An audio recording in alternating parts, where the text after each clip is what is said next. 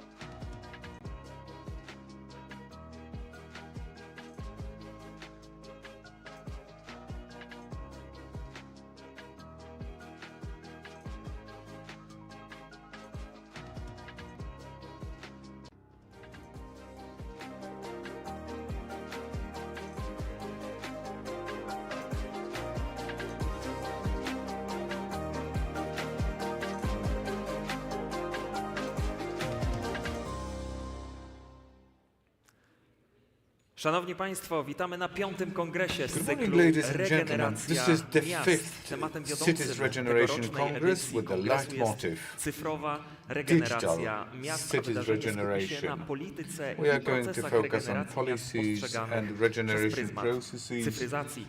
Przez perceived najbliższe 2 through dni the na paradigm 4 of digitization. scenach wystąpi 2 ponad days, 150 4 stages wybitnych will feature ekspertów i ekspertek 150 outstanding reprezentujących experts of środowiska both sexes nauki, that biznesu, represents a także science, organizacji pozarządowych. business, Bardzo się cieszę, że NGOs. będę miał ten duży I'm zaszczyt i ogromną overjoyed przyjemność to towarzyszyć have this Państwu immense tutaj w pleasure hali to maszyn accompany you here podczas in the niesamowitych machine prelekcji hall podczas 2 for dni these kongresu z outstanding samego serca Łodzi. discussions, Dzień dobry lectures, bardzo, mówi straight Państwu from the Dawid heart Kutryn. of Cieszę Łódź. się, że Dawid jesteście z Kutryn, nami. hello to all of you. Witamy wszystkich Państwa, którzy tak licznie Very zgromadzili się welcome w to those EC1 gathered Łódź, in miasto EC1 kultury. Znajdujemy się w Łódź, jednym the z city of najważniejszych culture. obiektów We are in the architektonicznych w midst of centrum one Łodzi. of the To zespół architectural budynków dawnej landmarks of elektrociepłowni Łódź, what łódzkiej, used w to której be a obecnie działa CHP, instytucja kultury, which is the Home prowadzona for przez Culture miasto Łódź i institution ministra kultury i dziedzictwa narodowego that pod reports nazwą to the City of EC1 Łódź and Ministry of Miasto Culture. Kultury. Witamy AC1, również tych City z of Państwa, którzy Culture. łączą się z nami And online. we say Gorące hello to oklaski. those who got connected to us via remote Państwo, organizatorem access. kongresu jest miasto Łódź. City of Łódź oraz is the Group Congress Organized organizer Economy. and organizes Mam economy. dużą przyjemność i zaszczyt powitać gospodarza panią Very warm Hannę welcome Zdanowską, to the prezydent host. Łodzi, Hanna Zdanowska, the mayor of Łódź, oraz pana profesora Jerzego Hausnera, przewodniczącego and Rady Professor Programowej Kongresu. Jerzy Hausner, the head of the program board. Równie ciepło witam panią Very wiceprezydent warm welcome Małgorzatę to Moskwa-Wodnicką. Deputy Mayor Małgorzata Moskwa-Wodnicka. Także bardzo gorąco pragniemy powitać przewodniczącego Rady And Miasta Łodzi, pana Bartosza Domaszewicza. Bartosz Domaszewicz, the head of the City Council, I także bardzo się cieszymy, że jest z nami dyrektor Generalnego Ministerstwa General Cyfryzacji Director. Bartosz Dominiak. a Bartosz Dominiak. Pragniemy także gorąco powitać przedstawicieli współorganizatorów kongresu, Representatives którymi są of Specjalna Strefa Ekonomiczna Co-organizers, Prezesa Special Tomasza Economic Sadzyńskiego. Zone, Tomasz Sadzyński. Należy wspomnieć, że łódzka specjalna strefa ekonomiczna jest organizatorem This is also the organizer of the Transformata session with experts panels devoted to business. And Łódź University is one of the organizers, Rector Professor Rafał Matera. A very warm welcome to you, sir.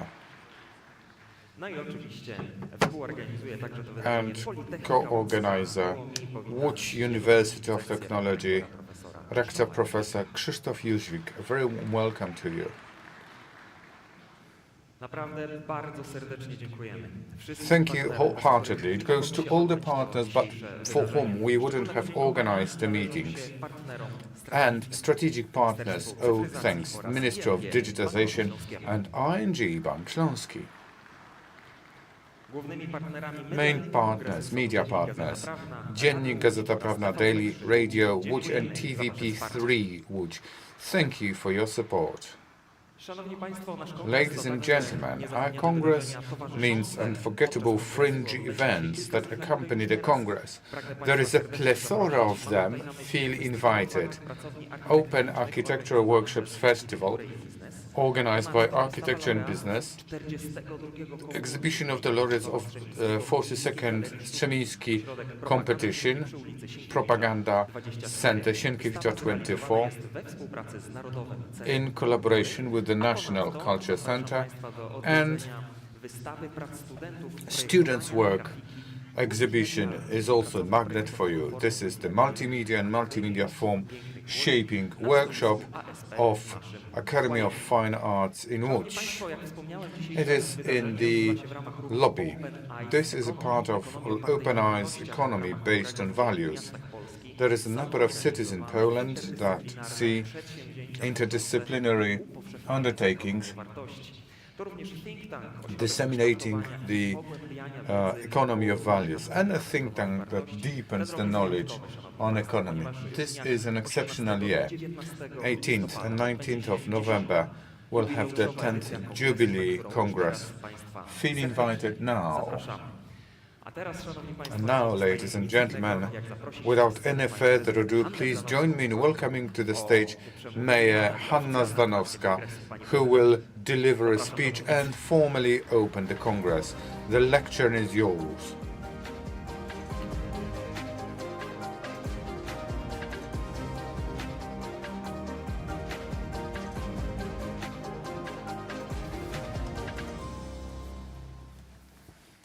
Szanowni Państwo, Ladies and gentlemen, this is my great satisfaction to welcome you for the fifth time in Łódź. I'm overjoyed. Together with the team and with Professor Hausner, we have the pleasure of delivering this special event, which focuses on the future of the cities, as a matter of fact. This is already the fifth unveiling, but it's hugely important because it pivots around digital regeneration of cities. Thanks to Professor for co-creating the event. This year's topic of digital regeneration is important because it needs to show us what is the city of the future. We are not thinking, the representatives of the cities, whether to digitize. We think how to do it in a wise way. it's not about another app, but about feasible solutions that improve the quality of life of our inhabitants. Cities are more than spaces. This is the social organism. Regeneration refers to data, infrastructure, feeling of belonging, safety and security. Digital transformation doesn't make sense when people find it better to live, when it streamlines access to public resources, helps to manage resources and increases civic participation. And it can diminish inequalities, reaching wherever it was too far to reach.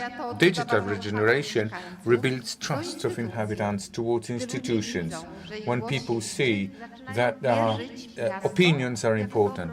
They perceive city as common good. Łódź knows the reconstruction process, digital, social, industrial. Social is very important in the case of our city. Today we are learning how to do it in a wise way in a digital domain. 2 days of experience exchange, building awareness and finding concrete solutions. We need to act and swiftly and wisely and together first and foremost, because only collaboration can create cities of the future that bring innovation together with care for people. Thanks for all of you joining the Congress, that there are so many of you, those in the lecture hall and those who got connected via devices fueled by digital revolution and can follow us in online mode. Digital regeneration is not a fad. It's a necessity, first and foremost. And I hereby pronounce this Congress open, which is very important. Congress of Cities Regeneration with a focus on digital regeneration. Thank you, Professor, for trusting us. Thanks for universities and business that is with us. And I hope to see you at the upcoming Congress. I'm wondering what is Professor's idea, because Professor and his team have splendid ideas when we speak about discussions about the future. This Congress is a discussion about the future, taking proper care about citizens, city, and motherland that mark the future. Thanks for being with us. And I hereby pronounce this Congress open. Congress of Cities Regeneration with a special focus on digital regeneration.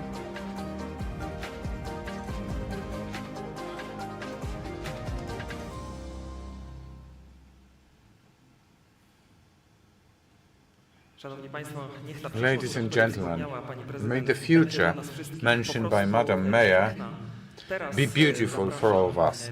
And we'll have Professor Rafał Matera, Rector of the University of Łódź.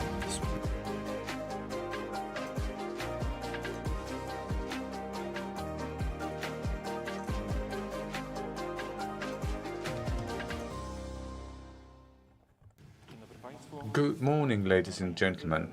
Madam Mayor, Professor, the initiator of this outstanding event,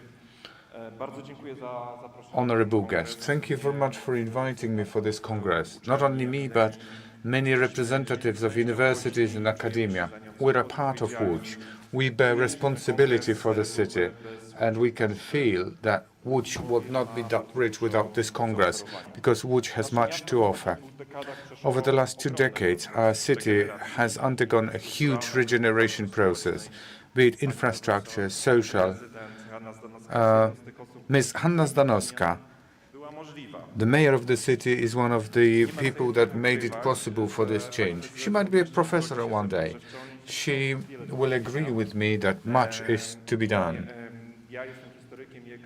I'm a historian and economist by education. History and education were not nice and kind to Łódź when it comes to transformation period and the turn of the centuries. Speeding up the transformation process makes it possible for Łódź to become a strong city centre that attracts investors and inhabitants over a dozen or so years. This is what I believe. It's been happening, but we need time. Digitization may shorten this time. We need involvement of scientists, which means 6 big universities. It is a kind of share that we have equal. Technical, classical, medical, artistic university, number of experts in all domains and disciplines and areas that we need that. We are closer to one another. Sometimes we compete. When it comes to digital attitude and ICT, there is oversupply than demand, but this is a healthy competition. And this is a synergistic effect that gives us huge potential. So don't forget about science and its role. I'm saying now, in post-humanist era, because science is being questioned, universities are being questioned. Look at the States, what is happening there. Universities are facing problems with financing, additional financing. This includes private ones. Business or federal resources are not that willing to finance. Complexity of the world is attacked. Simple message, access to resources is on the front line. No difficult questions are asked. Everything seems to be simple if we know that we don't know anything. Socrates needs to be reminded. So work at the basis is deemed obsolete and redundant. Fundamental role of university is still there, especially now. You can hear me owing to science. We know what kind of branches of economy should be at the top. We know how to build in an effective way owing to science. Science informs us how to regenerate in a social way. In which this is still a huge challenge. And many things are possible owing to the fact that science comes at a pivot. And to governing people, I need to say it, science is not a priority in Poland. This is a mistake. The times are not easy. There are many challenges, but this is the moment where we cannot compete with others with prices. We can see it. We can see what kind of technology we are short of in most important moments. Innovation and science is the response, and I keep my fingers crossed to have this as an inspiration, to have science in all processes, such as cities regeneration. Attention span is 9 seconds. I exceeded it, and may everybody keep attention span as long as possible in the Congress. Thank you. All the best to you.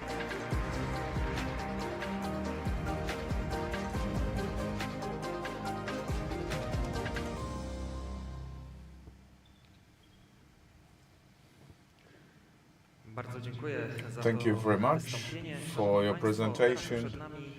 And now, the first intervention, digital urban regeneration, democratic versus demagogic way. Diego Zoppi, architect, a member of Architects Council of Europe, board member, Consiglio Nazionale Architetti Pianificatori Saggisti Conservatori. Quarter of an hour is to discuss about digital regeneration of the cities, democratic or demagogic way. Signor Zoppi, invitiamo.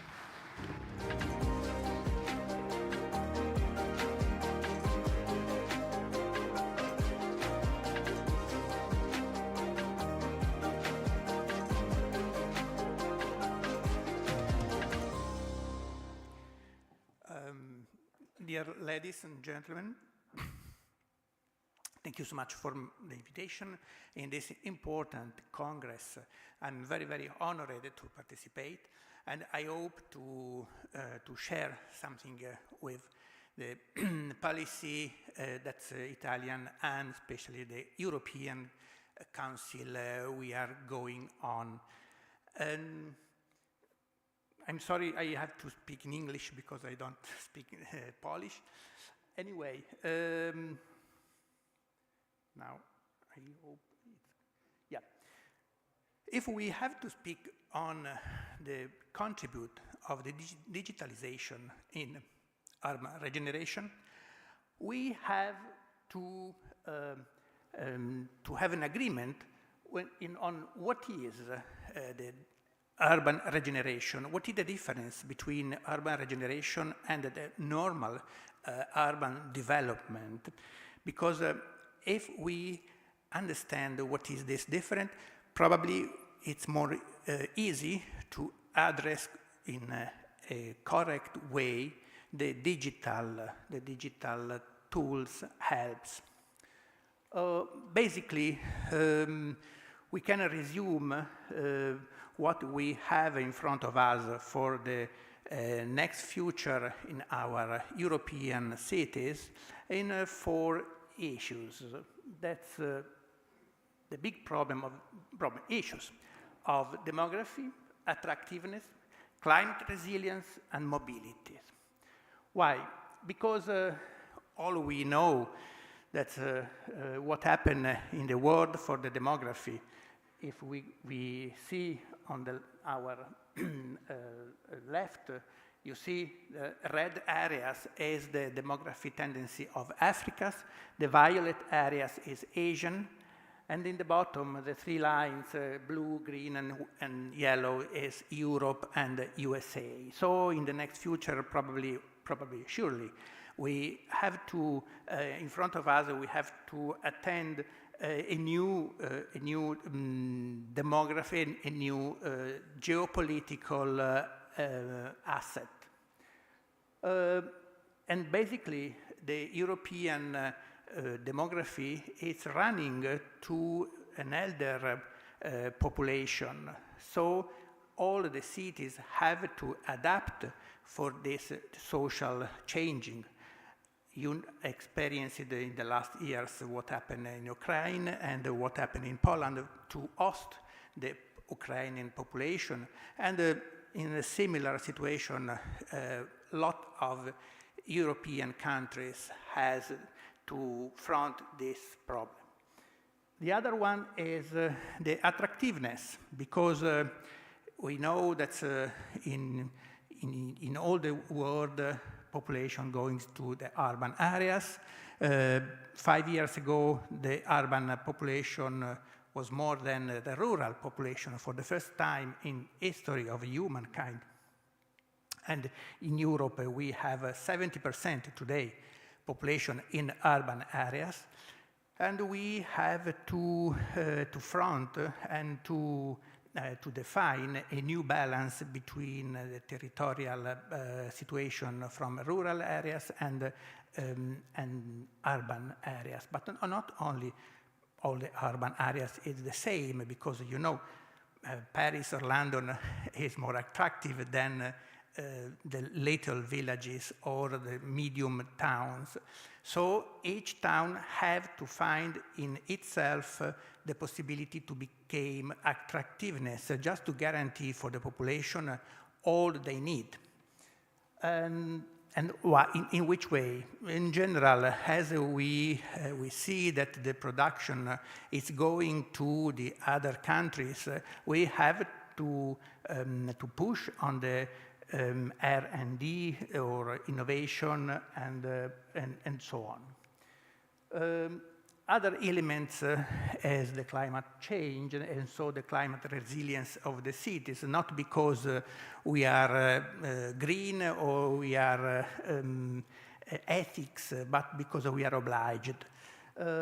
You know what happened with the severe climate events that involve every cities in Europe. Here you have a problem of flood, or in other place we have the problem of heat, and so on. So what is meaning? It's meaning to have a good energy and water control, first of all, and also the infrastructure management that we have to improve. So the final is mobility. Mobility is connected with all the other 3 issues, because it's connected with the territorial connection and so with the territorial balance. The mobility, it's important to guarantee a local mobility and so a quality of life. And in Europe, more or less, and you see on the left, the blue areas is the mobility by car. So the public transport, not more than 10% in the north of Europe, 2% of the transport in the south of Europe. So it's very, very little percentage, and we need to increase. For the car, no more than 2.5% is electric. So there is a strong connection between pollution and so climate resilience with the mobility. In this general framework, we can focus what will be the values that we have to address and to focus for the new cities. Because in the past, when we have to build the cities, we enlarged our cities, it was very easy, the process. To build a city, we need of buildings, we need of streets, by financial infrastructure. The focus is real estate values. Normally, there is a conflict between the public and private, but in the law, we can resolve that one.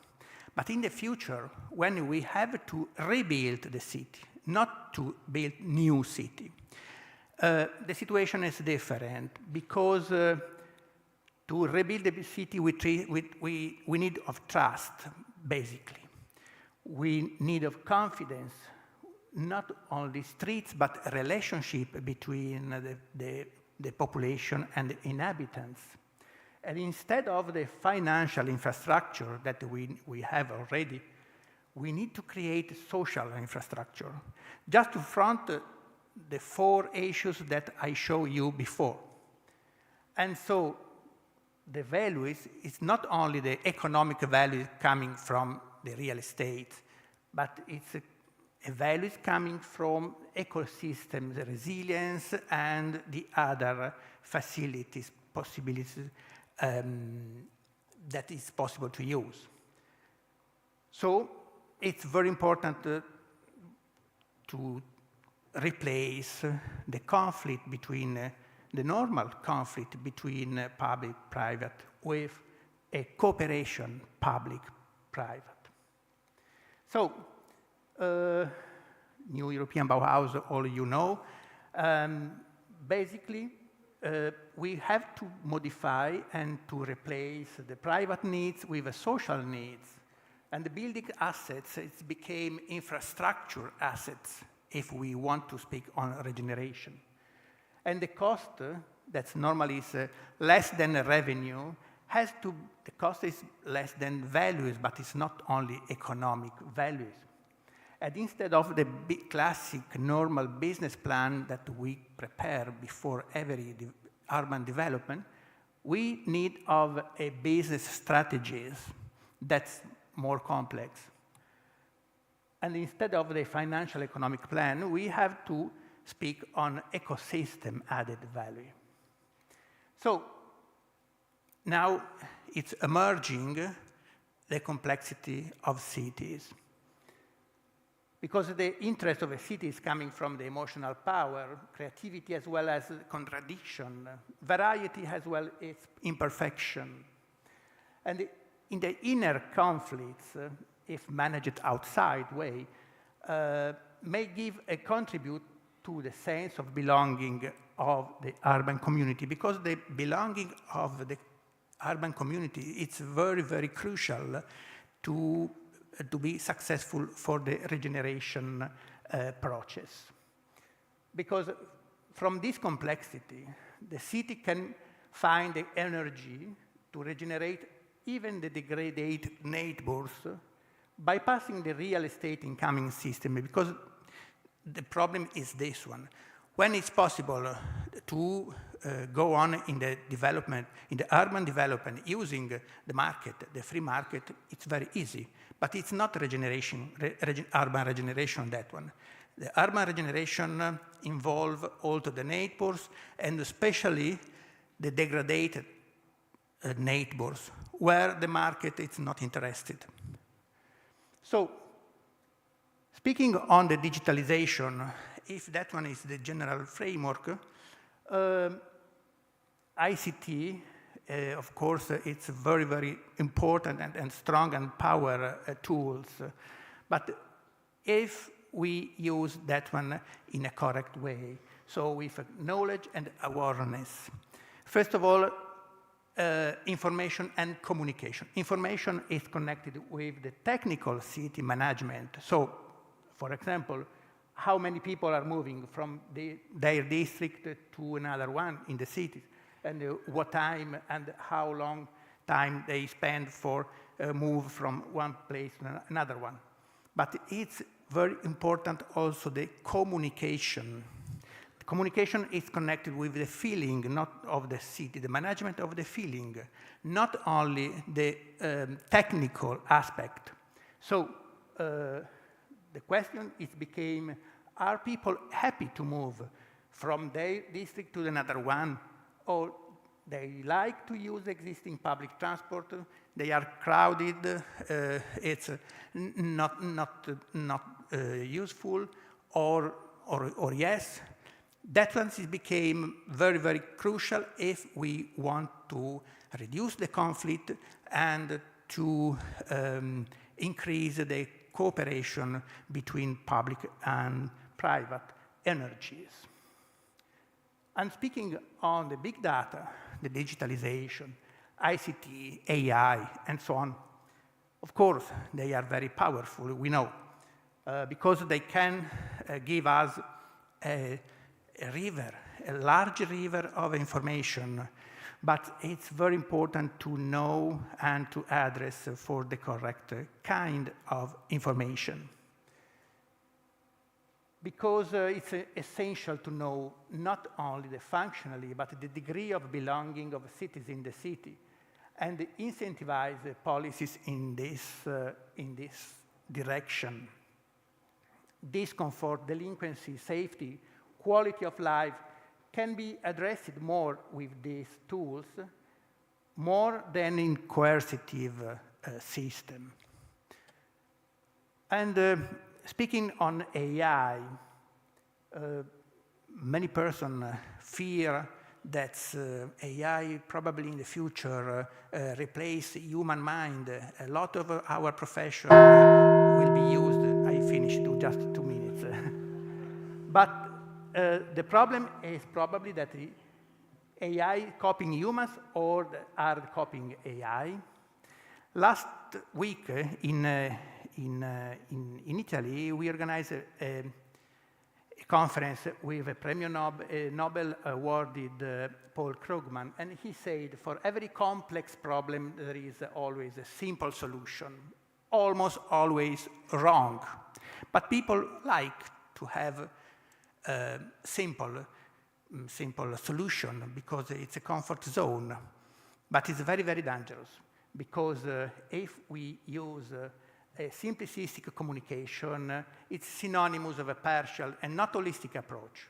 In this case of urban regeneration, this is a danger for success of the project. I run because I finish its timing. All of you know this scandal, shameful movie that a few weeks ago circulated in the social media. It was born like ironic, but the president of the USA used that one in a seriously way. That is the scandal. But I think it's not different from the Dubai policy and communication. That for this one, it seemed a paradise. But also in Europe, in Italy, the problem is the reclam approach, that is the cities as brand, because open the doors to illusion, finance, and marketing. Other cities has a different policy based on the identity, solid economy, and the human relation. And it's not so easy because we have to work in a serious way with a planning, with a mixed use.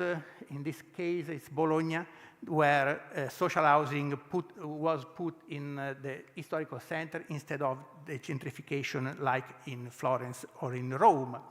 And the result is this one, that we have a not perfect, but a well balance between the different functions.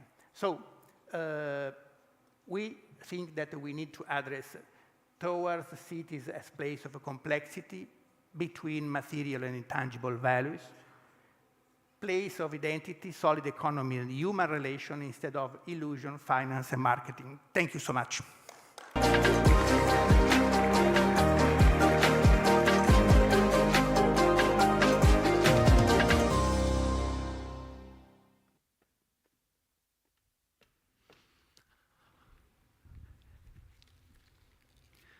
Bardzo serdecznie dziękuję za Thank you very much for this intervention. And now we are moving on to the next point on our agenda, on digital and technological challenges of a regenerative city.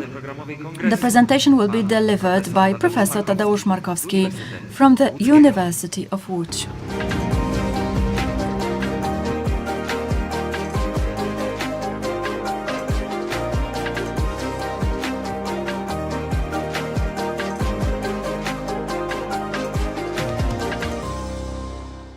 Dzień dobry Państwu. Good morning, ladies and gentlemen.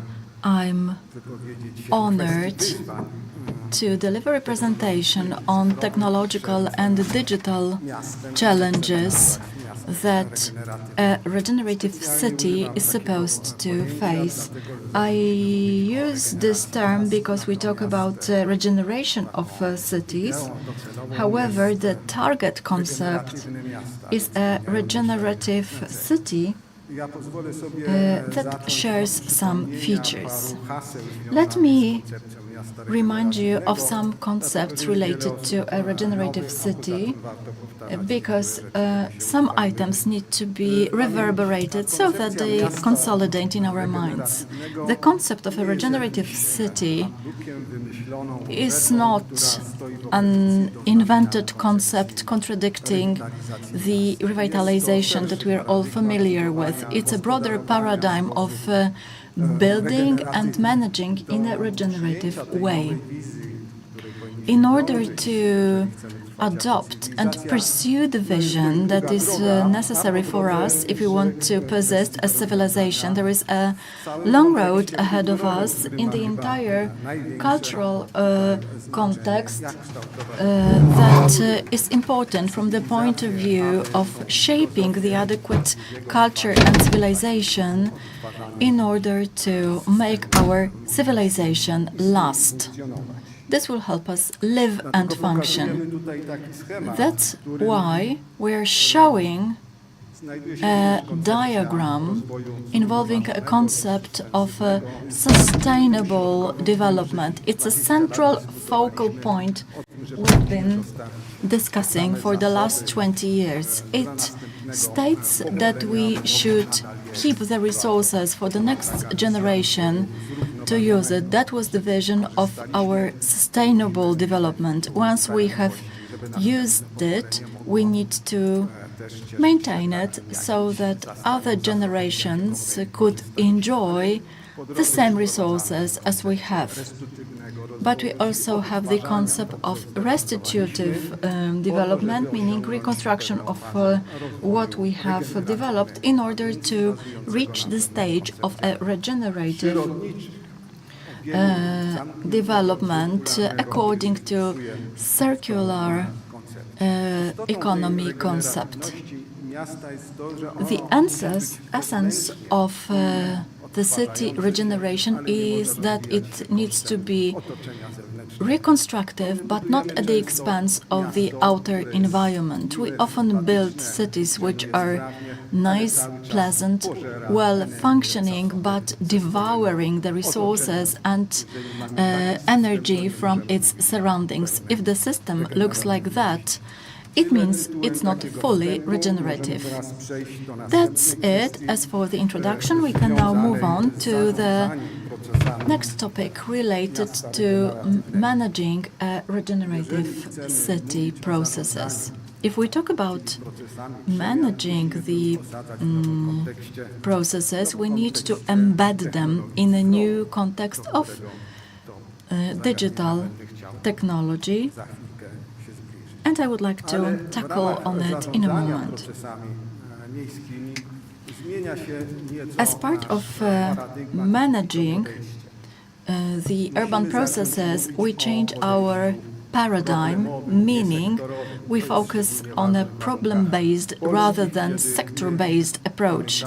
It's a problem in Poland because we've got a silo system in Poland from top to bottom, including our urban structures. We are divided into departments dealing with sewage, environment. Each of them has its own area to focus on, and this is their operating milieu. Managing a regenerative city needs to focus on selected strategic issues in a horizontal, integrated way. You can see this diagram presenting a number of items related to environmental protection and other aspects. It's apparent in the rules you can find on the internet and related to the impact areas of local policies according to regenerative city concept. You can find all these buzzwords that should become the area of urban policy impact. If we add circular economy to it, you will get such an image where all problem-based policies can be intertwined according to the regenerative and recycling circular economy. Let me now move on to digital and technological challenges. I tried to focus on several characteristic features. I do not have time to deliver a long lecture because the impact of virtual space on a regenerative city is a new challenge for us. We need to be aware that we live in two parallel spaces, meaning physical and virtual ones. They blend and modify our behaviors, system of values. We produce virtual and tangible products in the virtual space by sending our messages to recipients. Some say that if we live in a digitalized world, we can move freely all over the space, that a location is not so important any longer. There are some dogmas, but not paradigms of modern development. As part of the entire approach, we've got several challenges, especially those related to artificial intelligence. This is among crucial challenges we have started to understand, though we are concerned about it. Artificial intelligence is a tool that we cannot fully control. This is the tool which produces some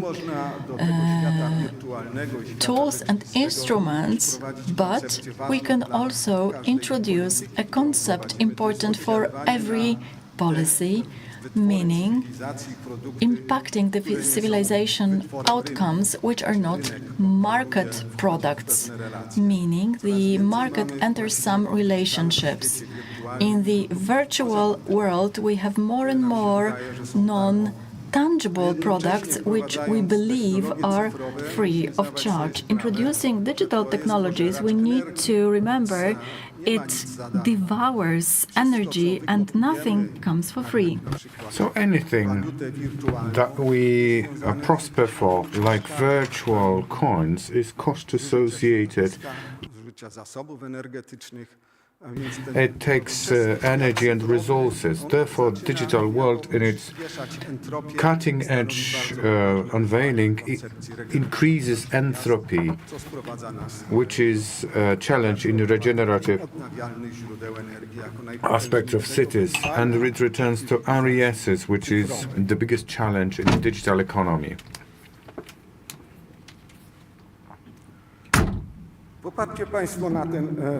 Look at this chart. It is a city that shows you what we are going to struggle with in the future. We, in the sense of city managers that use digital tools. We need to recognize social features of the target society which support regenerative societies like waste management culture, mutual relations culture, the way we generate, we produce, we behave in companies. It requires specific influence. We can even define economy and regenerative management. So these are the processes that like to impact. There is a number of instruments that serve the purpose, which have been defined as slogans here. Legal, fiscal instrument, infrastructure, information instruments, but it should translate into proper forms. What does that mean, infrastructure? Certain facilities created by the city, but what is the form of this creation? Or we might discover that we need to have air channels important for vehicle movement that will be moving in this kind of horizontal level. If we look at mobility that was mentioned before, where is AI? We might pose a question. Autonomous cars, driving ones, flying ones. We have more and more robots that will be using AI, serving meals, and we have real-time data needed, and this requires access. We might process some information in the States, others locally, and it requires to have a location. There is a number of challenges in space management. Hardly do we realize that.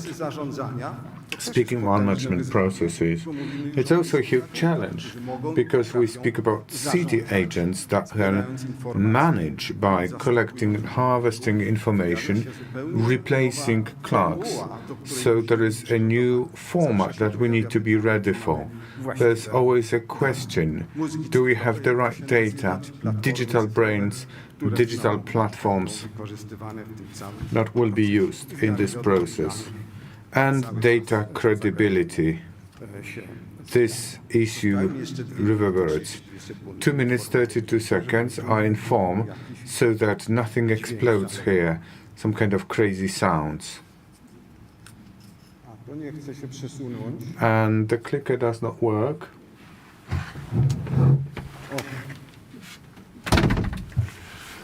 Here it goes. Where can we use artificial intelligence? Just some slogans for you to know. In distributed renewable resources, Działu energetycznego miast tutaj jest to znakomite pole do in cities management, modelowaniu it's a great place. Virtual modeling of the cities.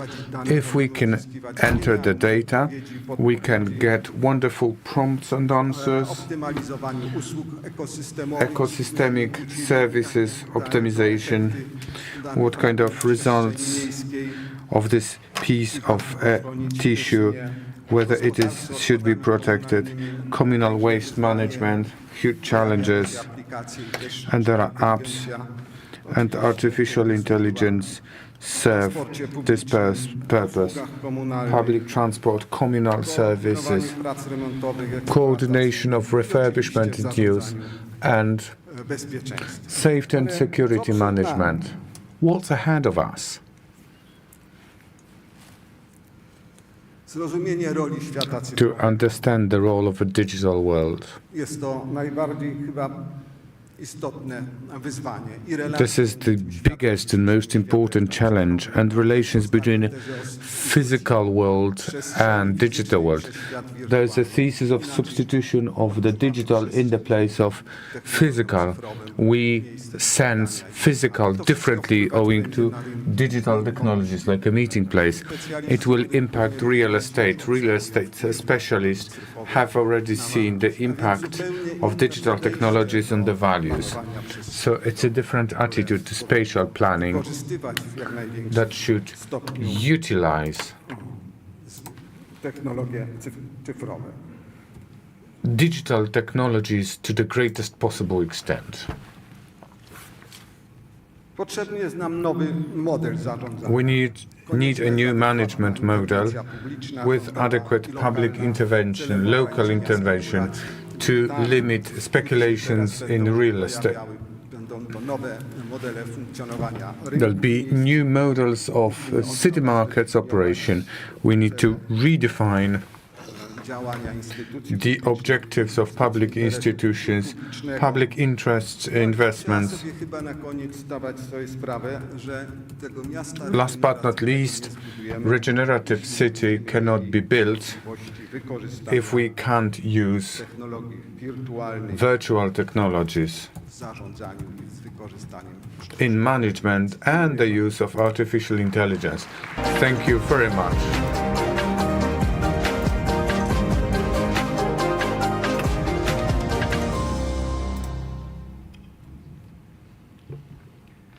Panie profesorze, bardzo dziękujemy za ten niezwykle potrzebny, Thank you very much głos. for this Przed nami voice that we needed a lot. sesja plenarna. And there is a plenary session, Odporność digital miast. resilience of cities. O tym właśnie zagadnieniu, o tej problematyce. This is the problem Będziemy that we'll rozmawiać be w towarzystwie discussing, pani Małgorzaty accompanied by Cichowskiej-Sołtych, Małgorzata Cichowska-Sołtych, Director of Orange Marketing, Małgorzata Cierzyńska-Jachim, Deputy Mayor of Sopot, miasta Łódź, Łódź City Councillor, Dominiaka, dyrektora generalnego Ministerstwa Cyfryzacji, Bartosz Domaszewski, Bartosz Dominiak, Director General Minister of Digitalization, Jakub Mazur, Deputy Mayor of Wrocław, and Jarosław Bułka, Plenipotentiary of Mayor of the City of Krakow for Digitalization, will be moderating the discussion. Join us on stage.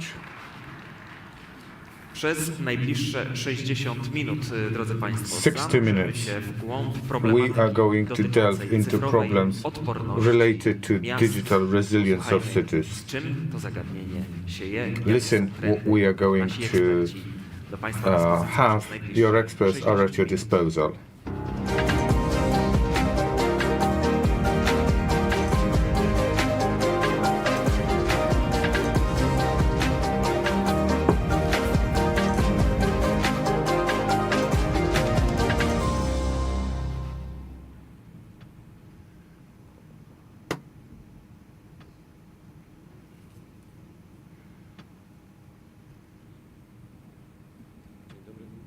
Good morning. The mic is on.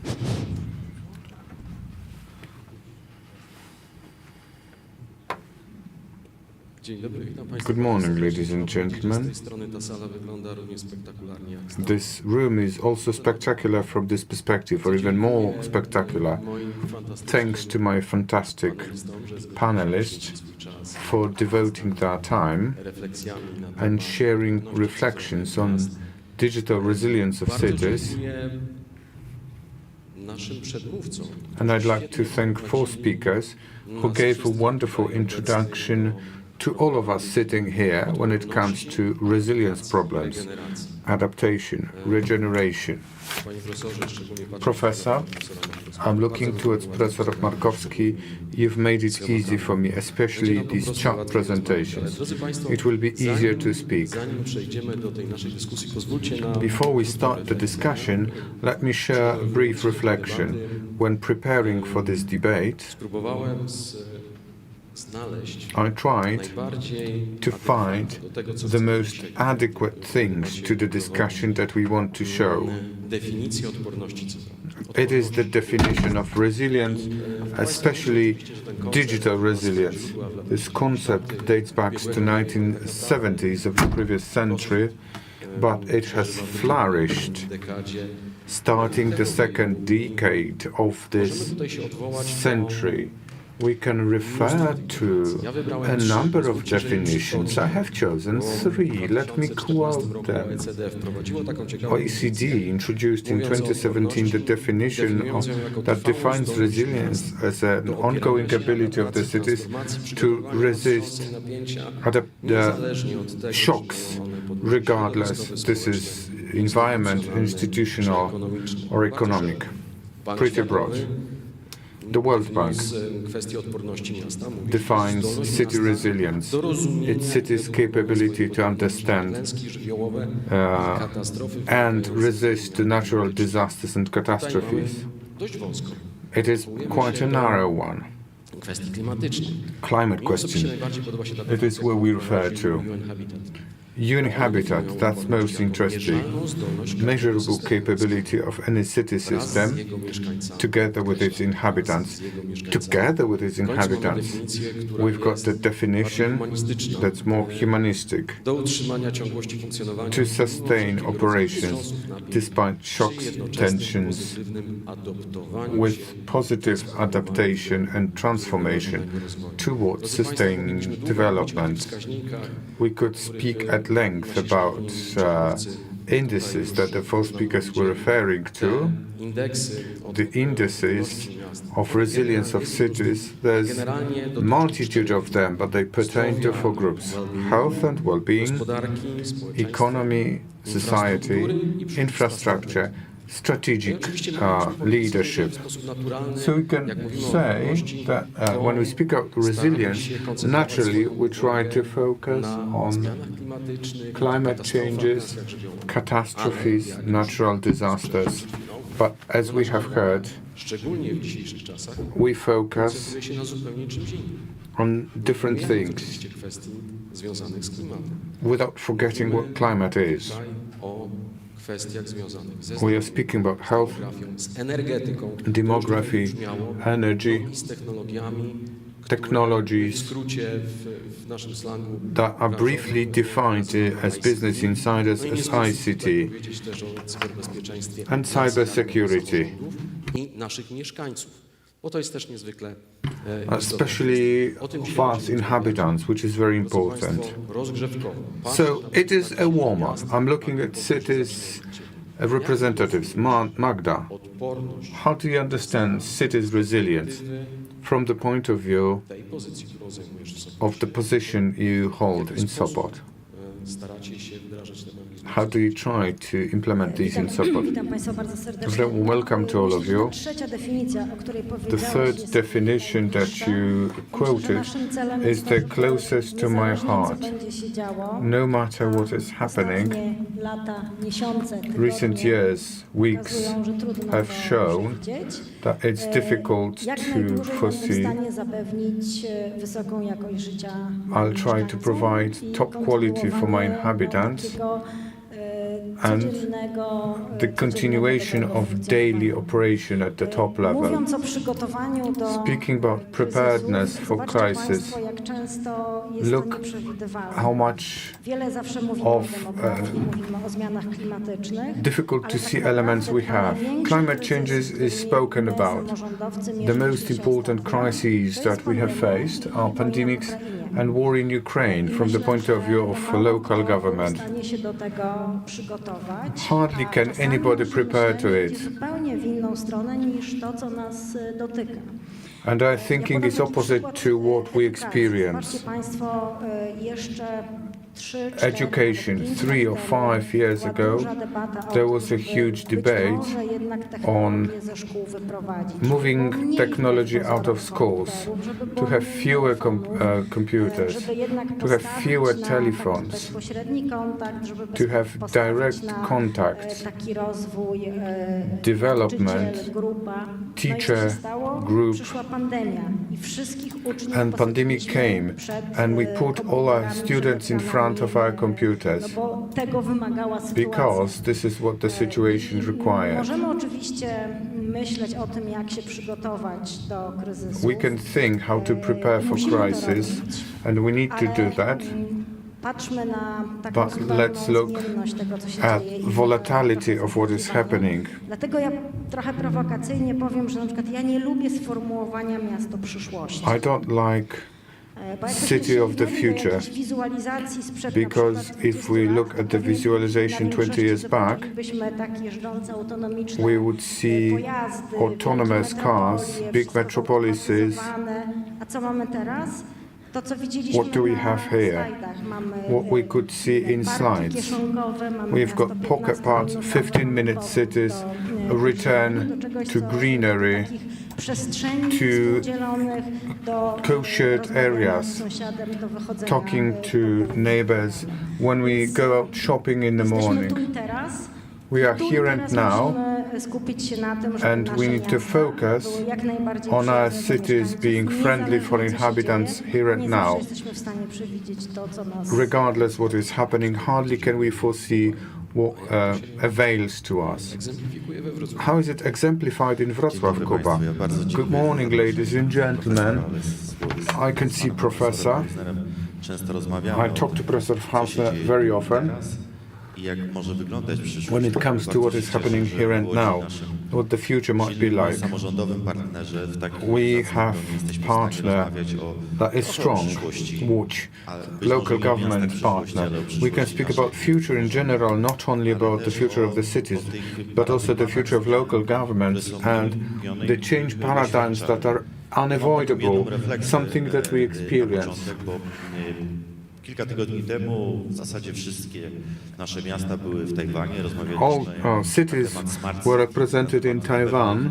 Takich technologicznych zmian, które już technological changes that are happening. Chciałem tutaj pochwalić koleżanki i kolegów, and I'd like to samorządów, że boast my colleagues, no complices when it comes to the level. And kudos to the Ministry of Digitization. Things that are happening.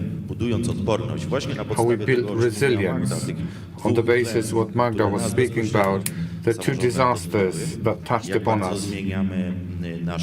How much we change our paradigms of thinking, systemic preparedness. Myślę dla wszystkich, ale we Wrocławiu chciałbym powiedzieć, że jeżeli mówimy o regeneracji, when we speak about regeneration, regenerative cities, strategiczna odpowiedzialność. It's a strategic importance. Teraz oczywiście przygotowujemy not what is happening here and now. W ramach współpracy z ministerstwem, ale jednocześnie myślimy o tym, co się może wydarzyć. What might happen. From the perspective of a strong city, rich city that is vibrant in its development, we have fewer problems compared to local governments. The four groups that you mentioned, society, economy, infrastructure that is related, an ecological factor. We strongly look at synergies of this matrix.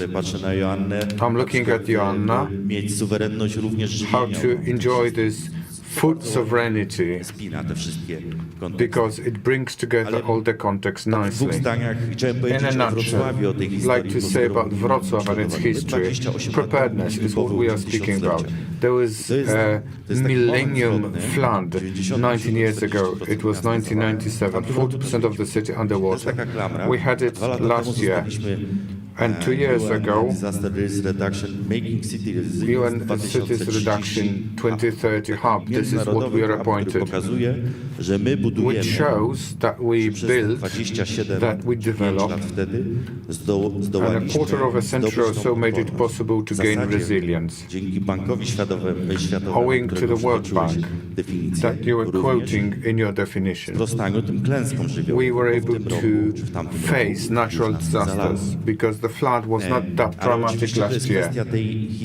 But the question of history, of investing, how much, when, accession to EU, all groundwork, basic work that are deeply rooted in greater participation of inhabitants.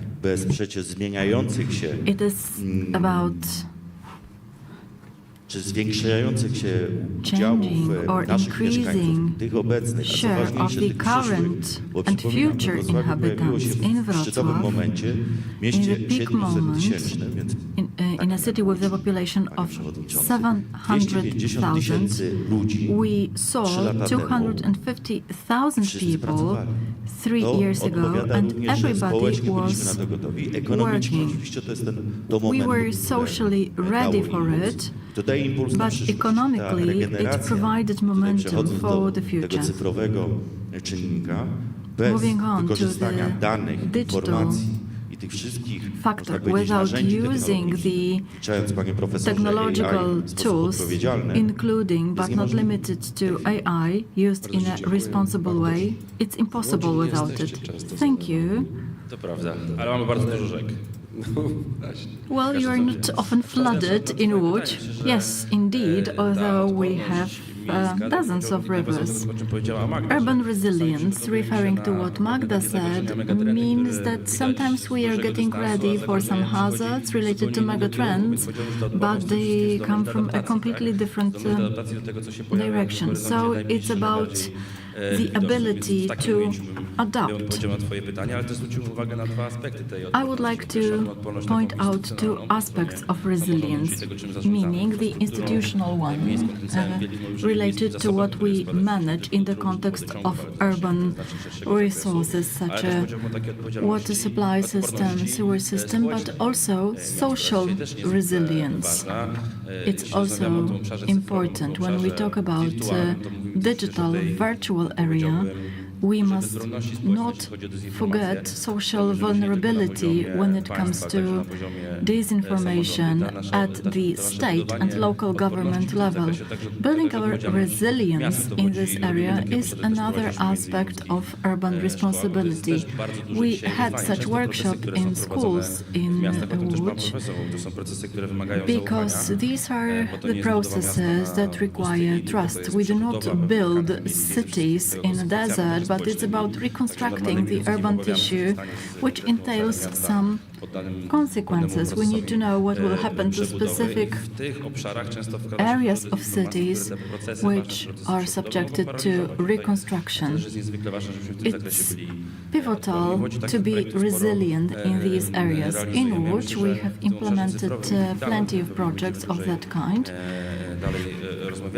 We are going to discuss digitalization without forgetting the public domain.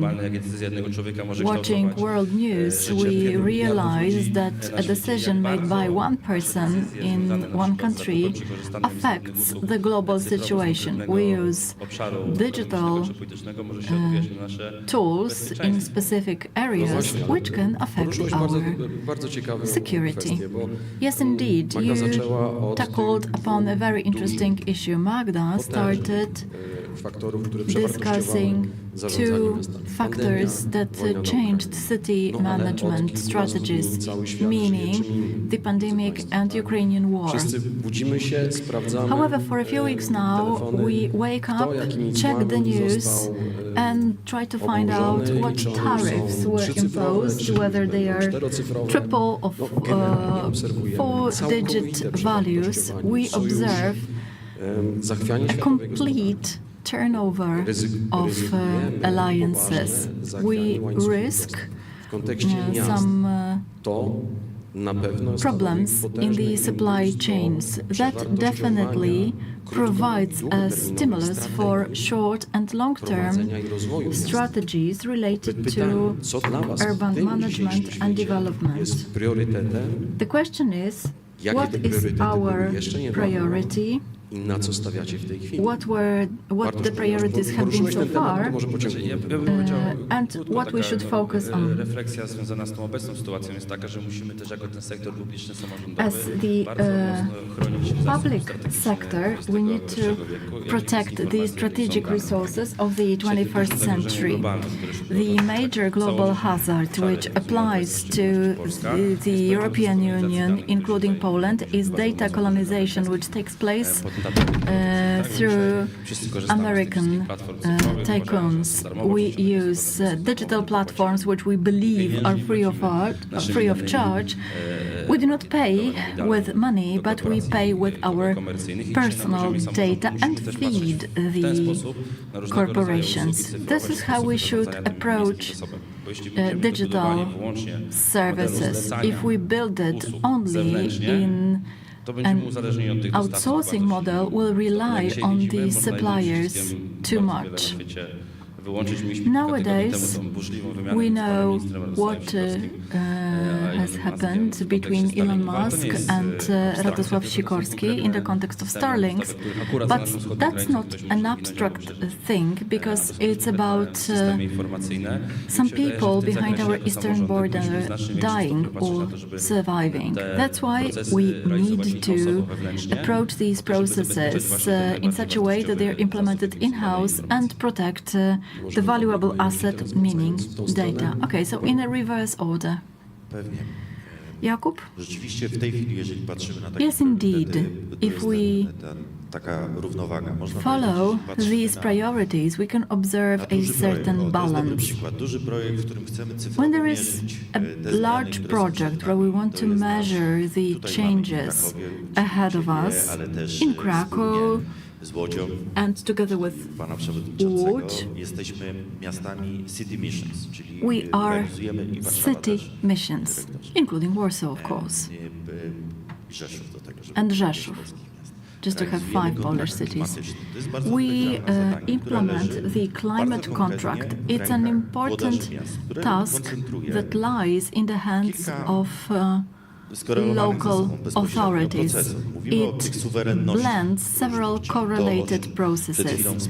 For instance, sovereignties, but a measurable climate contract. What is the objective? 80% reduction of CO2 emissions affecting social life and spatial planning, meaning infrastructural development, including but not limited to economy development, where we specify what areas are pivotal for us. That's a specific scenario, including quotas, determining how much we need to invest. 36 billion, and we've got 5 years to do it. Consequently, together with the Ministry of Digitalization,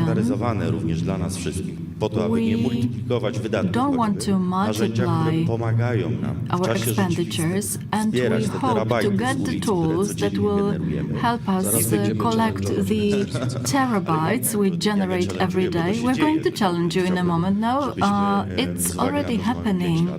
bardziej do tego Since podchodzili. it's Mamy only społeczeństwo, 5 years gospodarkę, left, we rozwój, need to approach it infrastrukturalny, in a to a wszystko more pod parasolem responsible way, adaptacji because do it's all under the umbrella of adaptation to climate change. Ja trochę nawiążę do tego, co mówił Bartek o tym, że I would like to musimy szybko refer reagować to what na Bartosz sytuację. said, that we need to I myślę, respond że to quickly jest to some situations. klucz, I bo believe musimy sobie powiedzieć that's the jasno, key, że because we jesteśmy need to say państwem i openly kontynentem, that mówię we are tutaj a bardziej state o Unii and a Europejskiej, continent. I refer to the European Union, which is totally over-regulated. In order to change the way the money is spent, and I refer to the money received from various EU funds and schemes, it takes time.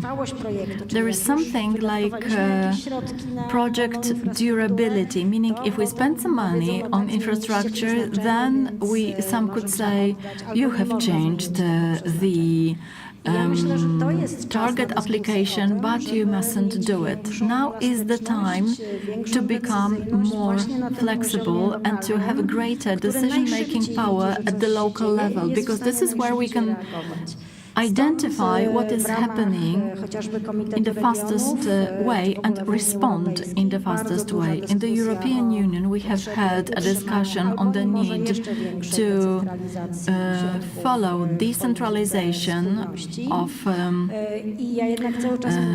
expenditures in the cohesion policy. I keep on saying that regulations should help us rather than limit us. It applies to spatial planning, for instance. I don't know what your opinion is, but sometimes we are terrified looking at the algorithms or clauses in the plan, because we know they could lead to a situation when we won't be able to act quickly and implement what our cities need. The speed of reaction. And another pivotal aspect, we need to build supportive community. We may have the greatest possible technologies, but if our inhabitants do not understand that support is needed, we won't get anywhere. Paradoxically, the more we develop and build our digital potential that helps us in many areas, the more susceptible we are to missing something and running errand. When you have a house in the countryside and you have a pile of wood, you will survive, while if you live in a big housing district and there is power outage, it's a disaster. So the priorities of digitalization have changed. Previously, we focused on the comfort of usage and going online. Now, safety is our priority, meaning that if in case of a cyber attack or an attack of enemy forces happens, we need to respond immediately. So, safety and creating non-digital backup. When everything fails, we need to have a system to rely on, which will help us function in a more or less normal way in the longest possible time. Thank you very much. I'm very happy that we've got representatives of the Ministry of Digitization, since the central ICT institution, you've got an important role to play in building digital competences of the local authorities and supporting local authorities' resources. We focus on issues related to urban resilience. Bartosz, I would like to ask you, What is your vision of the immediate future? You're in the ministry in the context of supporting local authorities in 2 areas, including but not limited to services. In the previous lectures, we have heard that AI services in city management are important, but we must not forget cybersecurity. So, over to you. Thank you very much for these 2 questions related to services and cybersecurity. Let me start by disagreeing with you. A year and a half ago, I was a member of the local government, and I have learned that nowadays people expect things to be convenient, comfortable, and immediately available. But on the other hand, we need to keep things safe and cyber secure. Your question combines both aspects. E-service means comfort. We talked about central ICT office playing an important role in our operations. And there is also a solution related not only to Poland, we mentioned Taiwan, but there is a service we can be proud and boast of all over Europe and internationally. It's a digital offer for citizens. I'm not going to ask you who does not have M-citizen, M-obywatel. Hands up. Who does not use it? I can see 4 of you. It's worth asking, why not?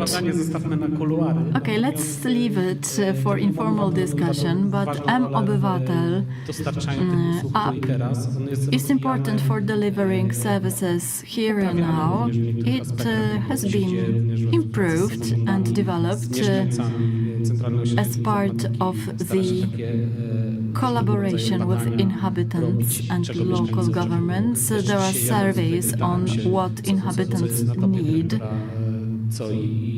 I asked my director what is at the top of his agenda and what we intend to introduce this year. And he mentioned some treasury fees. It's also important to submit applications for various documents. It's about the offices we often contact, for instance, when you want to have a new ID document issues. Let me refer to resilience, which is so important nowadays.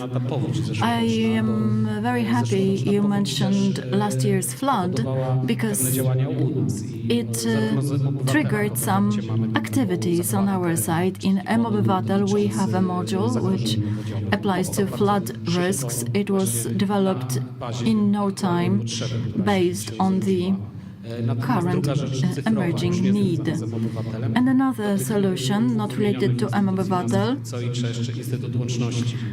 2 institutions, NASK and Institute of Communication, chaired by Anna Strażyńska. The Institute, together with the Ministry,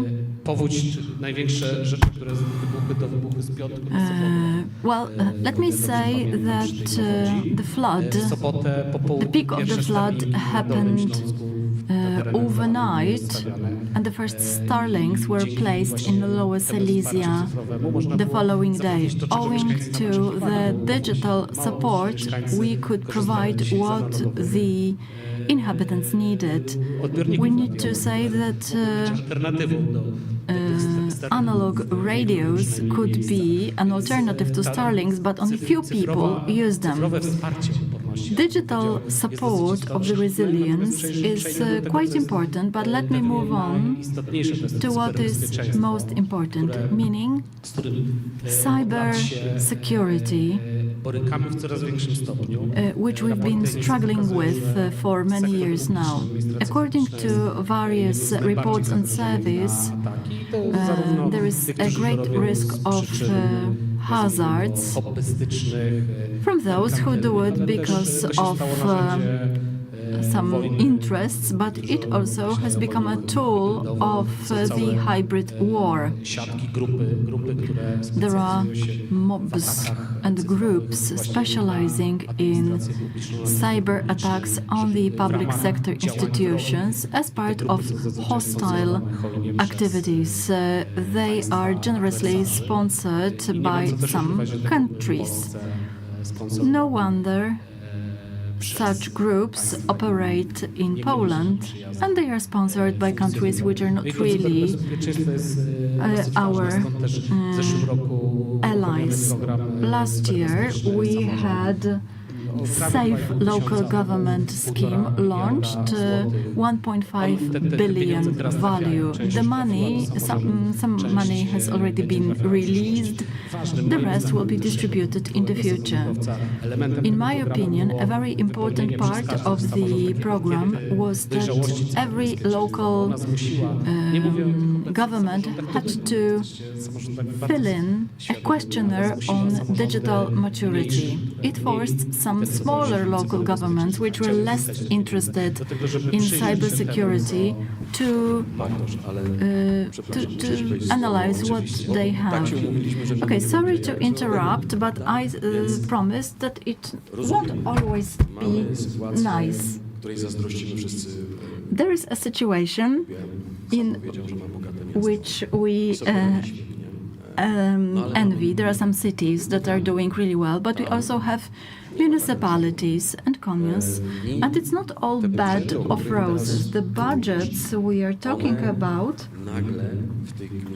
all of a sudden will not create additional experts in these localities. It won't happen overnight. How to handle it?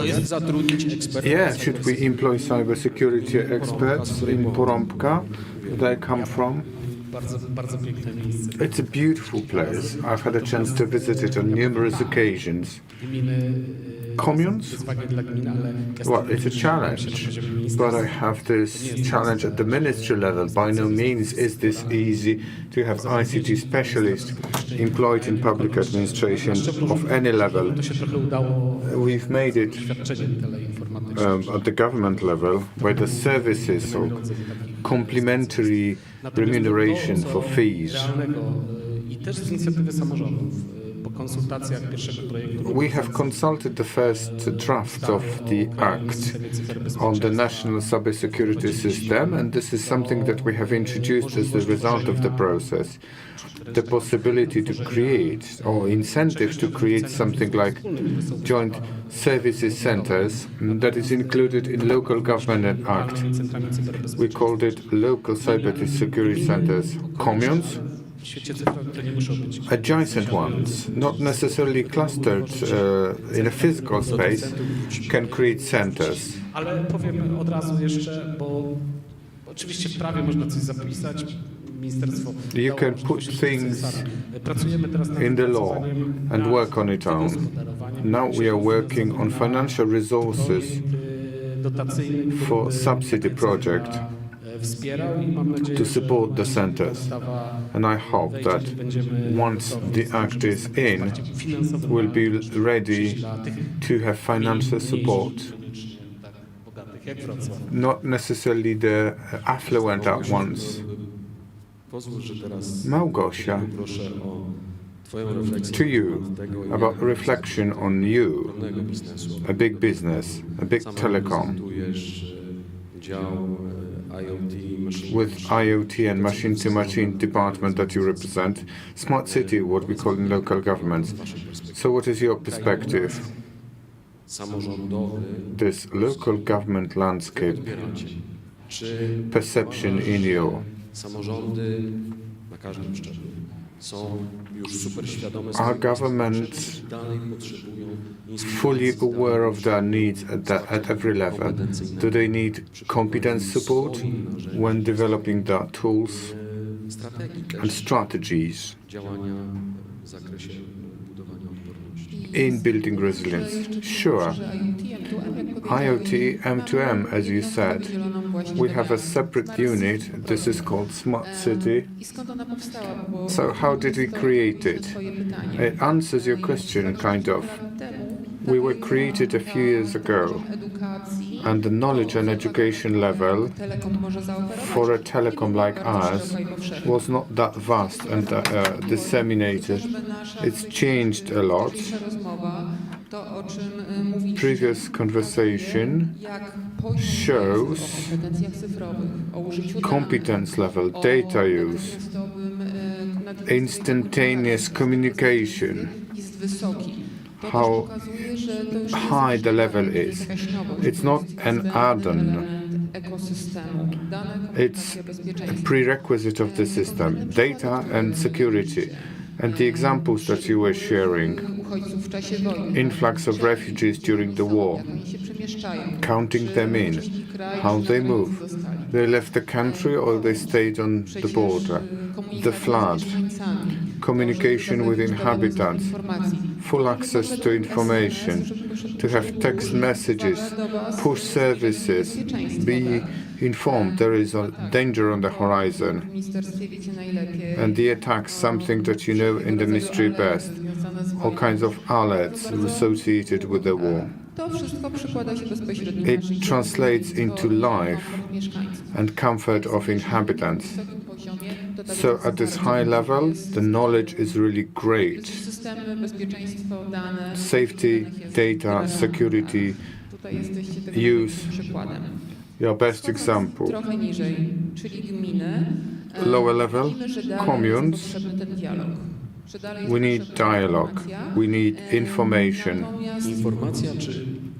Information or education. Both information and education. There is a nice and interesting phenomenon. You don't have to employ an expert. When you speak about smaller communes, they just need a partner, like a techno partner, who's informed about security, combining data, data transfer. It properly shows that not necessarily do we need great experts, we just need partners for education, for dialogue, for disseminating knowledge further on in the same community, commune. Thank you. Let's return. Systemic use of technologies. How you prepare it? And I hope my great friend is here. ICT Center. We put the data high on the ranking list. We make decisions based on data. So it's reverberated. What is it like? Digitization unit, director and deputy do huge work. Wojtek and Karolina. So awareness raising is the thing. Information access, management of a political area. You know, there are two sides of the same coin. If we don't have data, we don't see all problems, it's easier. So when you're up there, at the top, you need data and confront the problem rather than pretend not having it. Inventory, database, pilot programs, smart monitoring of use. That makes it possible to optimize how to do it better with reference to climate objectives. Liściasta Street reservoir that we got the accolade for, it's self-regulating. What is close to my heart is mobility. In Łódź we have a huge system, 236 junctions, ongoing analysis an analysis of phase transition. It's happening live. In Warsaw, it's hand-pinned algorithm on an ongoing basis. It's a challenge with us. It's not easy, but there is myriads of city systems. But I'm transferring it from the abstract discussion to this tangible discussion. Artificial intelligence was on everybody's lips today, and I've got a feeling that not necessarily is this the right. It's not artificial, it's foreign intelligence, I'd say, because our information system changes. You can say it local governments do. When we have this touch point between inhabitants and clerk versus computer, and we have more computer-to-computer contact, something that we don't understand because we don't know the processes. There were lots of experiments showing that these were not understood by human. So referring to these mechanisms, we need to realize that not necessarily do we understand it. We need to have this awareness. If we think that we have this under control, we are in dire straits. Kuba, the affluent city, what's the situation like? We need help. We are tired. No, just kidding. Big cities find it easier to cope in these situations compared to smaller ones in towns. So, some general appeal. Director and all of us. Not only big cities, but particularly small cities need to help each other. We need to create something that follows the success of M-Obywatel, digital citizen platform. We'd like to create this kind of digital one. Wrocław, the building that I'm in, lots of paper applications filed in, incomplete, 90%. Prime Minister Mr. Gawkowski, we are going to discuss it, to make it easier, to standardize it, to streamline it, especially for small communes. So the person responsible, who's responsible for an ICT system in that commune, so that they wouldn't have to do it. So that we in these cities can do it. There is safety macro cluster. We'll have the third conference in the series. Feel invited. It will be held in Wrocław. It is under the auspices of Ministry of Digitization. A University of Technology received a grant, and they deliver specialists.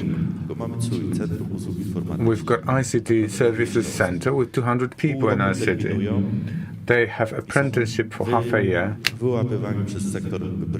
and private sector catches them.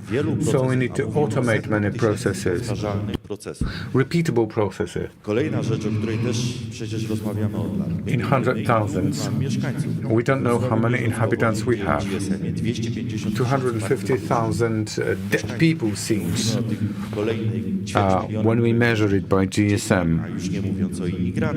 And immigration, hardly do we know how many immigrants we have, but we want to be serious in management of immigration. We want to standardize it so that the government can operate in crisis. This is the declaration that I want to deliver. We can be centralized in this respect, to have standardized, centralized data, so that we supply and use open data. All the solutions that you were speaking about, we have them in big cities like Wrocław. We learn from one another. I'm very happy that you are speaking about this. This collaboration in metropolises is pretty sensitive. I'm looking at the display. The organizers did not agree to extend this panel for 2 hours, so it's time for a touchdown. Magda, how about your achievements? Can you brag about it? Little Sopot is pretty well equipped when it comes to digital procedures. You can pay taxes, perpetual usufruct. There's lots of online procedures. My deputy deals with it. We respond to the locality needs. We are one of the greenest cities, so greenery management system there is, including orthophoto map with particular trees, so you can see a single tree that you've got in the city, and you can have a detailed examination of the tree's conditions whenever requested.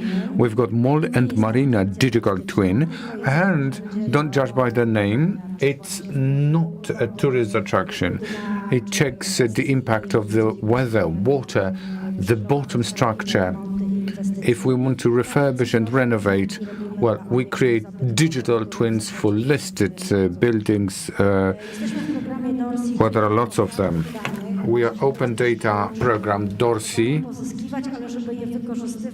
so that the data can be acquired and used outside silos. Data is combined and aggregated. One division gets the data and the other needs the data and do it manually. It's very important. We educate citizens. There is 2 hours for inhabitants to come to our department for a training, how to use the open data, where you can have a look when you build something, how it shadows the neighboring buildings, what that is going to look like, what kind of procedures can be used in online mode. We involve young people. There is intra-generational schools when there is teaching of one to another. You're speaking about digital computing. Of course, this is what I'm speaking about. How to start with Obywatel, digital citizen app. Seniors were taught by technical school students. We've got lots of elderly people, so we started this digital support for seniors. We had tablets, center connection, monitoring once. We had one EU subsidized program that was about to finish. Wanted to phase it out, leaving the most important things like contact and things. What we learned, what was missing, what I had to shell out money for, this possibility to give a ring through the tablet or watch and talk to somebody. It only shows that we shouldn't be losing perspective of humans, so that we use this technology for relations, especially in senior policy. Bartosz, returning to you, to what we have in the meeting with Krakow Circle. How to live versus NIS 2. It's delayed. There are lots of stakeholders and they are pulling the side according to the latest plans. Well, let me put it differently. This is Standing Committee of Council of Ministers, the most difficult element in the government.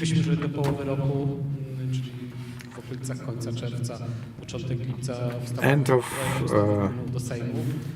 June, July, we should submit it with the Polish government, Parliament. They need to proceed, but it's going to be a challenging topic. But this will change a lot when it comes to local government. It's important. I mentioned local cybersecurity centers. We are getting ready as 46 system. It is related to Article 46. This is incident reporting tool in cyber security domain. So this is one touch point for all local governments. Not only local governments, but all of these to submit incidents. We would like to have it at the ministry level, but we need to discuss it with some other institution with regards to GDPR. It's combined. I believe you're going to ask me one more question, so let's leave it aside. to dodam jeszcze jedno, że najważniejsze to nie jest tylko szkolenie tych ekspertów. It's not only training of experts with lots of money is important, or acquisition. Any institution, cybersecurity finds it important. This is what we do at the ministry. It pertains to every single person working in an institution when they have access to a computer.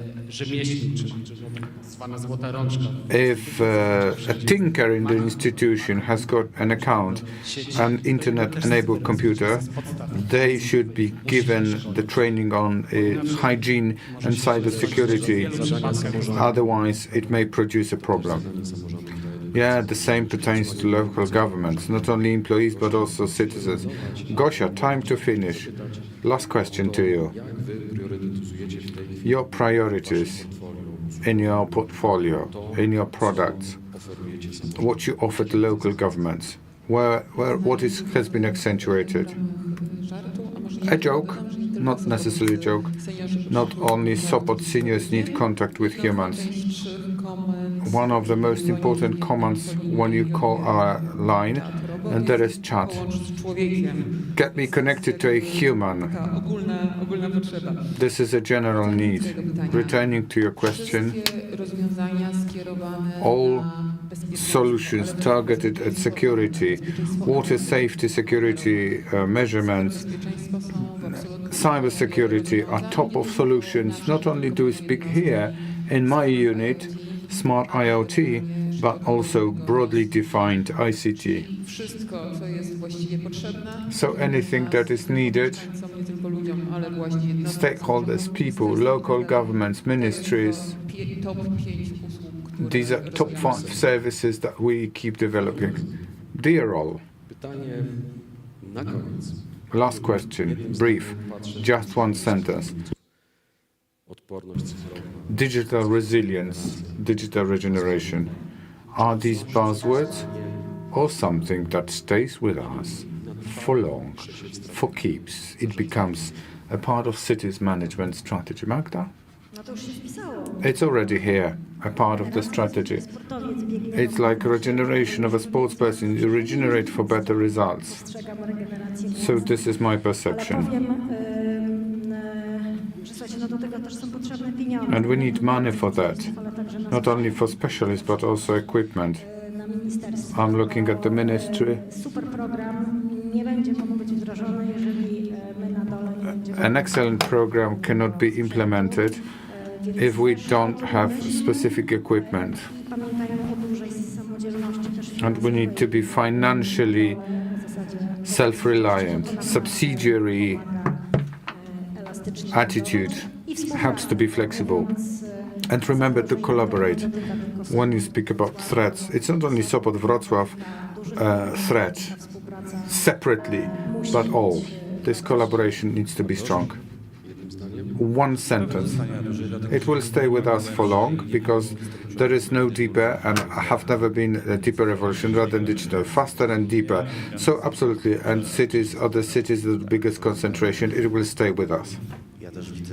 I can see this crisis moment, even on the other side of the pond, results creation of a big chance. We utilize this chance. We have utilized it for 3 decades in Polish cities, but we are speeding up. Excellent. Thank you very much. Thanks to panelists. Break. Sorry for 2-minute exceedance.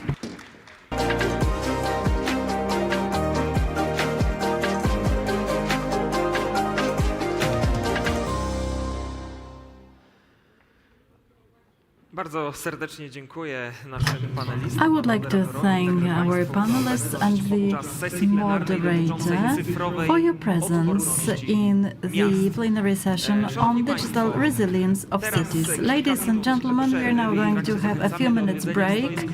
We encourage you to visit our partners' stands in the lobby. In a moment, we'll have a presentation of the Academy of Arts students.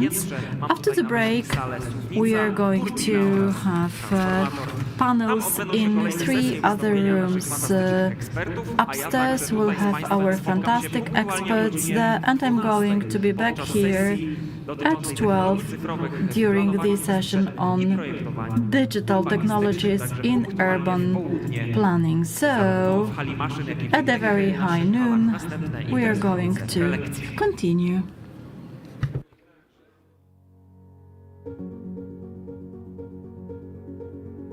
Świat potrzebuje silnej i zjednoczonej Europy. Stanie się to tylko wtedy, kiedy tą naszą jedność będziemy budowali na wartościach, tak jak to było w przeszłości.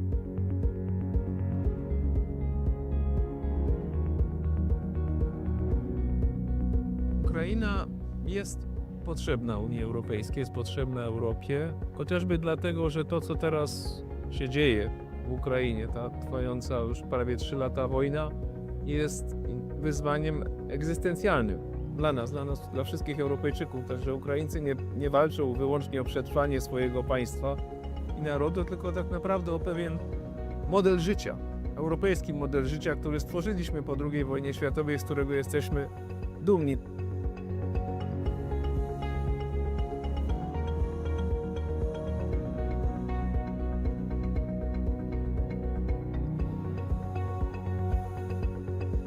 Współcześnie człowiek doszedł do takiego poziomu rozwoju, że to, co narodowe, wymaga tego, co ponadnarodowe, aby rzeczywiście mogło się urzeczywistnić. Taką wspólnotą ponadnarodową, która jest dla nas geograficznie, historycznie i kulturowo właściwa, jest wspólnota europejska.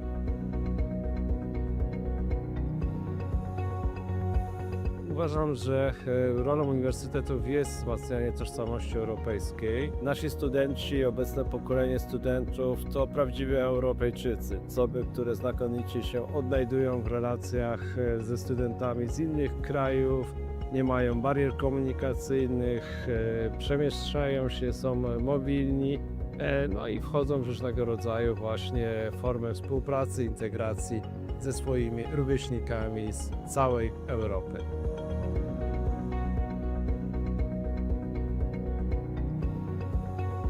Tutaj przyjeżdża też bardzo dużo osób z całej Europy. Oni tutaj pracują i my się od nich uczymy.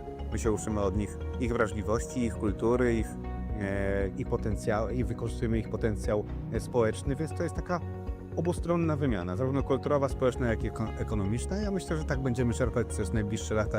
Im Kraków bardziej będzie otwarty, tym więcej tej wymiany będziemy tutaj na miejscu mieli. To właśnie w tej różnorodności drzemie siła Europejczyków i jeżeli wszyscy zostaniemy zaproszeni do stołu, do czynnych debat i dyskusji w zakresie tego, jak powinniśmy regulować otoczenie prawne, jak stabilnie je zaprojektować dla rozwoju nowoczesnych technologii, będziemy wygranymi w tym wyścigu.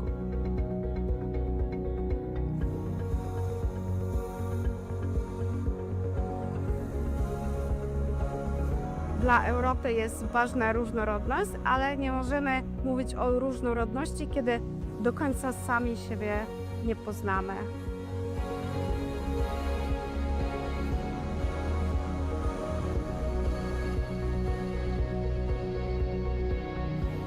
Kultura europejska jest przede wszystkim spoiwem, który pozwoli dzisiaj, w momencie tak wielu kryzysów, które dotykają zarówno Europę, jak i świat, pozwoli na połączenie sił, na wspólnotę i na stworzenie wspaniałych perspektyw i przyszłości. Moim zdaniem bez kultury europejskiej nie ma Europy. Dla mnie dusza Europy to kultura.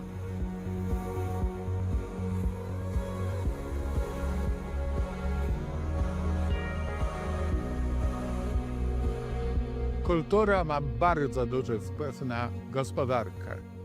Dzięki kulturze rozbudza się w społeczeństwie kreatywność, innowacyjność, natomiast przewagi konkurencyjnej należy szukać w innowacyjności.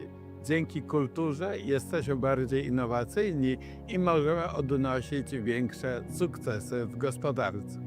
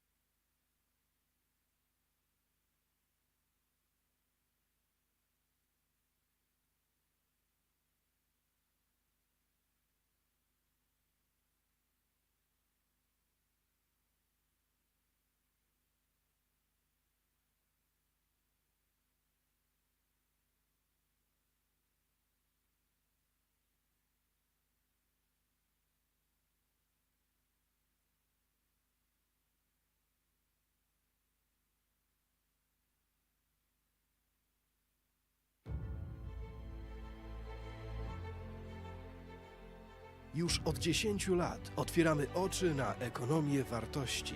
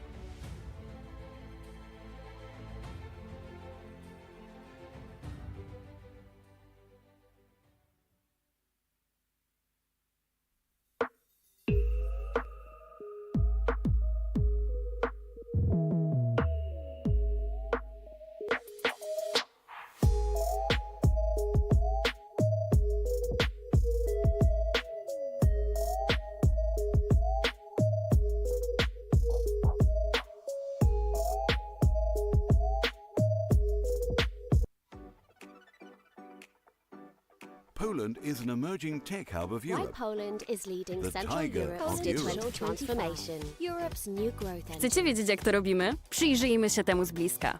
Bliżej, proszę. Jeszcze bliżej. Tak, na smartfon. To tutaj więcej niż 10 milionów Polaków załatwia najważniejsze sprawy. Wszystkie, które zdecydowanie wygodniej załatwić online. Świadczenia społeczno-socjalne? Mamy to online. Zeznania podatkowe? Załatwisz online w 5 minut. Dokumenty biznesowe? Je także mamy online. Online możesz nawet założyć swoją działalność. Papierowe recepty? To nie dla nas. Recepty wolimy otrzymywać SMS-em. Ponad 8 milionów Polaków trzyma najważniejsze dokumenty w aplikacji. M-dowód? Mamy to. M-prawo jazdy? Mamy to. Wolisz pociąg? Nie ma sprawy.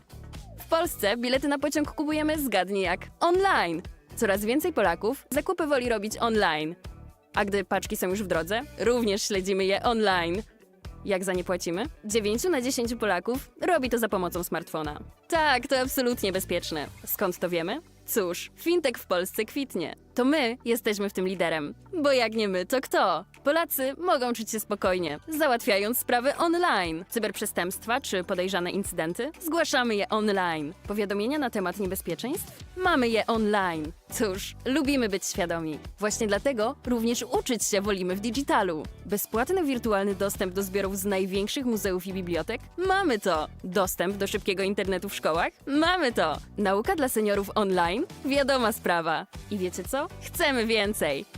W ciągu następnej dekady planujemy wniknąć jeszcze głębiej w wirtualną rzeczywistość. A już teraz mamy pierwszą w historii strategię cyfryzacji Polski. Przełomowy krok w naszą cyfrową przyszłość. Do 2035 roku co najmniej 85% Polaków będzie posiadać podstawowe umiejętności cyfrowe. 100% podmiotów publicznych będzie korzystać z elektronicznych systemów zarządzania dokumentami. 100% postępowań będzie prowadzonych elektronicznie. 20 milionów Polaków będzie miało M-dowód. Wszystkie kluczowe e-usługi będą dostępne za pośrednictwem aplikacji M-Obywatel. Sztuczna inteligencja pomoże zdiagnozować 100 schorzeń. Będziemy mieć co najmniej 1,5 miliona specjalistów ICT. 100% jednostek administracji publicznej będzie oferować płatności elektroniczne. 50% firm będzie korzystać z narzędzi AI.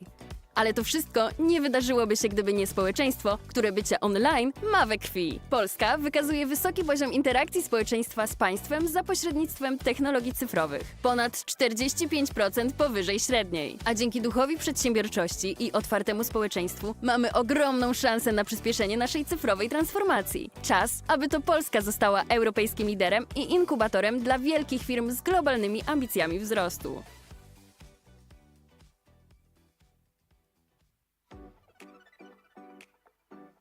Poland is an emerging tech hub of Why Europe. Poland is leading The Central tiger Europe's of digital Europe. transformation. Europe's new growth engine. Want to know why? Let's take a closer look.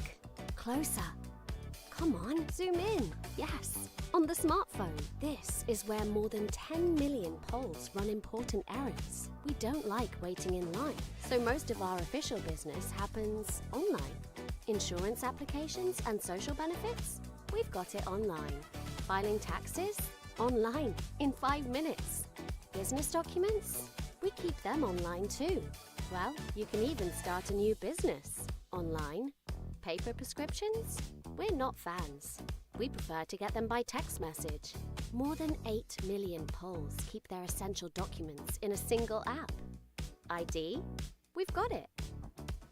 Driving license? We've got that too. Prefer taking the train? No problem. In Poland, you can buy your ticket, you guessed it, online. More and more Poles prefer shopping online. Packages on the way? We track those online too. How we pay for them? 9 in 10 Poles actively use mobile banking. Yes, it's totally safe. How do we know that? Well, fintech in Poland is thriving. We're leading the charge here.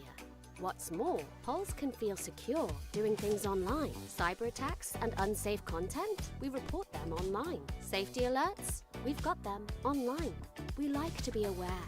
That's why we prefer education in digital form too. Free access to digital collections from the largest museums and libraries. We've got it. High-speed internet in schools? We've got it too. Digital education for seniors? We're on it as well. And guess what? We're not going to stop. Over the next decade, we plan to move even more into the online world. Poland's first ever digitalization strategy is here, a groundbreaking step in our digital future. By 2035, at least 85% of Poles will have basic digital skills. 100% of public entities will operate using electronic document management systems. 100% of their proceedings will be handled electronically. 20 million Poles will have a digital identity wallet.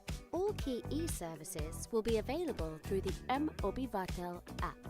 AI will help diagnose 100 medical conditions. We'll have at least 1.5 million ICT specialists.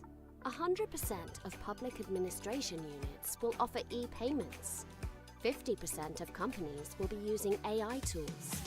But all this wouldn't have happened if it weren't for a society of whom being online is simply in its blood. Poland shows a high level of public interaction with the state through digital technologies, more than 45% above average. With an entrepreneurial spirit and an open society, we have a huge opportunity to speed up our digital transformation. Let's become a European leader and an incubator for great businesses with global growth ambitions.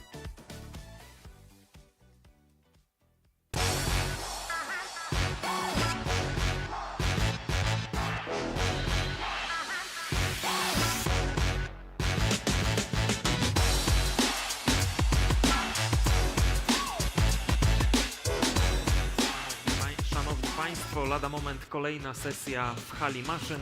Dziękujemy za to, że jesteście z nami. Zapraszamy do zajmowania miejsc. Serdecznie zapraszamy Was do hali maszyn. Tutaj za moment kolejna sesja dotycząca technologii cyfrowych w planowaniu przestrzennym i projektowaniu urbanistycznym.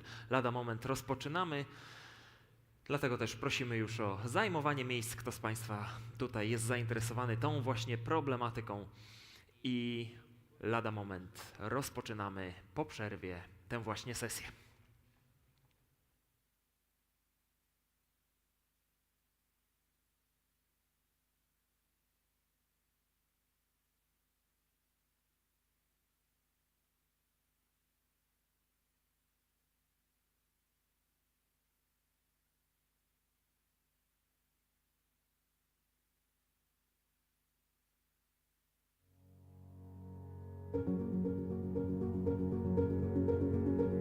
Świat potrzebuje silnej i zjednoczonej Europy.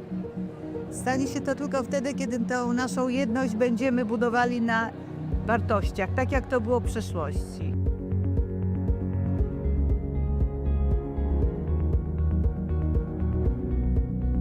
Ukraina jest potrzebna Unii Europejskiej, jest potrzebna Europie, chociażby dlatego, że to, co teraz się dzieje w Ukrainie, ta trwająca już prawie 3 lata wojna, jest wyzwaniem egzystencjalnym dla nas, dla wszystkich Europejczyków. Także Ukraińcy nie walczą wyłącznie o przetrwanie swojego państwa i narodu, tylko tak naprawdę o pewien model życia, europejski model życia, który stworzyliśmy po II wojnie światowej, z którego jesteśmy dumni.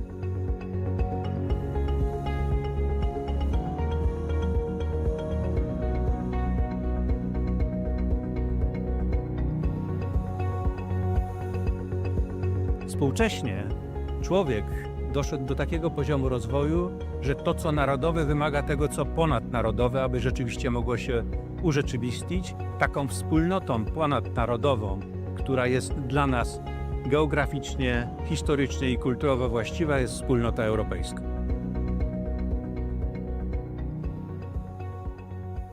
Uważam, że rolą...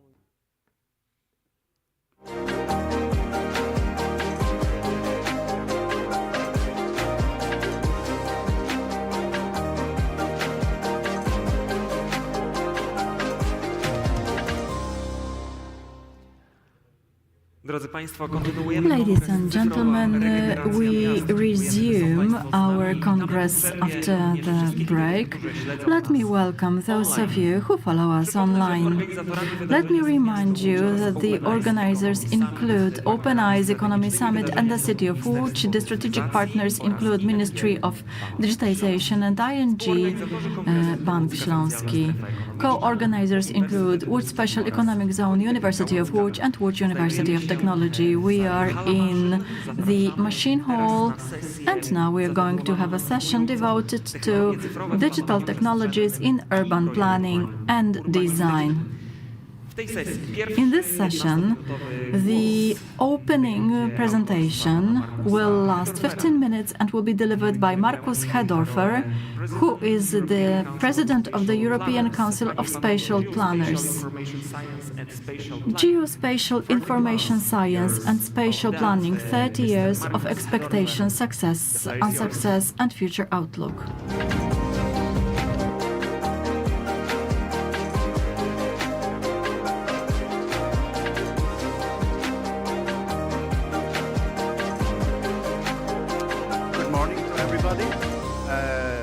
It's a great pleasure to be here, to have the opportunity to speak to this at this very interesting conference.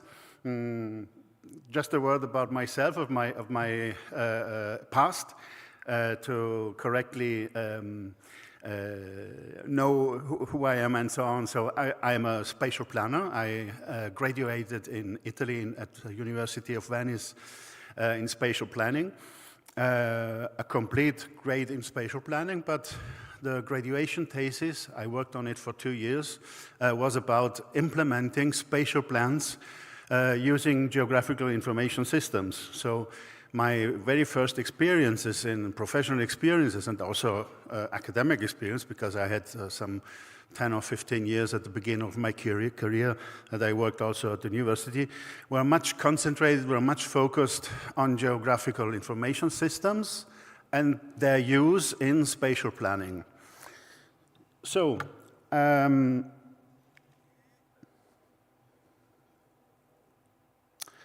let's start. This morning, it was very interesting to listen to the presentations. And of course, artificial intelligence was one of the central points. So I cannot, I must of course speak also about artificial intelligence. But I will start from another point, from the difficult point. Probably you know that kind of 6-finger problems in artificial intelligence. So if you look at the picture here, at the photo, at first glance, it seems perfect. But then if you take a closer look, you see that the hand on the right side of the picture has 6 fingers. This is a quite classical problem that has been noticed in many pictures, in many photos, generated by artificial intelligence, and also with legs and arms coming out from strange positions and so on. So this is a typical error. Of course, I think that in the future, the systems, the artificial intelligence software and so on, will be able to fix this problem. It's not, I don't see this as a problem that will last for much time. But it gives me a bit the point, the key word for the next step. This is a kind of topological error in creating data, in managing data. So if you have 6 fingers, it is almost always a topological error, because normal hands have only 5 fingers. Well, there are some medical cases where you have 6 fingers, but these are really exceptions, and these are not shaped like this one. So, the magical word topology.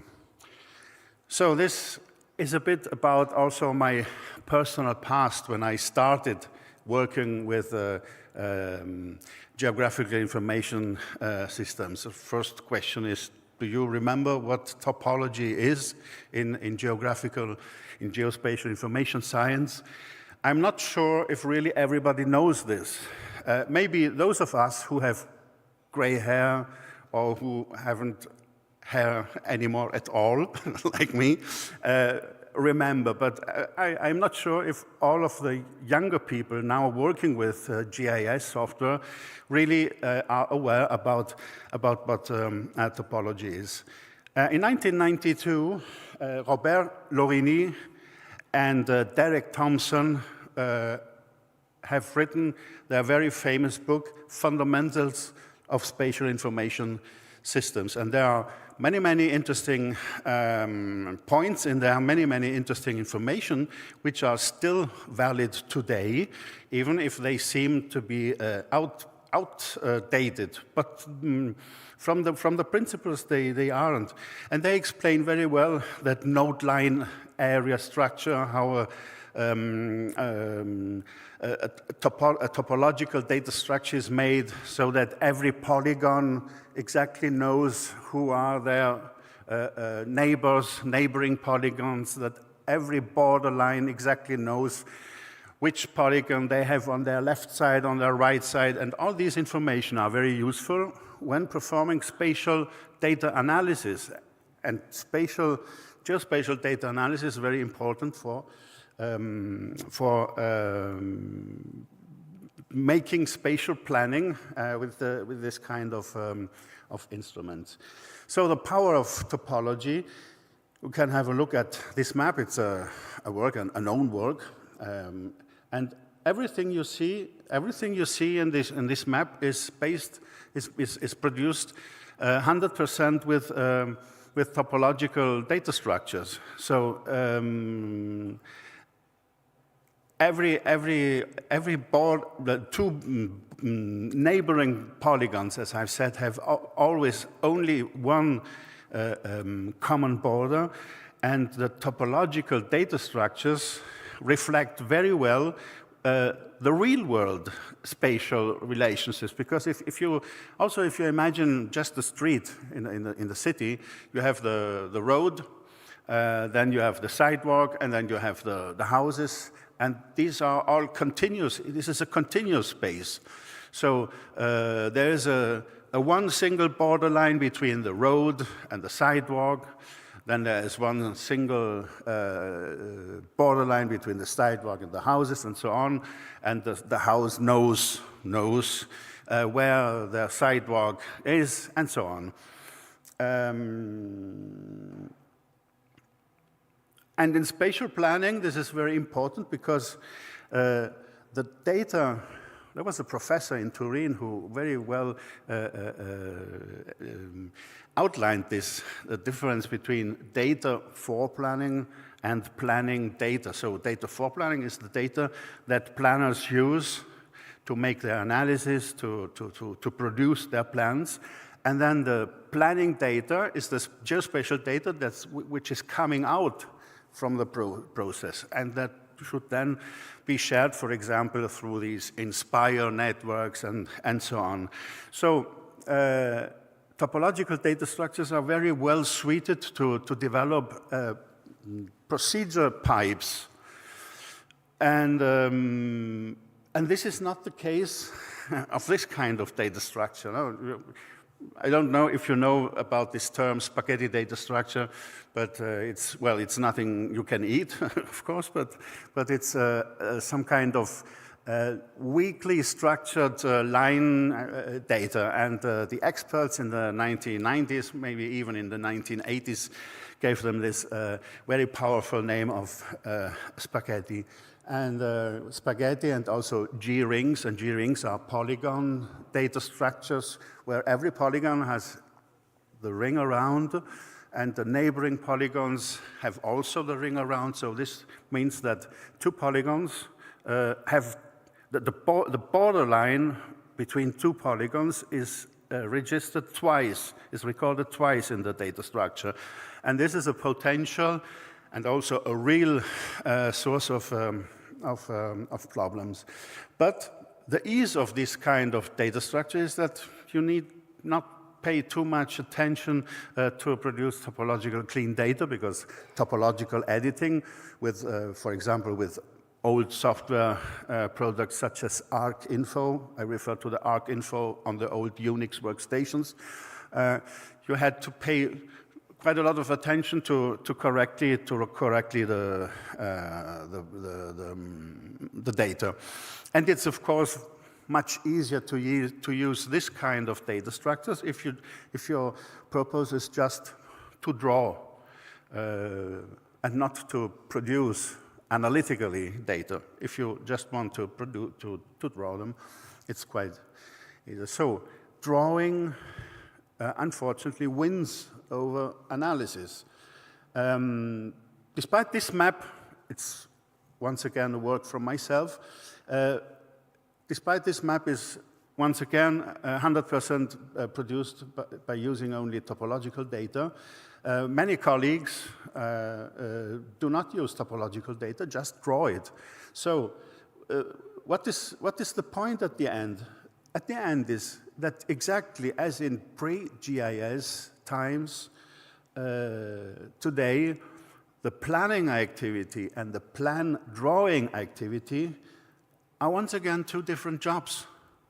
When we hadn't GIS software, when everything was made on paper, there was the planner, the planning team. They worked out strategies and so on, and sketched on paper and so on, and discussed. And then at the end, they told the drawer, so now put it into a nice plan with nice colors and so on. So there was a distinction between the two jobs, the planner and the drawer. And in the 90s, we had the hope, we hoped really that with the GIS, with the geospatial information science, we could overcome this distinction, this separation between the two jobs.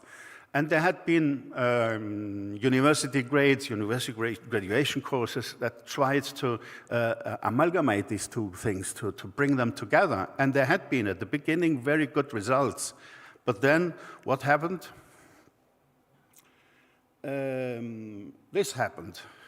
There was a change, a radical change in the use of some kind of software product. So here, this is just a well, I have used artificial intelligence to produce this graphic because I asked ChatGPT to make a research about the number of users over the last 30 years, and this is the result of this research they made for me. And well, I have then adapted it with my own experience and so on. But what happened at the beginning of the process? We had software products such as MapInfo, of course, Esri, ArcInfo. There was some kind of diversity there were different software products. Personally, I didn't like very much MapInfo because it hadn't a topological data structure. It didn't support it. I liked very much ArcInfo because it had it.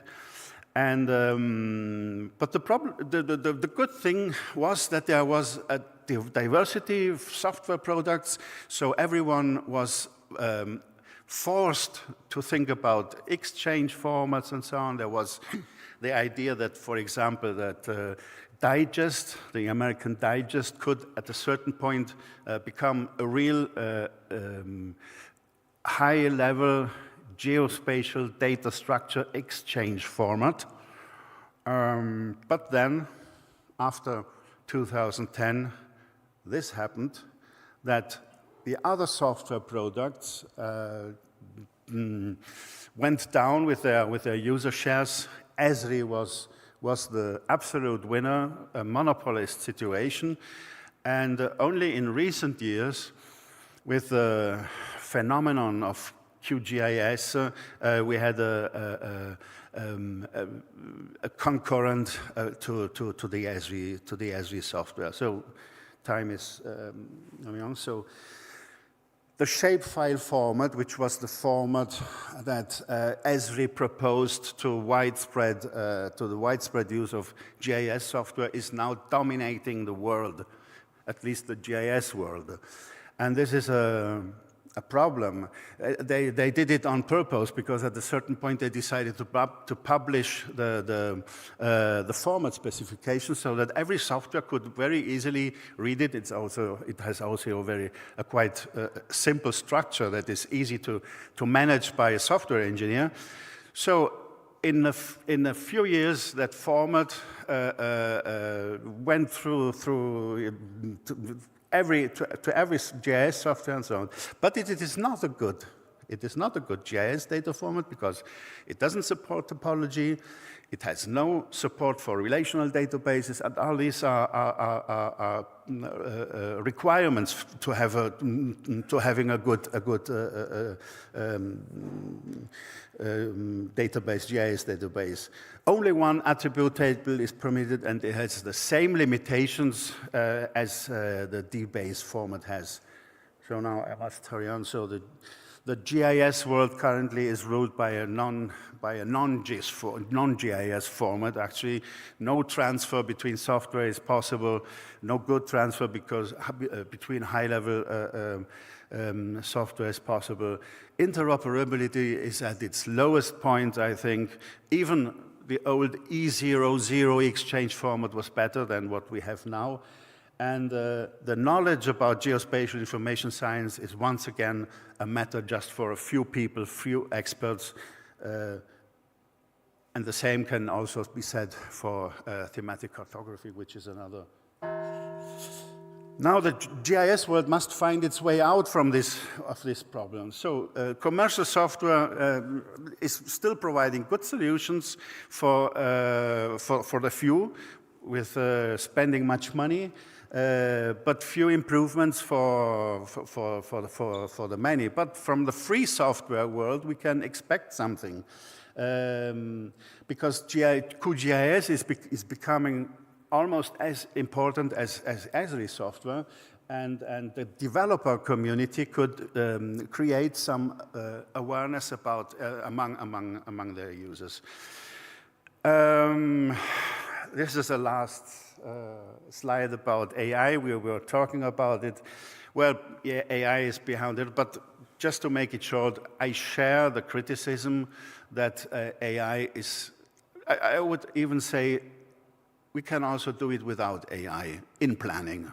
Of course, there are many other sectors where AI is quite important, but in planning we can do it also without AI. We can implement good models.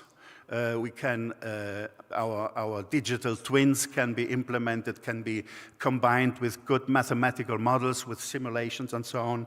And maybe it's even better if we don't rely on artificial intelligence, because as it was said this morning, we often don't know from where the data comes.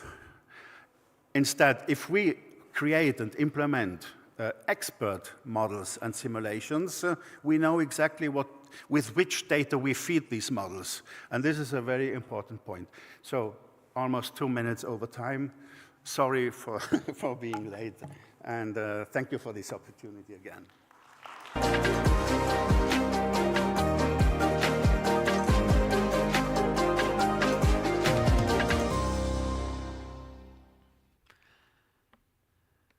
Bardzo serdecznie panu Markusowi. Thank you very much, Markus Hedorfer, for your intervention. And now we are moving on to our next speaker, 15 minutes.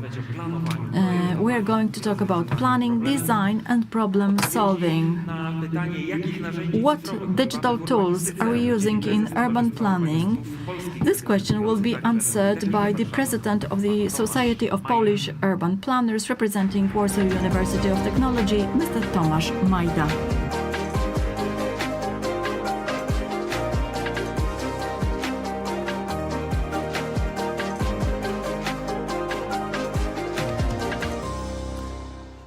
Dzień dobry Państwu, witam Good serdecznie. afternoon, ladies and Dziękuję za gentlemen. zaproszenie. Very warm welcome. Thank you, Marcus, for your, I think, extremely important speech because it's very up to date now in Poland.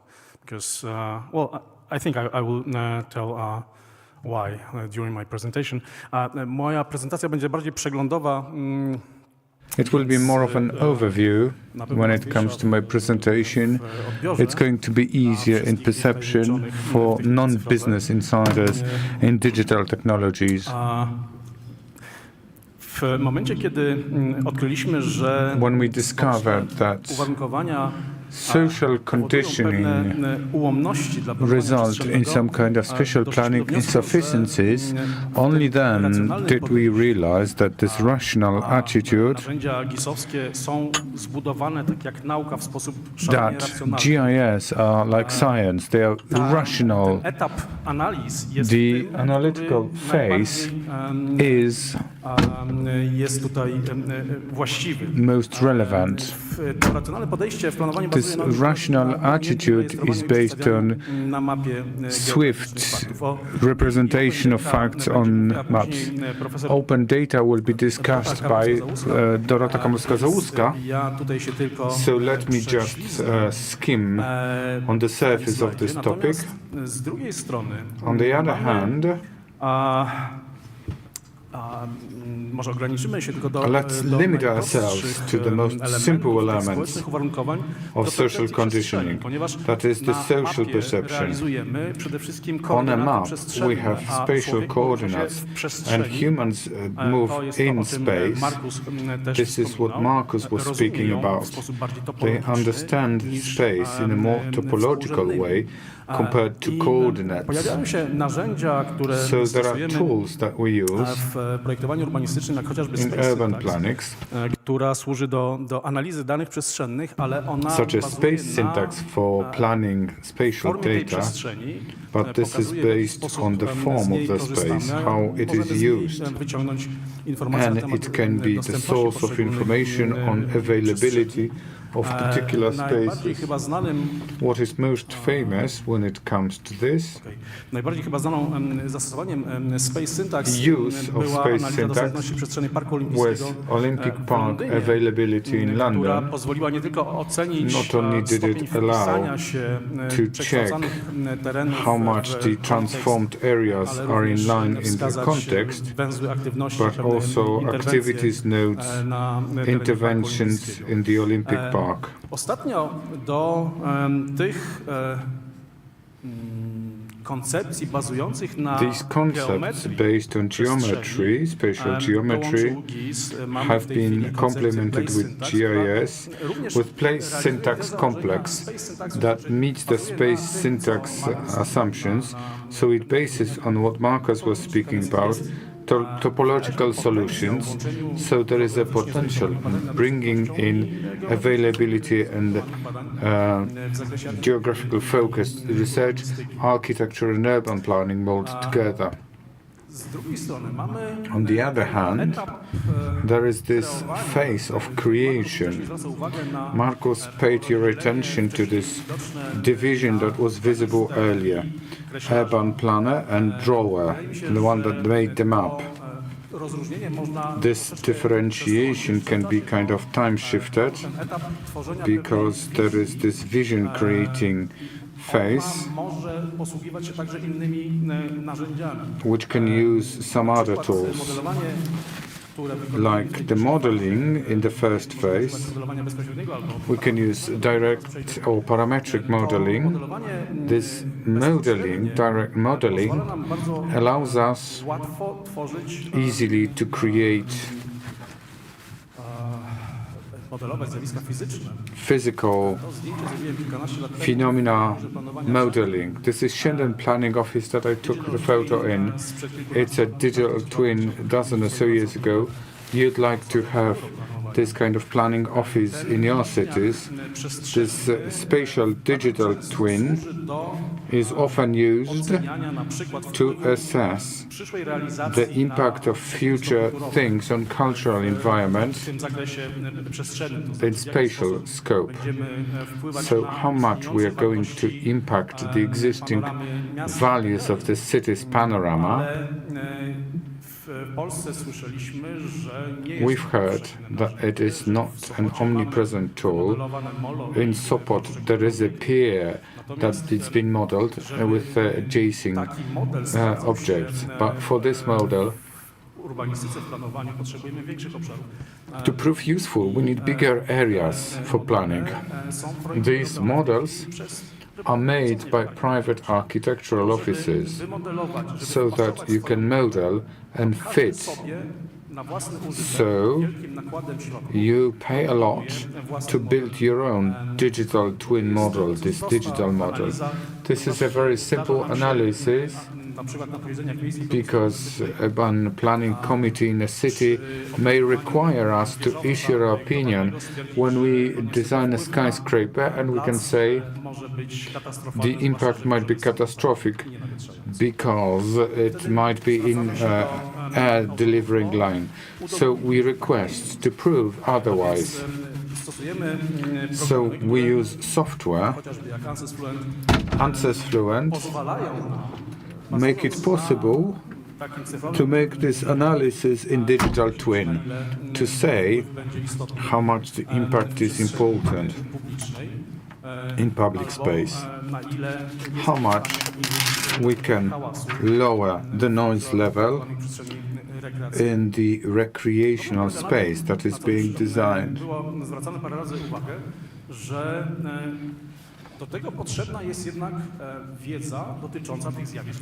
Knowledge on physical phenomena is important.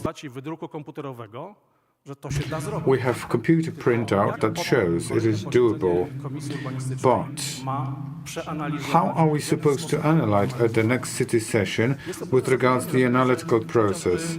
So it narrows down the perspective. So the meshes that we need to create impact the results. Wprowadzenie tych narzędzi cyfrowych wymaga olbrzymiej dyscypliny i znacznie większej wiedzy niż it requires more knowledge than we thought until now. The cities are gigantic data generators, so there's a possibility of combining with GIS tools. So here are the questions discussed in the first panel. That is question of management and planning, because some of the data is analyzed on ongoing basis, and they need to be taken into consideration in spatial planning decisions. The second tool, parametric modeling. In urban planning, parametric modeling is also possible, but this is not what its power lies in. It's used in spatial management or urban furniture. It's Copenhagen example, twin curves and simulation of magnetic field, so that you can use the curves. This piece is flat, so that we see how nice it looks. Parametric twinning, or modeling better to say, allows us to utilize it in different areas. AI use or foreign intelligence use is important in planning processes because we're unable to see the movement of a particular person. But stats, the streams of people with kind of flock instinct, makes it possible for us to use Boyd's algorithms, which are quite precise, and they produce quite accurate topology of movement in evacuation in a specific phase.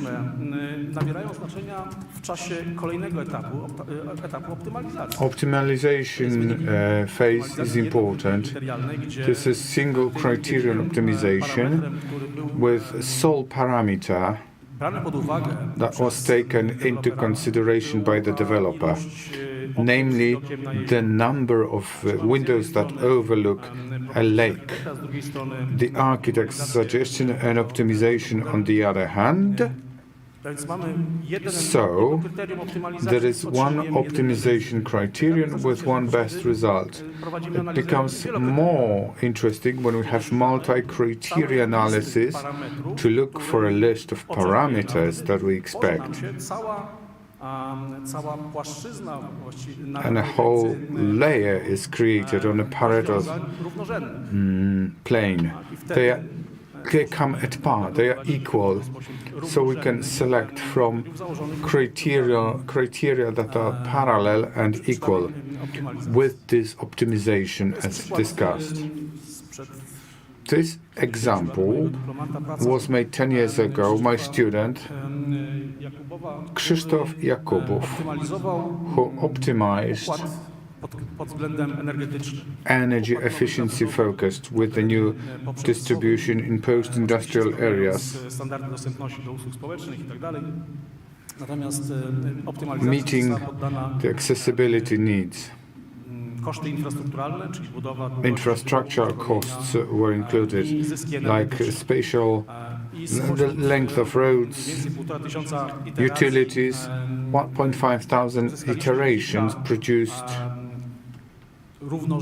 some parallel results.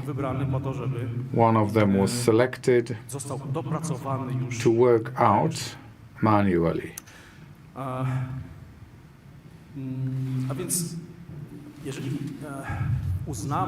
If we believe that rational planning model is aimed to optimize of the results and thus meet the objectives, the tools seem to be sufficient. But we know that the Cartesian way of thinking is no longer up to date. We use theory of chaos. Solutions are not sought in the best form, but satisfying ones. Therefore, we use the interpretation model that focuses on human beliefs and values, something which is not truly objective as a fact, which poses threats. Tutaj wybrałem sobie taki cytat z przyjemnej książki, która opisuje te...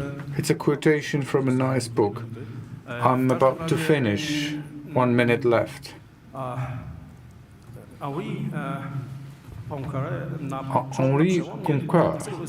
at the beginning of the 20th century, says that selection of indefinite number of data is ineffective. Peirce says that we are flooded with superfluous amount of data, so a dualist image and science objectivity requirement does not allow us to include specific phenomena that we believe non-objective. Spatial planning, if we believe that its purpose is to coordinate sectoral policies, as Professor Markowski mentioned, this is silo-made system in sectors. If we want to coordinate them in spatial planning, so in practice we know that agreements with regard to spatial are not contradictory. we need to look for not really compromise, but a consensus. We shouldn't freeze conflicts to be solved later. We should find new solutions. Therefore, we need to find ways to implement this lateral thinking, the ability to create connections that seemingly inexist, and giving up on ready-made solutions to find better ones. And this way, I'm going to hear the bell, but it's the last slide. Something that we rarely discuss when speaking about planning documents and their quality. Aristoteles, quality is an inherent element of an object, or Platon is apprehend that this is the level of perfectness, something to be assessed. We have not been able to assess it for years. Before Socratean times is when it started. Since then, we have had this kind of withdrawal from specific passions. And it was necessary then. We should return to that, as it seems. We should reach out somewhere else.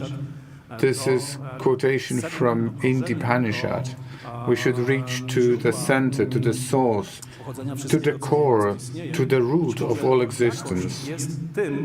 Because quality is what defines subject and object. Quality should be looked for in relations between subject and object. If we believe so, the last thing for today, how do you assess general plans' quality? They are fully algorithm-based now at the moment. So all the endeavors invested in preparation is how to use algorithms to get what we are supposed to get, how these contradictions should be overcome. The biggest quality, as it seems, in the software that we create lies in algorithms rather than products of the latter. And a remark to finish off, and I hope it's good food for thought for discussion. 2 minutes too long, just like Marcos. But you said it should continue as long as the previous one.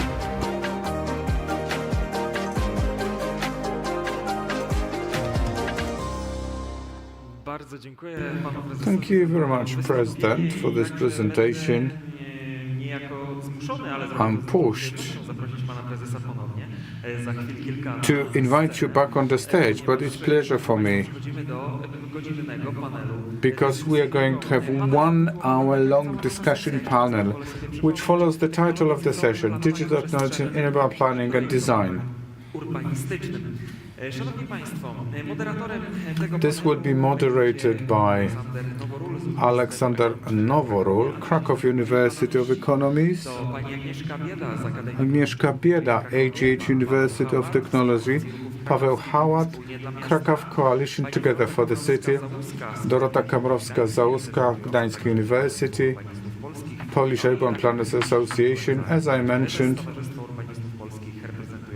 President of Urban Planning Society, Warsaw University, and Tomasz Majda. Join us on stage, take your seats, digital technologies in urban planning and design. I'm sure that this will be intellectual feast for all of us, and over to you.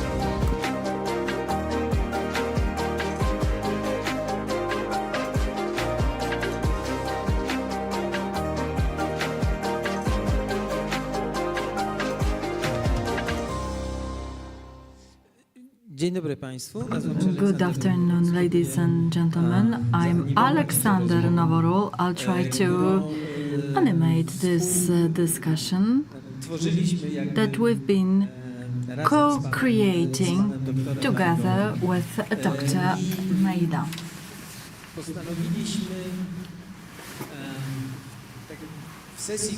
In the session that holds such a general title and, as you rightly pointed out, can apply to any session in the Congress, I'll try to boil it down to showing various approaches related to the issues we are aware of and which seem a challenge, but also open lots of new opportunities.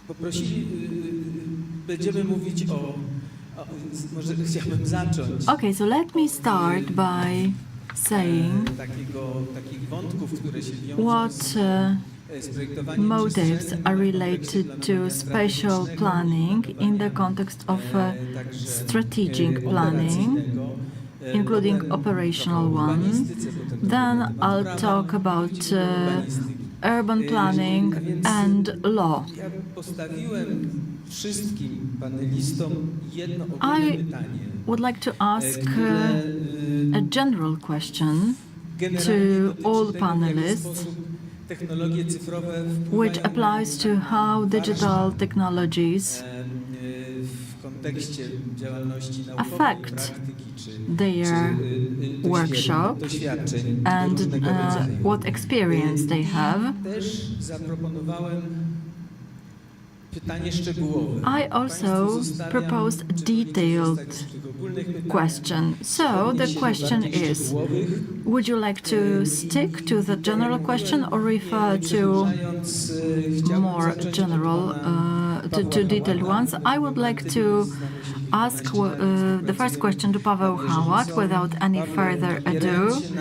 Paweł, based on your experience related to using spatial data for planning, revitalization, and working on areas related to strategic interventions, what deficits and barriers can we define in this area? What should they be in the area of digital spatial planning? Before I give the floor to you, I would like to say that we agreed with the panelists that each of them will have 10 minutes for the initial presentation. Dr. Majda already delivered his presentation, but you can refer to the topics I have suggested, but you can also modify them, and I hope we'll have a moment to give the floor to our audience, should you like to ask any questions. Good afternoon. First and foremost, I would like to say that I represent a different milieu as I have background in geography. So first, there was GIS and followed by strategic planning and revitalization. The first obstacle has been overcome, meaning architects and urban planners started using GIS, which was not so obvious. I remember my beginnings when finding something in georeference data. Architects used to use CAD, which was hardly transformed or translated into GIS software. Deficits of various kinds of data are the main obstacle. I work with different localities. We can mention Łódź, Wrocław, or Warsaw, which are huge units producing their own spatial data, as well data which can be geo-localized, including but not limited to social and economic data. We must remember that in the physical space we've got social and economic space. As mentioned in the plenary session, we have deficits related to population data. The data are reliable according to the methodology of their acquisition. Krakow specifies 701,000 inhabitants. Statistical Office mentions 800,000, but we know that there are many more inhabitants far more than 5% margin according to the Act. As a nature scientist, geographer, and the person representing some social institutions, I would like to mention environmental data, meaning those that apply to valuable natural areas, which should be the limitations or starting points for spatial planning. All in all, organizations like ours try to catch the residues. It's not about the lack of data, because we've got those identified by the Institute of Mammals Biology. So, actually, they are not included in planning as a kind of legal obstacle. A major obstacle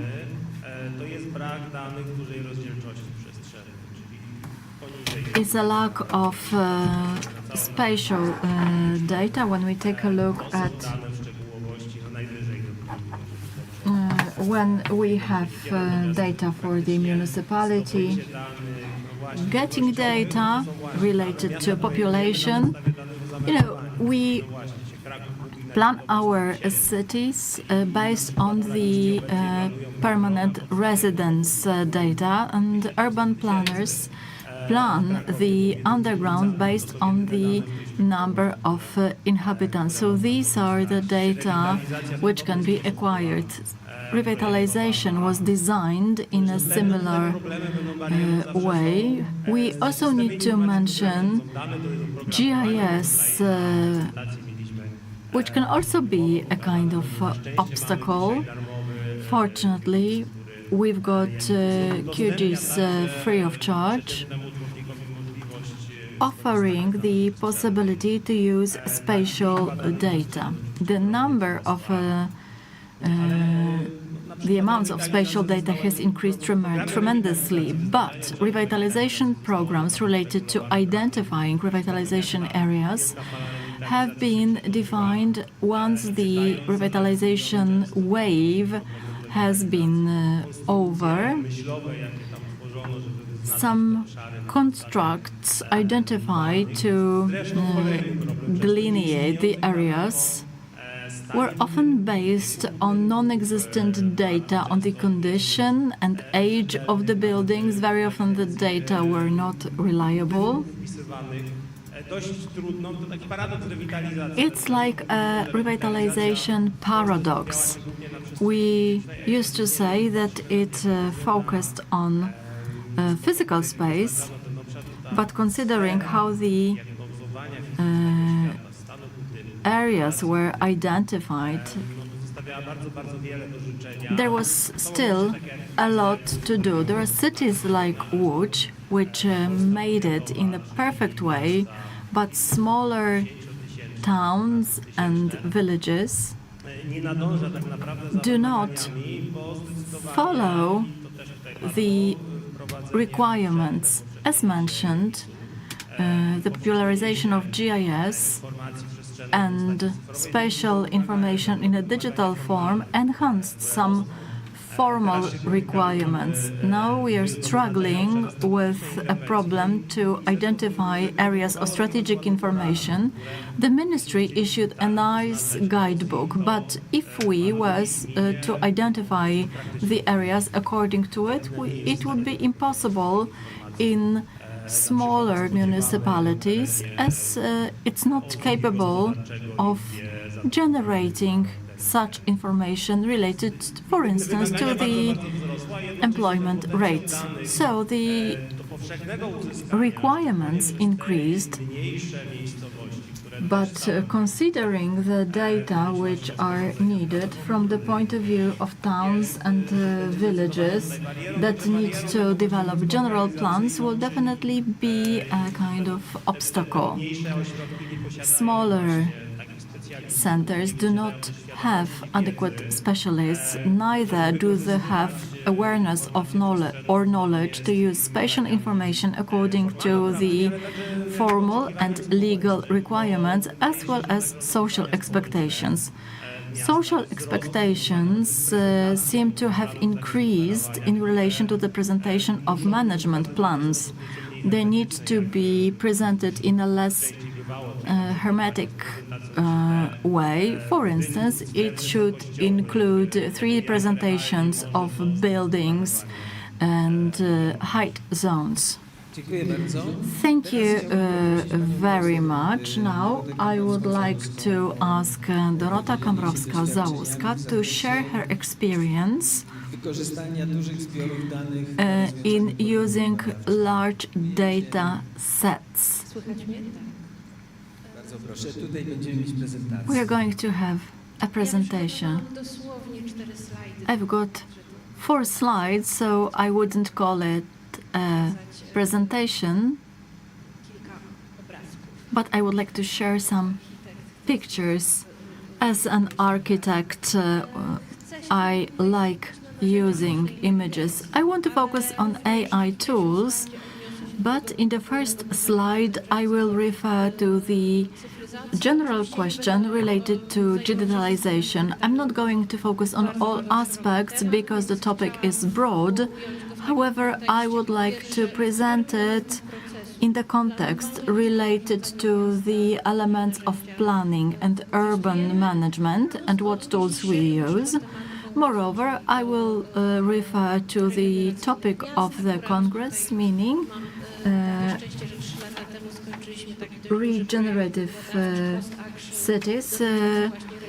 We have recently finished a cost action program where we used AI-based digital tools in the referenced areas. So I hope I'll be able to mention them in the referenced context. I will also tell you about the application fields of AI. I wouldn't like to predict what AI will be able to do in a few years' time. I will simply focus on the current situation. Some items or tools, I don't want to discuss them as they have been broadly discussed and will be presented in detail in some sessions.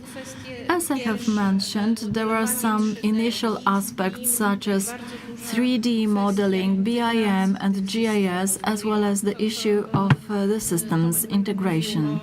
As Tomasz Majda mentioned, parametric designing is important as it helps us predict the investment outcomes. Talking about generative approach and the will to support our environment, it matters. When it comes to big data and data analysis, we can use them to optimize the spatial arrangement of cities, meaning we are at the stage of analysis but move on directly to planning and optimization. AI and algorithms will be mentioned in detail later, but we can see more and more examples of their responding to current challenges, taming the spatial chaos and responding to climate needs. We collaborate with the University of Hong Kong, and the partners of the agency there have implemented a neural network focusing on optimizing spatial development in the context of main environmental risks related to heat islands and floods. This is an optimum tool for that purpose. The issue of social participation and including the inhabitants in the decision-making process. It was important in the pandemic, but it is still there. These are simple tools such as questionnaires or geo-surveys through to more complex systems or participation processes, augmented virtual reality. There is an entire session devoted to it, so I won't discuss the topic. But the possibility of using various solutions, the ability to immerse is important. We carried out a small project where we showed the city with the eyes of a child. We used VR to present how children perceive cities. These tools help us show other perspectives. I would like to digress and say that I have recently witnessed a kind of visualization war. The one who could present visualization was the one to win a social debate. And now I have witnessed presentation of extreme concepts related to road investment, whether they would be transit roads or urban roads. This is what we as experts understand, but in order for the discussion to be better rooted and broader, we need to visualize the topics. That's what Tomasz Majda mentioned. Depending on what we feed to the model will affect how and what we show. In the majority of cases, an average person is not able to evaluate neither the model nor the data it uses. Smart city technologies, I don't want to delve deeper into it, but the digital twins that have emerged recently. In 2016 and 2018, together with OGC, we carried out a research project within one of the first horizons. We developed simple digital twins for Rotterdam and Tampere. For Rotterdam, it was water movements, and for Tampere, these were car parks. I believe that with time we'll have broader digital twins. I can't imagine a situation where we integrate data for all domains. It's a matter of key places where data can interoperate.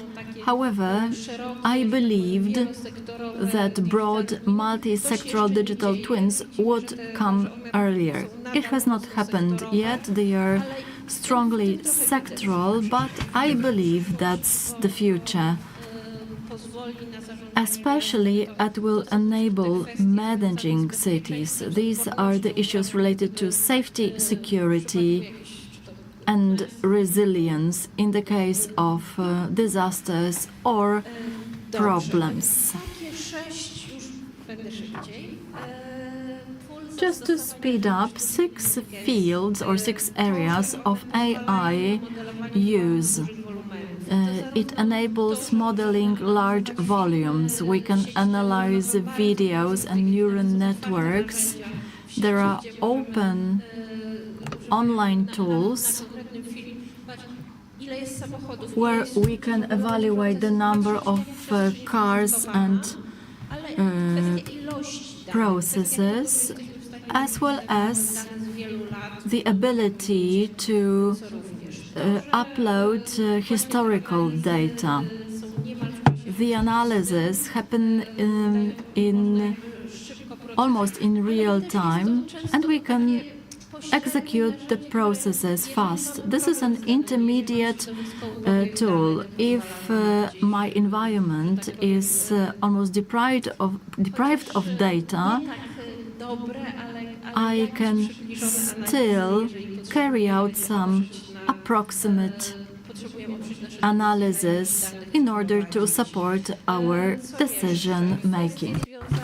What else? Questions associated with geocoding. that makes it possible to carry out analysis in informal and administrative boundaries.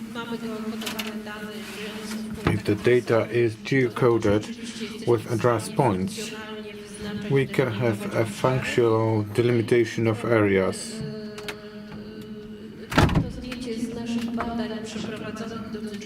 This is city morphology photo from our research. Heterogeneity of the space is associated with the location. The use of this kind of data makes it possible to show dynamics better, to show details, heterogeneity of the space. In revitalization, if a phenomenon is present, one or two streets, not the whole city or the whole district. The question that the keynote was speaking about, co-experience of the city. We use different data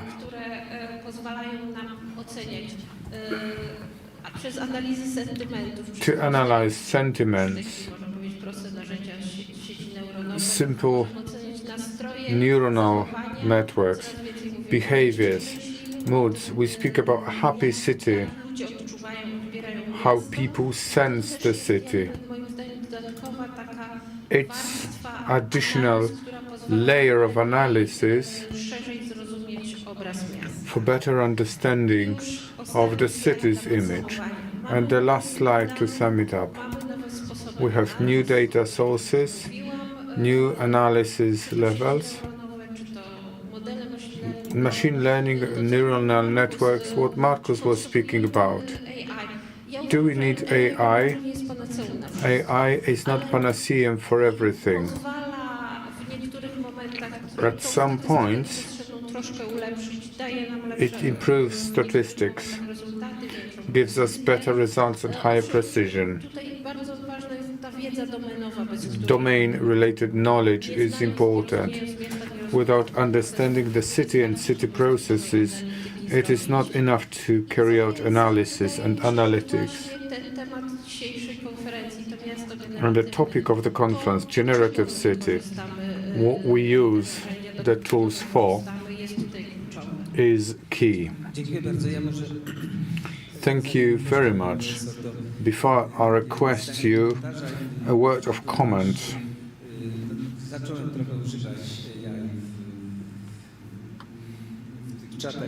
I started using AI, especially ChatGPT.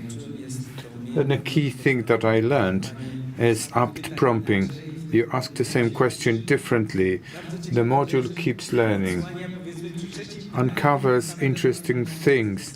The third question in different wording about the same thing. Agnieszka Bieda, AGH University, is going to present us another digital technology use in the context of spatial planning. She's going to speak about many dimensions, which is fascinating for urban planners and architects. Hello. I will surprise my neighbor. Not only did I start outside, I started with geodesy law and management with real estate, which impacts my perception related to spatial planning. Professor requested me to air out my opinion in two questions: height and time. Two elements that we take into consideration in spatial planning. We think about it, but we don't show them. We've got 3D analysis, 3D models, but in spatial planning acts, which are to be digital at the end of the day, do not point out to that, though we start thinking about it. I realize that we don't have urban planners and architects only. There's a fragment of the Act on Spatial Planning. Height, where is referred to when we talk about maximum urban development at a local level, or what is outstanding in this Act, local management plans, the line for underground, when there is a kind of mining activity, when we don't think about underground, not only up but also down, which is important for me. These are urbanized areas, so the cities will develop. We speak about underground in Krakow, so underground development will be there strongly over time. This is local planning example for Krakow with maximum height, how it is delivered. It's a number of stories or meters. It's not standardized. Sometimes we quote it in meters in general plans. If we have to introduce this so that there is a kind of software, including the AI, could cope with drawing that, we would have to provide it in meters. So the height is what I'm going to start with. This is local plan example. There were people from Wrocław in the previous session. It's a little bit obsolete, this one for Wrocław.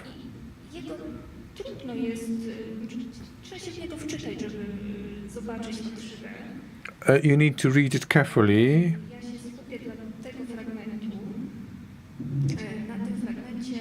This fragment, it's allowed to have people living second story and higher. Into geodesy, primary education, I don't like the word story. I'd like to have meters, so we would be able to draw it nicely, if only to visualize in 3D. And it says that we have a construction line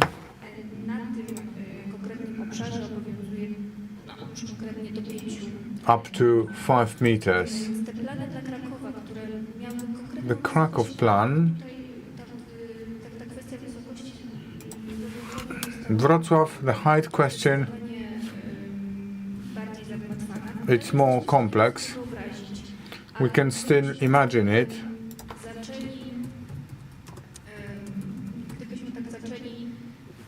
But if we started to make the situation even more complex, we would have to introduce more data. So 3D visualization is required.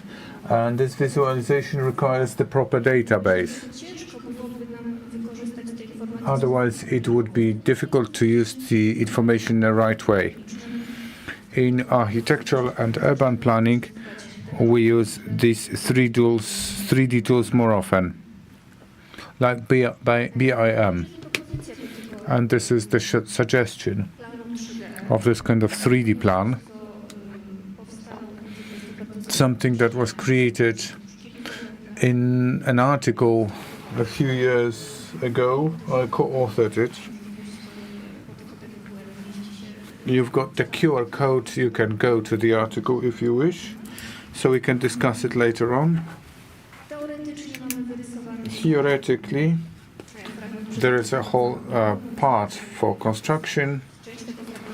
Some of this fragment is excluded because of high voltage overhead conductors. So these blocks are up to the height limit to building height maximum. In the article refers to UML. Time is another thing. Hardly do we speak or think about it in spatial planning. Sometimes we say, what if we deliver something?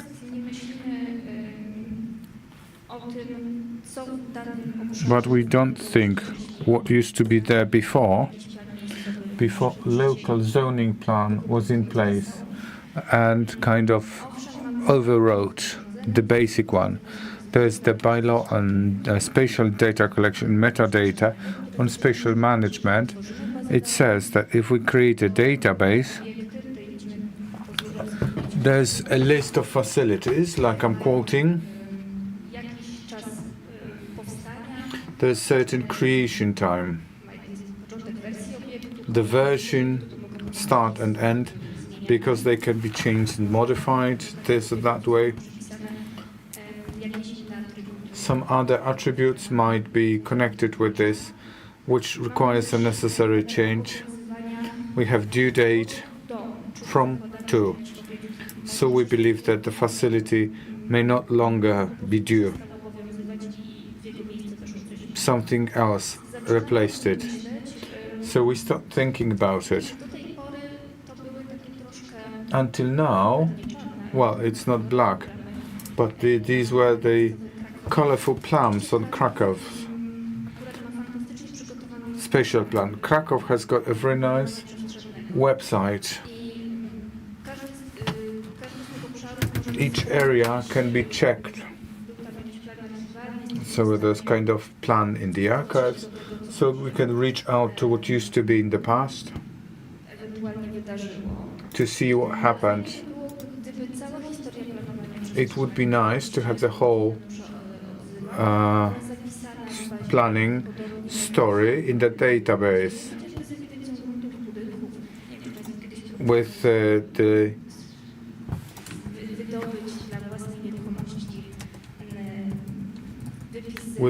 local records or registry of buildings and land. Have you ever tried to get this full history with the changes of ownership?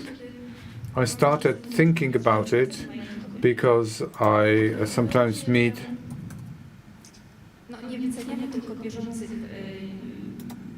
experts in land or commodities, and this appraisal refers to 40s, and we speak about compensations.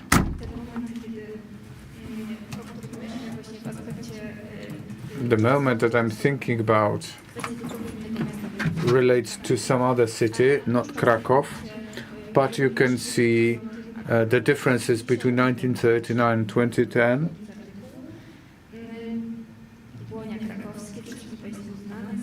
Krakow, Błonia, greenery. These were arable lands in the past, therefore no construction was possible there. Zwierzyniec village, if somebody wanted to use it as pasture for their cattle, it was not possible. Now I've got the zoning plan.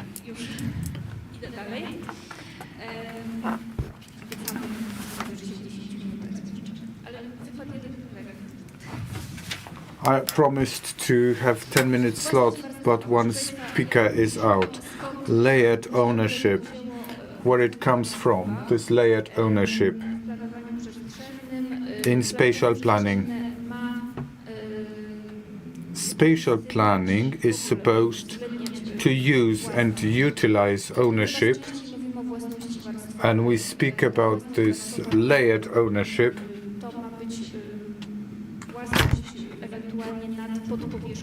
Underground is where the ownership is located. This is not something that we are speaking about at the moment. We've discussed it for long. You can see the proposals of regulations many years back. I requested ChatGPT to request help. This is exaggerated example, because you can see it looming in the space. So spatial planning has to face this problem, and it is facing. This is one of the examples. Spatial plan, 3D, what I showed before in an expanded version. Fragment of a city, what we are going to use it for. As I said initially, to have 3D location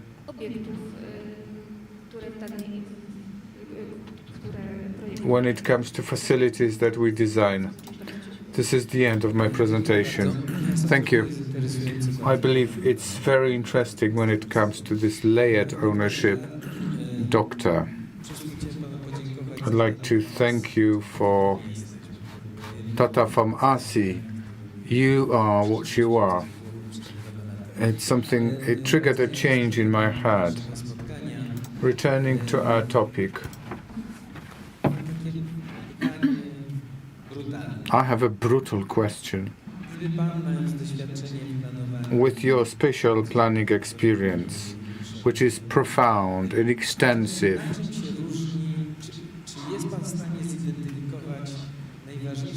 can you identify spatial planners' most important tools before and after technology implementation?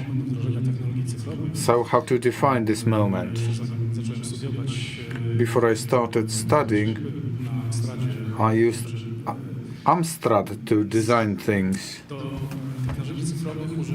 AI tools have utilized the tools with computers. Also, optimization utilized computer back in the 60s.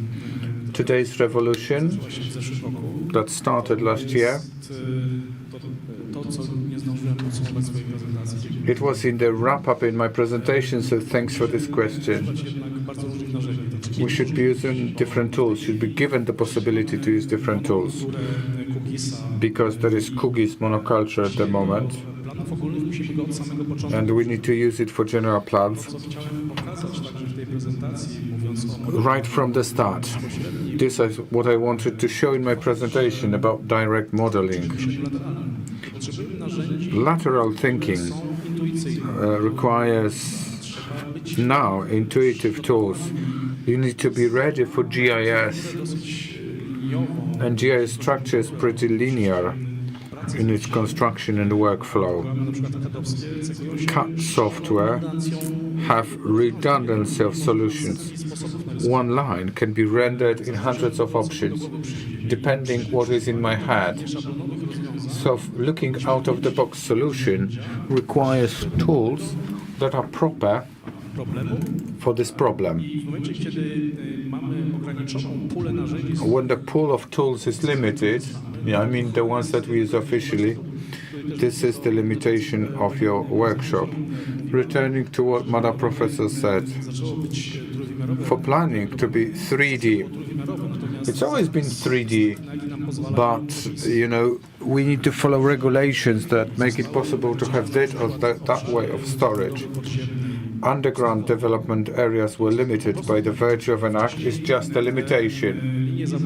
In the past, the lines were present wherever required.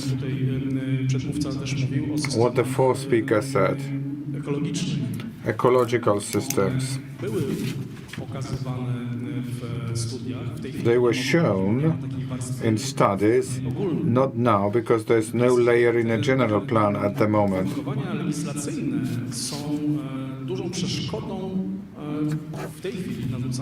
These legislative ones are an impediment that are imposed as universal solution. More impact compared to digital techniques that give us more extensive knowledge and make it easy to design. And then we have to synthesize it to something that has fewer and fewer features in urban design. Urban planning has nothing to do with classical planning. The minister said the general plan does not need an urban planner at all. Luckily, we got rid of this problem from the market. But there is the problem of our analytical capabilities increasing incomparably to what we can determine in the plan. We've got 9.5 minutes. This is the time for the audience. 3 questions and 3 answers. I can't see you very well, so let me take a closer look. Any questions? Bardzo proszę.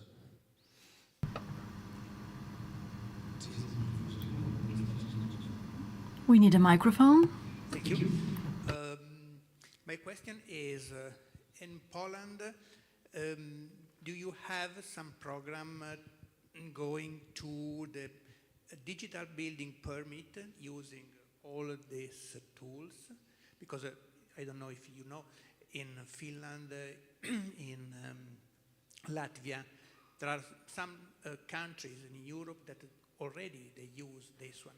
And it became very easy to, in the same time you design, you can check if you are under the control of a regulation and using an AI program.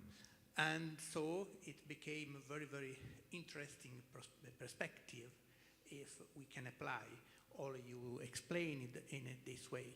Thank you.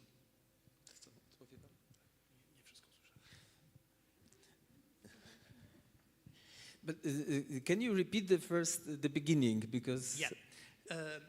You explained these new tools using also AI and so on. If we can apply that one directly on the building permit procedures, connecting a digital platform on the local administration, for example, in Łódź or in other cities, is it possible to arrive to give a building permit directly using this kind of tools? If in Poland, I do think you I have understand. some Now I program understand. in this way? In my opinion, we have no such possibilities. But maybe some lawyers can maybe improve me. If I have legally, it would be a dream. It would be a great, and maybe we'll go into this direction, as I also know that in some of the countries. But we have some small, for example, one of the panelists who was supposed to come here and couldn't join us, they created a startup where they are preparing the tools directly for the designers, now mostly based either on retail or even the industrial properties, so that you have in the database all the legal requirements, etc., and all the, let's say, local law, so that if you design, you can have it.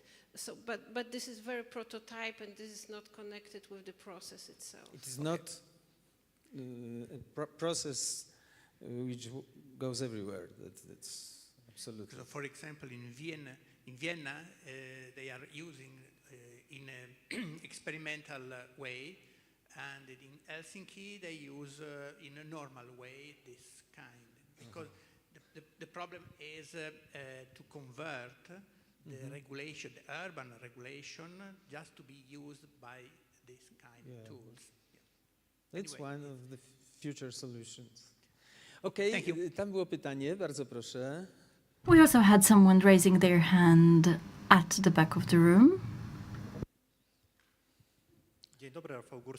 Good afternoon, Rafał Górski. I represent local government. Following your discussion and following my own observations, I believe that one of the conclusions to the entire debate and the Congress should be making a proposal to the Ministry of Digitalization to create a single a national planning platform. At the stage of general plans, local governments are not capable of handling it because even though software supports them, many things have to be done manually.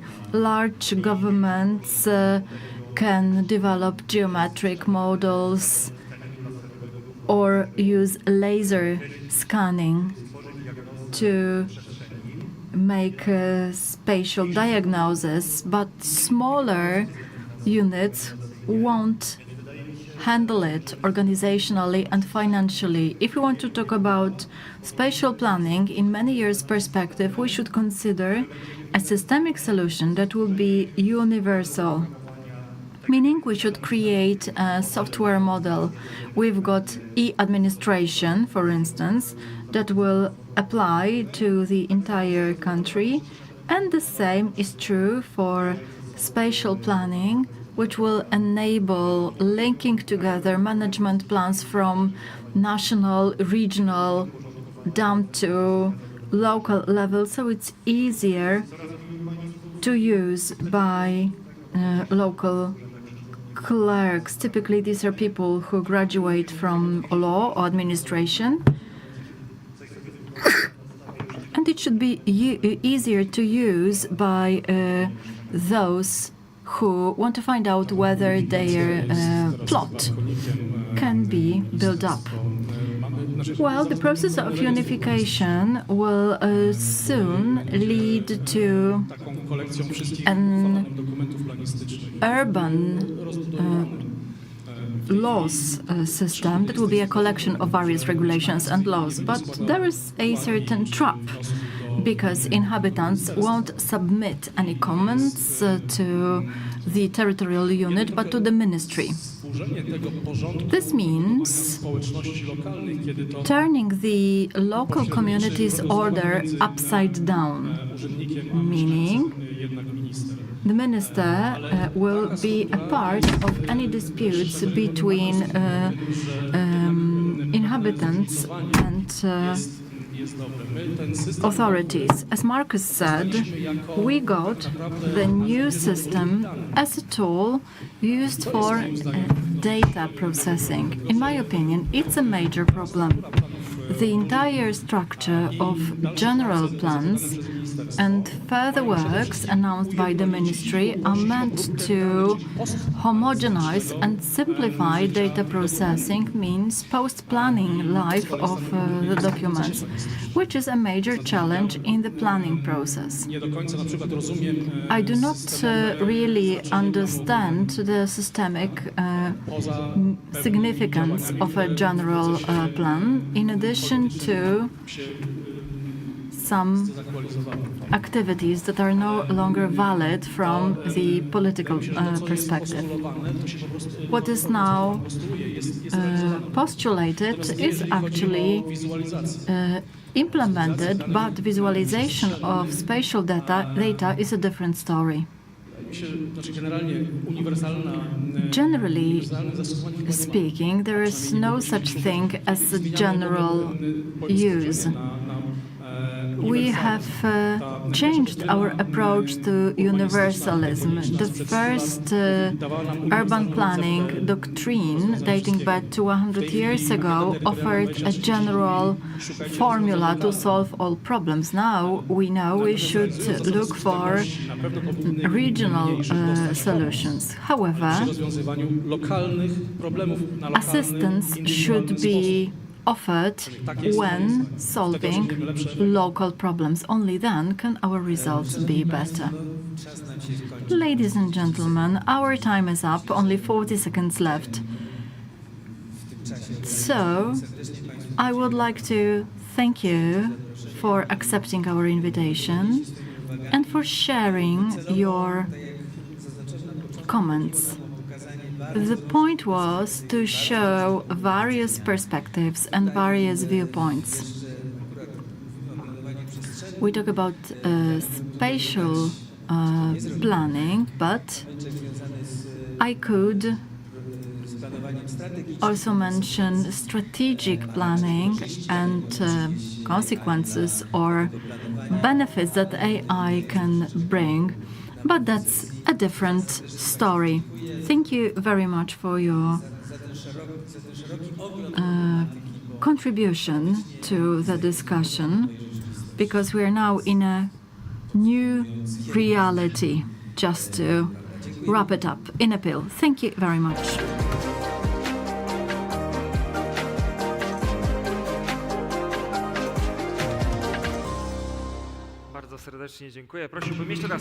Thank you very much. Let's thank our panelists with a round of applause.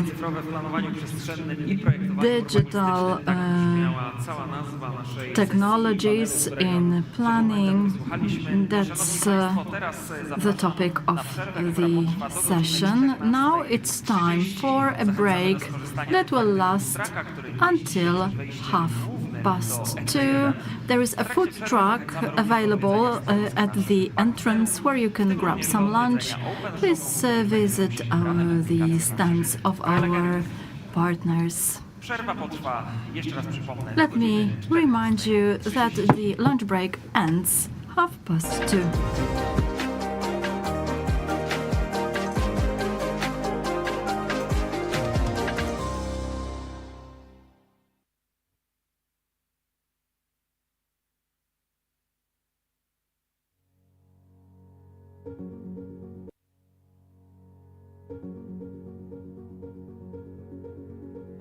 Świat potrzebuje silnej i zjednoczonej Europy. Stanie się to tylko wtedy, kiedy tą naszą jedność będziemy budowali na wartościach, tak jak to było w przeszłości.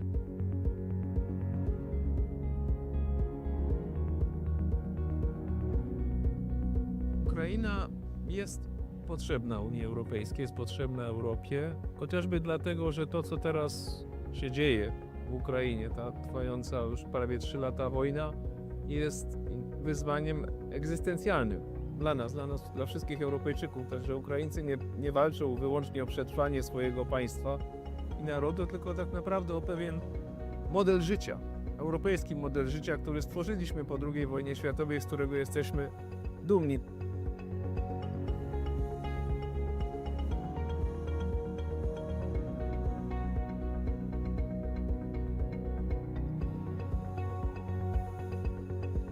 Współcześnie człowiek doszedł do takiego poziomu rozwoju, że to, co narodowe, wymaga tego, co ponadnarodowe, aby rzeczywiście mogło się urzeczywistnić. Taką wspólnotą ponadnarodową, która jest dla nas geograficznie, historycznie i kulturowo właściwa, jest wspólnota europejska.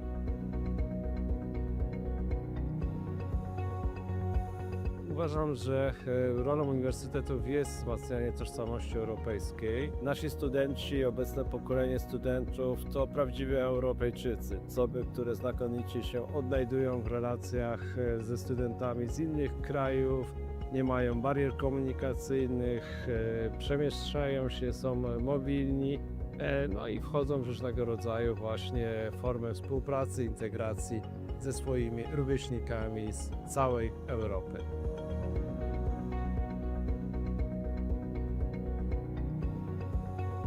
Tutaj przyjeżdża też bardzo dużo osób z całej Europy, oni tutaj pracują i my się od nich uczymy. My się uczymy od nich ich wrażliwości, ich kultury, ich potencjału i wykorzystujemy ich potencjał społeczny, więc to jest taka obustronna wymiana, zarówno kulturowa, społeczna, jak i ekonomiczna. Ja myślę, że tak będziemy czerpać przez najbliższe lata.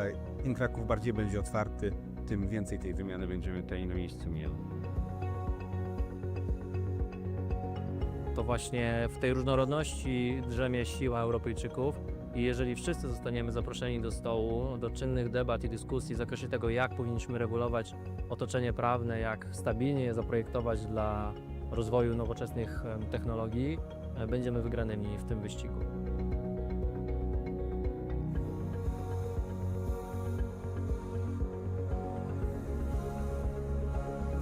Dla Europy jest ważna różnorodność, ale nie możemy mówić o różnorodności, kiedy do końca sami siebie nie poznamy.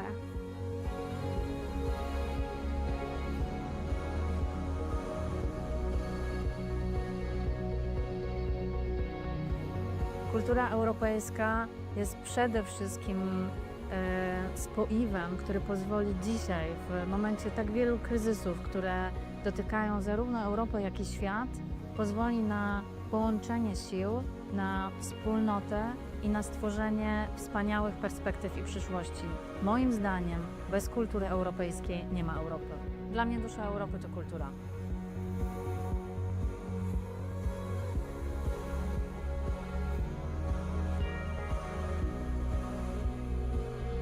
Kultura ma bardzo duży wpływ na gospodarkę. Dzięki kulturze rozbudza się w społeczeństwie kreatywność, innowacyjność, natomiast przewagi konkurencyjnej należy szukać w innowacyjności. Dzięki kulturze jesteśmy bardziej innowacyjni i możemy odnosić większe sukcesy w gospodarce.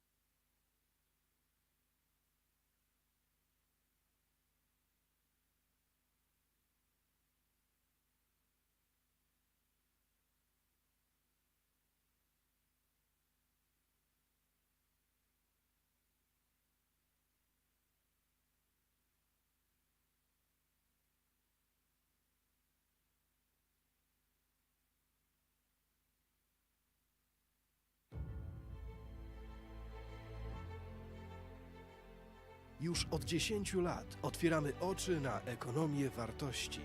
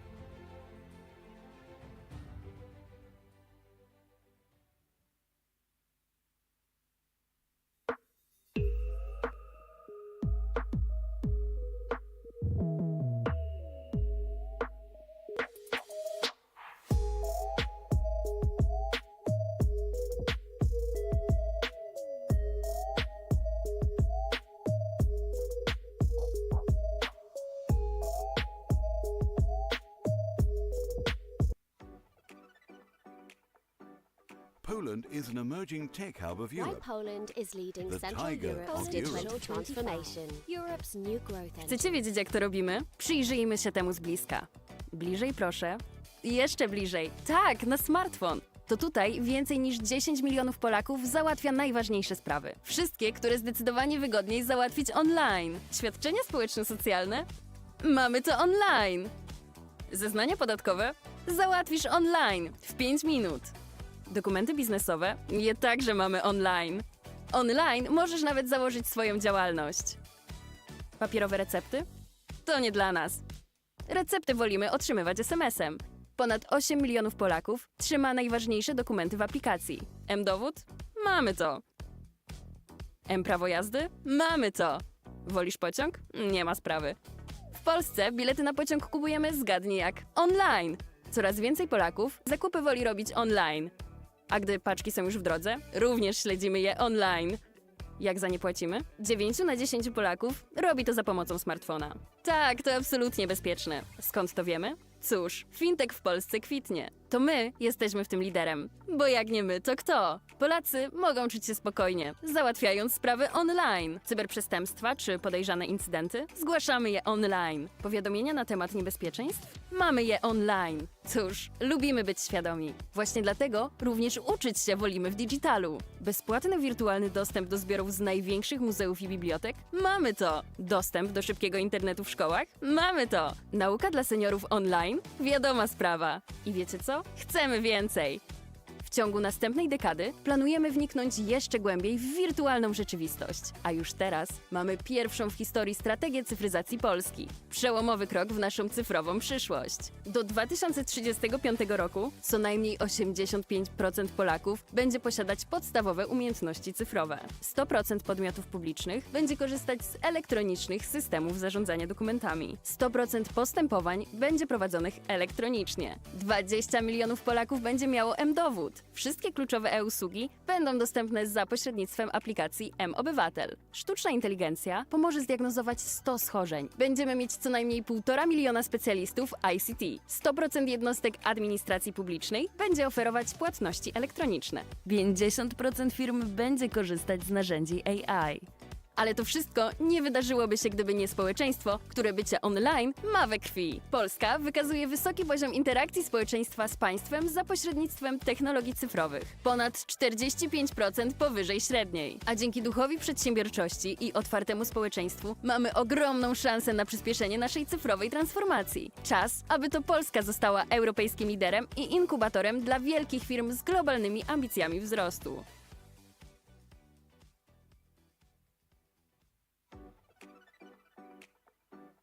Poland is an emerging tech hub of Why Europe. Poland is leading The Central tiger Europe's of digital Europe. transformation. Europe's new growth engine. Want to know why? Let's take a closer look. Closer.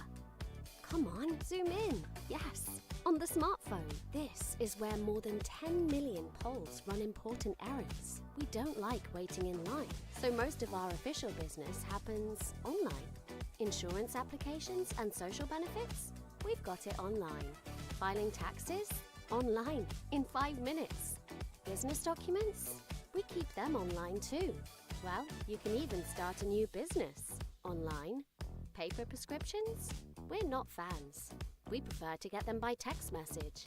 More than 8 million Poles keep their essential documents in a single app. ID? We've got it. Driving license? We've got that too. Prefer taking the train? No problem. In Poland, you can buy your ticket, you guessed it, online. More and more Poles prefer shopping online. Packages on the way? We track those online too. How we pay for them? 9 in 10 Poles actively use mobile banking. Yes, it's totally safe. How do we know that? Well, fintech in Poland is thriving. We're leading the charge here. What's more, Poles can feel secure doing things online. Cyber attacks and unsafe content? We report them online. Safety alerts? We've got them online. We like to be aware. That's why we prefer education in digital form too. Free access to digital collections from the largest museums and libraries. We've got it. High-speed internet in schools? We've got it too. Digital education for seniors? We're on it as well. And guess what? We're not going to stop. Over the next decade, we plan to move even more into the online world. Poland's first ever digitalization strategy is here, a groundbreaking step in our digital future. By 2035, at least 85% of Poles will have basic digital skills. 100% of public entities will operate using electronic document management systems. 100% of their proceedings will be handled electronically. 20 million Poles will have a digital identity wallet. All key e-services will be available through the mObywatel app. AI will help diagnose 100 medical conditions. We'll have at least 1.5 million ICT specialists. 100% of public administration units will offer e-payments. 50% of companies will be using AI tools. But all this wouldn't have happened if it weren't for a society of whom being online is simply in its blood. Poland shows a high level of public interaction with the state through digital technologies, more than 45% above average. With an entrepreneurial spirit and an open society, we have a huge opportunity to speed up our digital transformation. Let's become a European leader and an incubator for great businesses with global growth ambitions.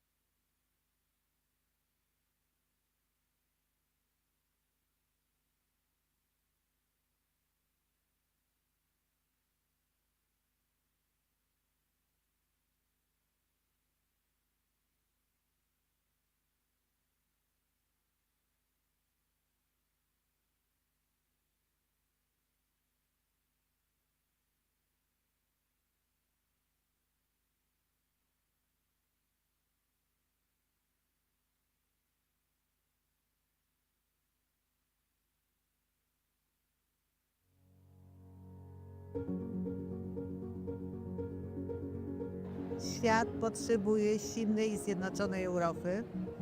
Stanie się to tylko wtedy, kiedy tą naszą jedność będziemy budowali na wartościach, tak jak to było w przeszłości.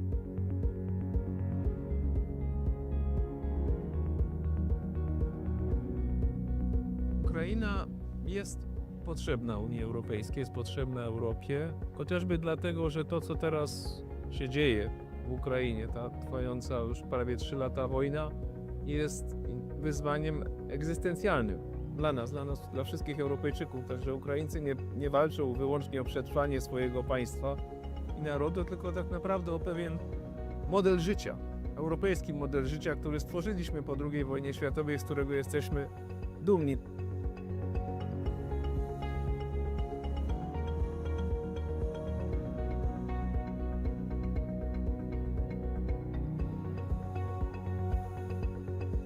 Współcześnie człowiek doszedł do takiego poziomu rozwoju, że to, co narodowe, wymaga tego, co ponadnarodowe, aby rzeczywiście mogło się urzeczywistnić. Taką wspólnotą ponadnarodową, która jest dla nas geograficznie, historycznie i kulturowo właściwa, jest wspólnota europejska.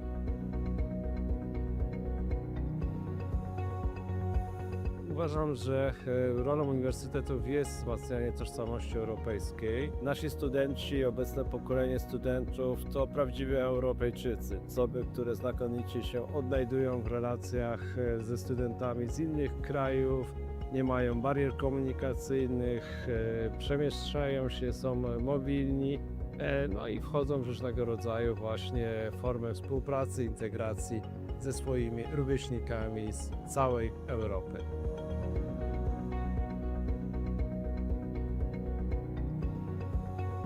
Tutaj przyjeżdża też bardzo dużo osób z całej Europy, oni tutaj pracują i my się od nich uczymy. My się uczymy od nich ich wrażliwości, ich kultury, ich potencjału i wykorzystujemy ich potencjał społeczny, więc to jest taka obustronna wymiana, zarówno kulturowa, społeczna, jak i ekonomiczna. Ja myślę, że tak będziemy czerpać przez najbliższe lata. Im Kraków bardziej będzie otwarty, tym więcej tej wymiany będziemy tutaj na miejscu mieli. To właśnie w tej różnorodności drzemie siła Europejczyków I jeżeli wszyscy zostaniemy zaproszeni do stołu, do czynnych debat i dyskusji w zakresie tego, jak powinniśmy regulować otoczenie prawne, jak stabilnie je zaprojektować dla rozwoju nowoczesnych technologii, będziemy wygranymi w tym wyścigu.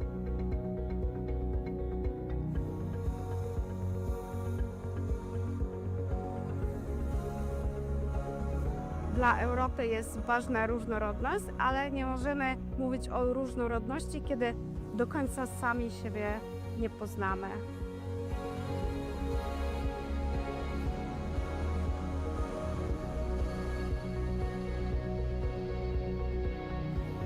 Kultura europejska jest przede wszystkim spoiwem, który pozwoli dzisiaj, w momencie tak wielu kryzysów, które dotykają zarówno Europę, jak i świat, pozwoli na połączenie sił, na wspólnotę i na stworzenie wspaniałych perspektyw i przyszłości.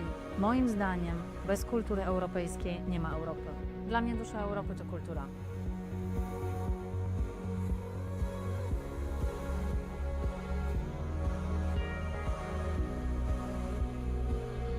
Kultura ma bardzo duży wpływ na gospodarkę.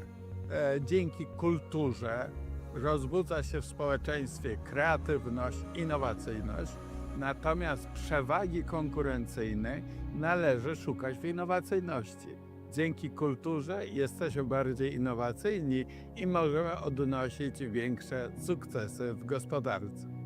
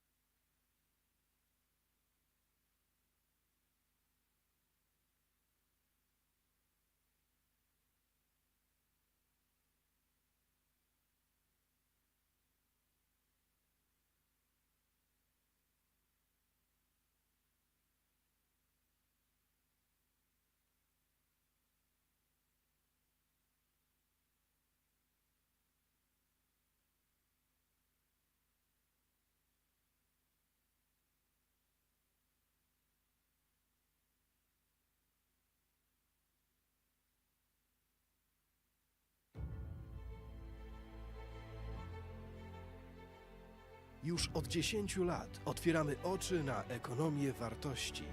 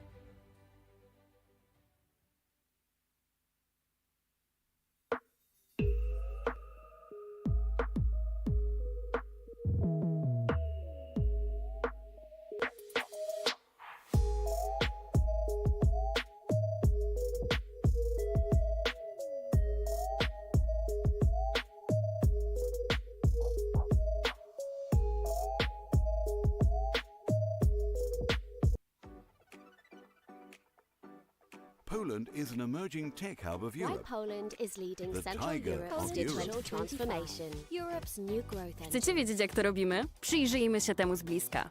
Bliżej proszę.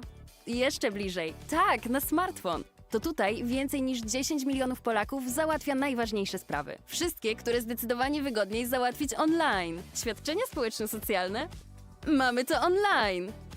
Zeznania podatkowe? Załatwisz online w 5 minut. Dokumenty biznesowe? Je także mamy online. Online możesz nawet założyć swoją działalność. Papierowe recepty? To nie dla nas. Recepty wolimy otrzymywać SMS-em. Ponad 8 milionów Polaków trzyma najważniejsze dokumenty w aplikacji. M-dowód? Mamy to. M-prawo jazdy? Mamy to. Wolisz pociąg? Nie ma sprawy. W Polsce bilety na pociąg kupujemy zgadnij jak online. Coraz więcej Polaków zakupy woli robić online. A gdy paczki są już w drodze, również śledzimy je online. Jak za nie płacimy? 9 na 10 Polaków robi to za pomocą smartfona. Tak, to absolutnie bezpieczne. Skąd to wiemy? Cóż, fintech w Polsce kwitnie. To my jesteśmy w tym liderem. Bo jak nie my, to kto? Polacy mogą czuć się spokojnie, załatwiając sprawy online. Cyberprzestępstwa czy podejrzane incydenty? Zgłaszamy je online. Powiadomienia na temat niebezpieczeństw? Mamy je online. Cóż, lubimy być świadomi. Właśnie dlatego również uczyć się wolimy w digitalu. Bezpłatny wirtualny dostęp do zbiorów z największych muzeów i bibliotek? Mamy to. Dostęp do szybkiego internetu w szkołach? Mamy to. Nauka dla seniorów online? Wiadoma sprawa. I wiecie co? Chcemy więcej. W ciągu następnej dekady planujemy wniknąć jeszcze głębiej w wirtualną rzeczywistość. A już teraz mamy pierwszą w historii strategię cyfryzacji Polski. Przełomowy krok w naszą cyfrową przyszłość. Do 2035 roku co najmniej 85% Polaków będzie posiadać podstawowe umiejętności cyfrowe. 100% podmiotów publicznych będzie korzystać z elektronicznych systemów zarządzania dokumentami. 100% postępowań będzie prowadzonych elektronicznie. 20 milionów Polaków będzie miało M-dowód. Wszystkie kluczowe e-usługi będą dostępne za pośrednictwem aplikacji M-Obywatel. Sztuczna inteligencja pomoże zdiagnozować 100 schorzeń. Będziemy mieć co najmniej 1,5 miliona specjalistów ICT. 100% jednostek administracji publicznej będzie oferować płatności elektroniczne. 50% firm będzie korzystać z narzędzi AI. Ale to wszystko nie wydarzyłoby się, gdyby nie społeczeństwo, które bycie online ma we krwi. Polska wykazuje wysoki poziom interakcji społeczeństwa z państwem za pośrednictwem technologii cyfrowych. Ponad 45% powyżej średniej. A dzięki duchowi przedsiębiorczości i otwartemu społeczeństwu mamy ogromną szansę na przyspieszenie naszej cyfrowej transformacji. Czas, aby to Polska została europejskim liderem i inkubatorem dla wielkich firm z globalnymi ambicjami wzrostu.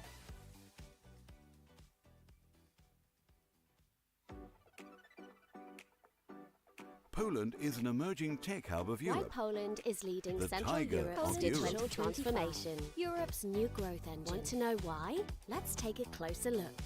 Closer. Come on, zoom in. Yes, on the smartphone. This is where more than 10 million Poles run important errands. We don't like waiting in line, so most of our official business happens online. Insurance applications and social benefits? We've got it online. Filing taxes? Online, in 5 minutes. Business documents? We keep them online too. Well, you can even start a new business online. Paper prescriptions? We're not fans. We prefer to get them by text message.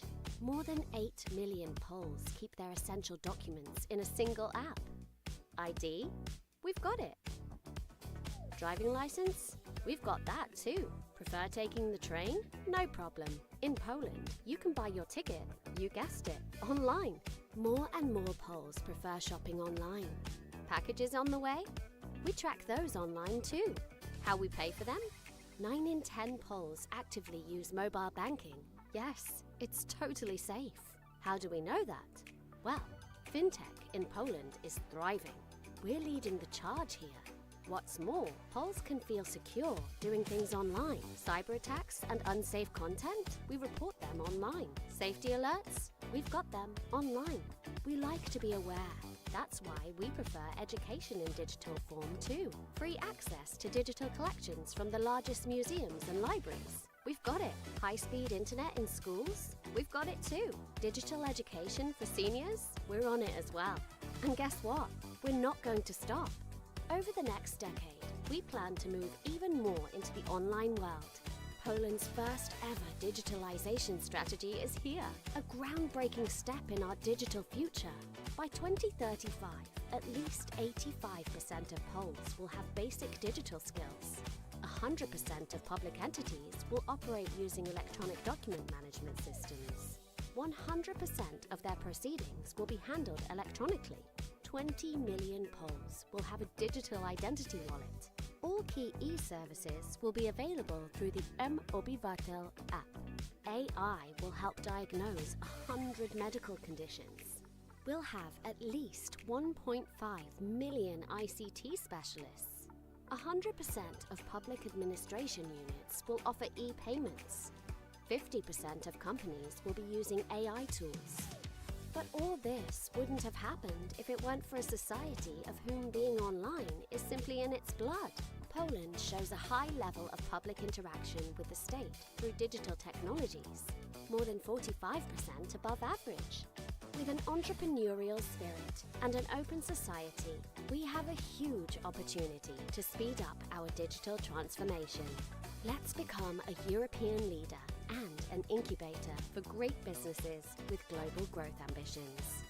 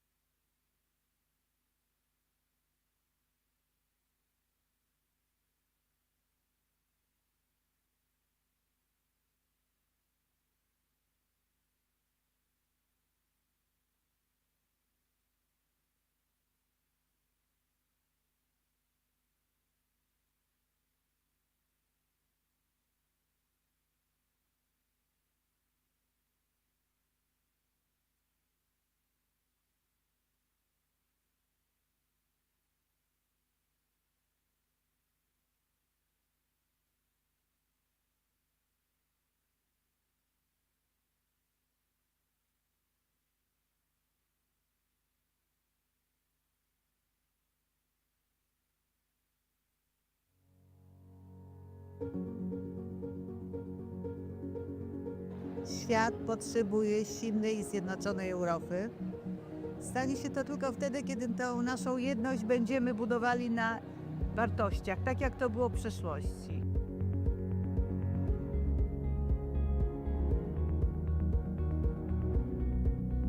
Ukraina jest potrzebna Unii Europejskiej, jest potrzebna Europie, chociażby dlatego, że to, co teraz się dzieje w Ukrainie, ta trwająca już prawie 3 lata wojna, jest wyzwaniem egzystencjalnym dla nas, dla wszystkich Europejczyków. Także Ukraińcy nie walczą wyłącznie o przetrwanie swojego państwa i narodu, tylko tak naprawdę o pewien model życia, europejski model życia, który stworzyliśmy po II wojnie światowej, z którego jesteśmy dumni.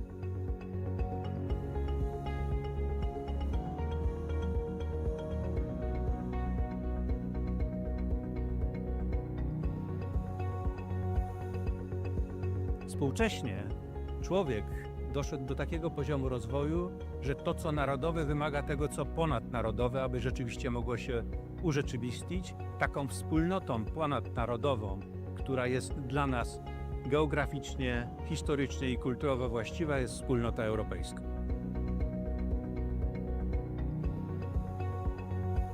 Uważam, że rolą uniwersytetów jest wzmacnianie tożsamości europejskiej. Nasi studenci, obecne pokolenie studentów to prawdziwi Europejczycy. Osoby, które znakomicie się odnajdują w relacjach ze studentami z innych krajów, nie mają barier komunikacyjnych, przemieszczają się, są mobilni, no i wchodzą w różnego rodzaju właśnie formy współpracy, integracji ze swoimi rówieśnikami z całej Europy.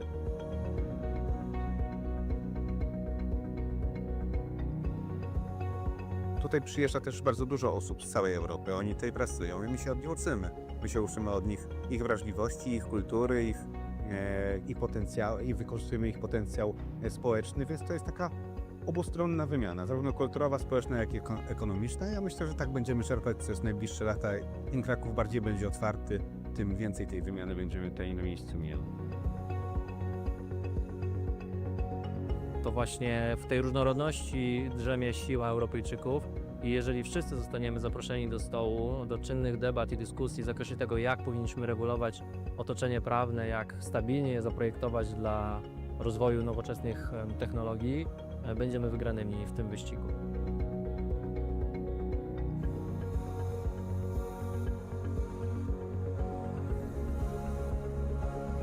Dla Europy jest ważna różnorodność, ale nie możemy mówić o różnorodności, kiedy do końca sami siebie nie poznamy.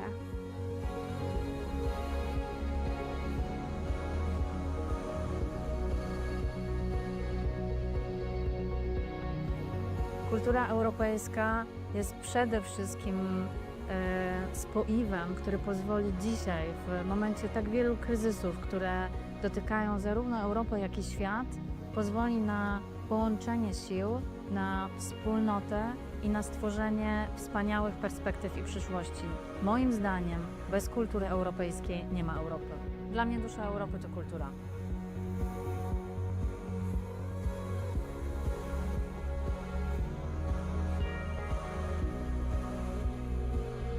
Kultura ma bardzo duży wpływ na gospodarkę.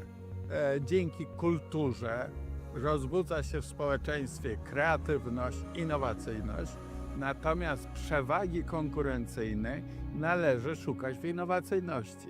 Dzięki kulturze jesteśmy bardziej innowacyjni i możemy odnosić większe sukcesy w gospodarce.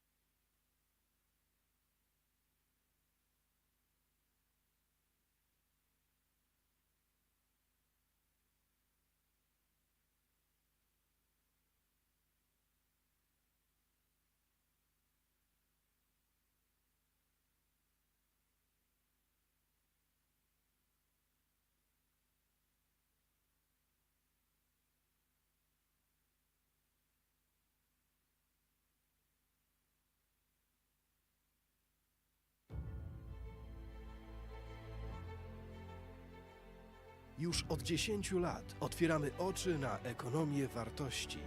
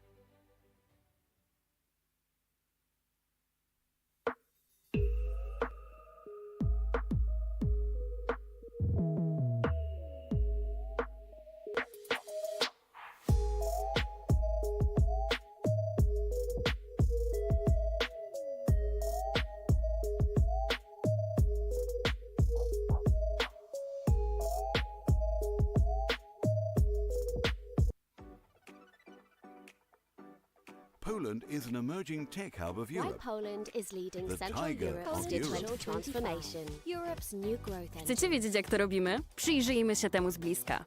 Bliżej proszę. Jeszcze bliżej. Tak, na smartfon. To tutaj więcej niż 10 milionów Polaków załatwia najważniejsze sprawy. Wszystkie, które zdecydowanie wygodniej załatwić online. Świadczenia społeczno-socjalne? Mamy to online. Zeznania podatkowe? Załatwisz online w 5 minut. Dokumenty biznesowe? Je także mamy online. Online możesz nawet założyć swoją działalność. Papierowe recepty? To nie dla nas. Recepty wolimy otrzymywać SMS-em. Ponad 8 milionów Polaków trzyma najważniejsze dokumenty w aplikacji. M-dowód? Mamy to. M-prawo jazdy? Mamy to. Wolisz pociąg? Nie ma sprawy. W Polsce bilety na pociąg kupujemy zgadnij jak online. Coraz więcej Polaków zakupy woli robić online. A gdy paczki są już w drodze, również śledzimy je online. Jak za nie płacimy? 9 na 10 Polaków robi to za pomocą smartfona. Tak, to absolutnie bezpieczne. Skąd to wiemy? Cóż, fintech w Polsce kwitnie. To my jesteśmy w tym liderem. Bo jak nie my, to kto? Polacy mogą czuć się spokojnie, załatwiając sprawy online. Cyberprzestępstwa czy podejrzane incydenty? Zgłaszamy je online. Powiadomienia na temat niebezpieczeństw? Mamy je online. Cóż, lubimy być świadomi. Właśnie dlatego również uczyć się wolimy w digitalu. Bezpłatny wirtualny dostęp do zbiorów z największych muzeów i bibliotek? Mamy to. Dostęp do szybkiego internetu w szkołach? Mamy to. Nauka dla seniorów online? Wiadoma sprawa. I wiecie co? Chcemy więcej.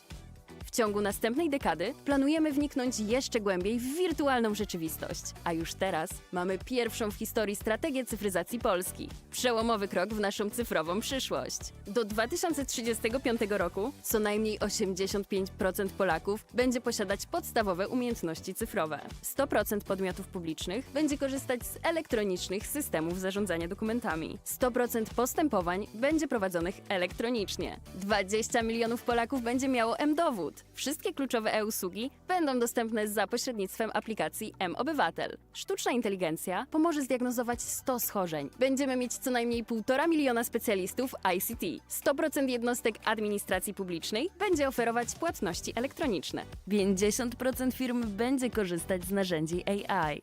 Ale to wszystko nie wydarzyłoby się, gdyby nie społeczeństwo, które bycie online ma we krwi. Polska wykazuje wysoki poziom interakcji społeczeństwa z państwem za pośrednictwem technologii cyfrowych. Ponad 45% powyżej średniej. A dzięki duchowi przedsiębiorczości i otwartemu społeczeństwu mamy ogromną szansę na przyspieszenie naszej cyfrowej transformacji. Czas, aby to Polska została europejskim liderem i inkubatorem dla wielkich firm z globalnymi ambicjami wzrostu.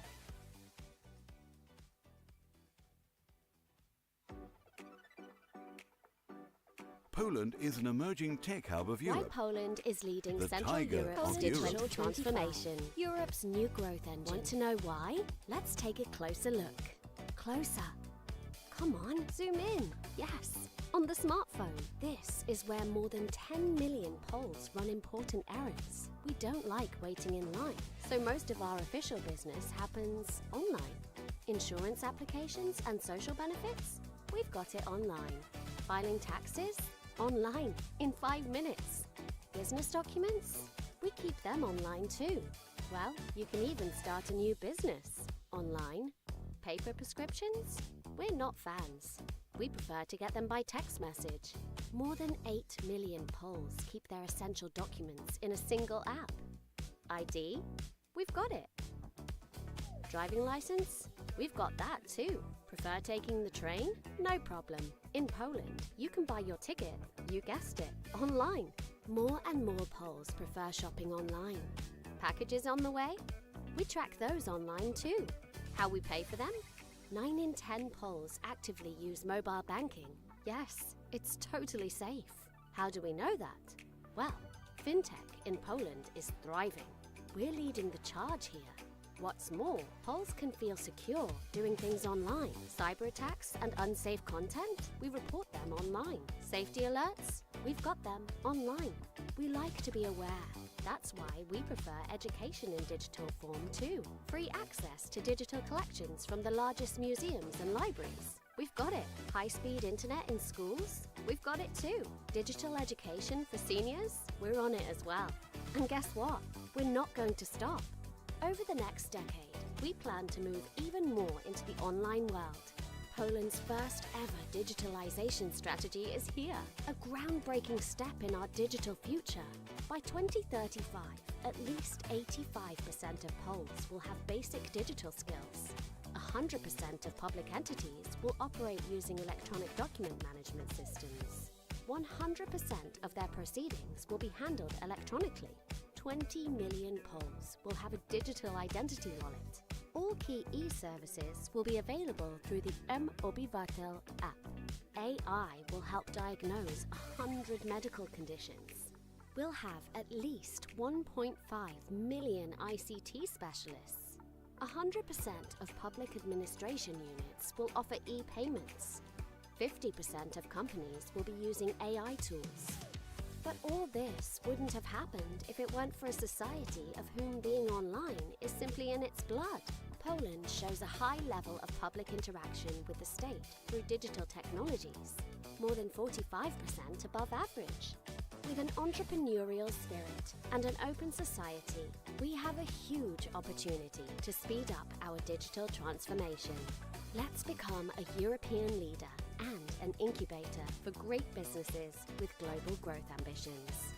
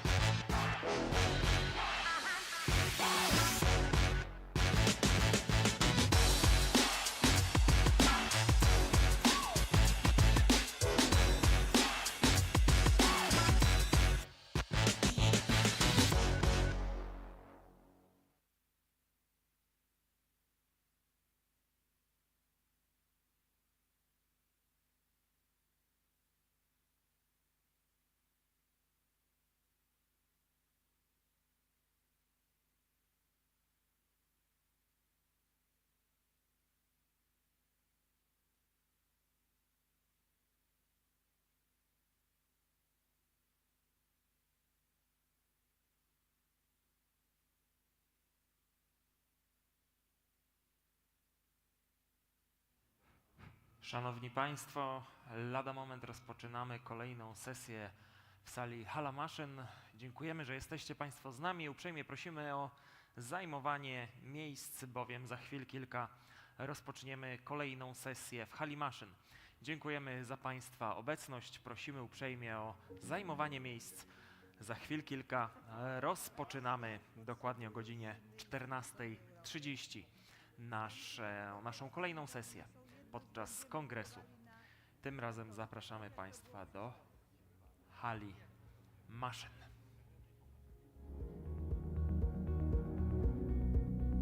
Ukraina jest potrzebna Unii Europejskiej, jest potrzebna Europie, chociażby dlatego, że to, co teraz się dzieje w Ukrainie, ta trwająca już prawie 3 lata wojna, jest wyzwaniem egzystencjalnym dla nas, dla wszystkich Europejczyków. Także Ukraińcy nie walczą wyłącznie o przetrwanie swojego państwa i narodu, tylko tak naprawdę o pewien model życia, europejski model życia, który stworzyliśmy po II wojnie światowej, z którego jesteśmy dumni.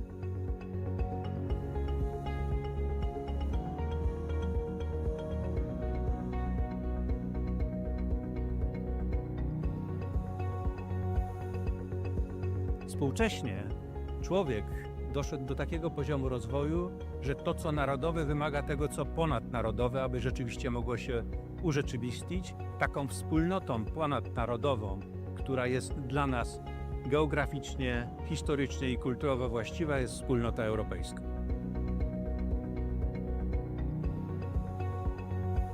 Uważam, że rolą uniwersytetów jest wzmacnianie tożsamości europejskiej. Nasi studenci, obecne pokolenie studentów to prawdziwi Europejczycy. Osoby, które znakomicie się odnajdują w relacjach ze studentami z innych krajów, nie mają barier komunikacyjnych, przemieszczają się, są mobilni, no i wchodzą w różnego rodzaju właśnie formy współpracy, integracji ze swoimi rówieśnikami z całej Europy.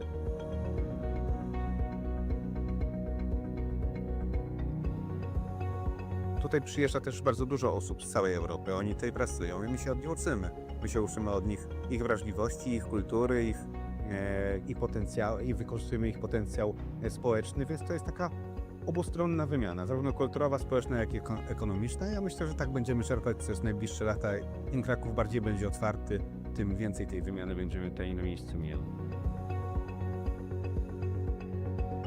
To właśnie w tej różnorodności drzemie siła Europejczyków i jeżeli wszyscy zostaniemy zaproszeni do stołu, do czynnych debat i dyskusji w zakresie tego, jak powinniśmy regulować otoczenie prawne, jak stabilnie je zaprojektować dla rozwoju nowoczesnych technologii, będziemy wygranymi w tym wyścigu.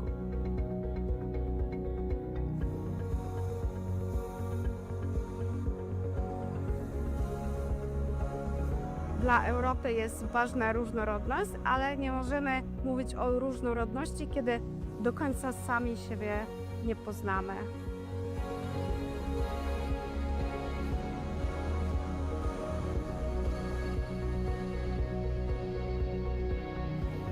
Kultura europejska jest przede wszystkim spoiwem, który pozwoli dzisiaj, w momencie tak wielu kryzysów, które dotykają zarówno Europę, jak i świat, pozwoli na połączenie sił, na wspólnotę i na stworzenie wspaniałych perspektyw i przyszłości. Moim zdaniem bez kultury europejskiej nie ma Europy. Dla mnie dusza Europy to kultura.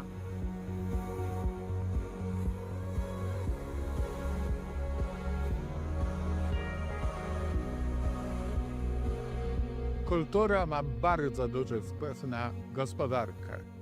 Dzięki kulturze rozbudza się w społeczeństwie kreatywność, innowacyjność, natomiast przewagi konkurencyjnej należy szukać w innowacyjności. Dzięki kulturze jesteśmy bardziej innowacyjni i możemy odnosić większe sukcesy w gospodarce.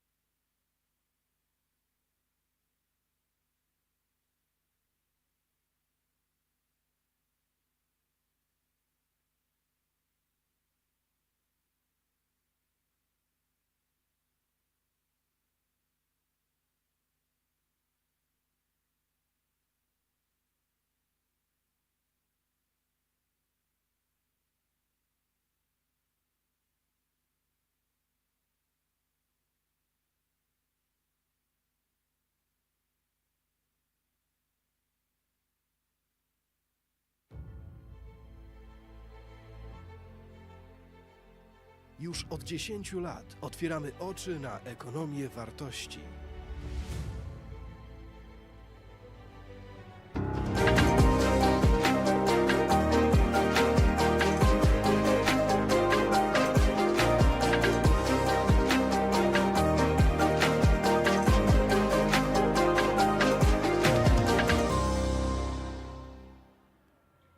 Szanowni Państwo, kontynuujemy. Ladies and gentlemen, we continue the agenda of the first day of our Congress on digital regeneration. We've just completed the break and we are going to have the session on transport and mobility management in smart way. First, voice of Cédric Bourguignon from Egis, and his contribution goes as follows. Future urban mobility, Egis perspective. 15 minutes with Cédric and future urban mobility. Ladies and gentlemen, please welcome Cédric Bourguignon.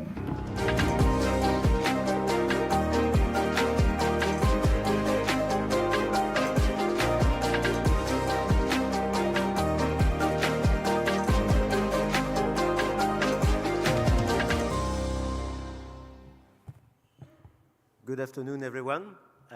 Good afternoon, ladies and gentlemen. Thank you for the Congress organizer for inviting me to this Congress and giving me the opportunity to speak about, especially around smart mobility, but especially about digitalization of on-street parking and how it can enhance public policy and management. In a nutshell, I'm representing Egis, and we are a global leader in consulting, advisory, engineering, and operations and maintenance. And our purpose is to improve people's quality of life and supporting territories in their social and economic development. And I think it fits perfectly within the thematic of this Congress. So we design and operate intelligent infrastructures and buildings capable of responding to the many challenges that we face today. What is for us mobility? Well, again, we are here to help territories face their many urban mobility challenges, whether it's congestion with schemes like electronic tolling or road user charging.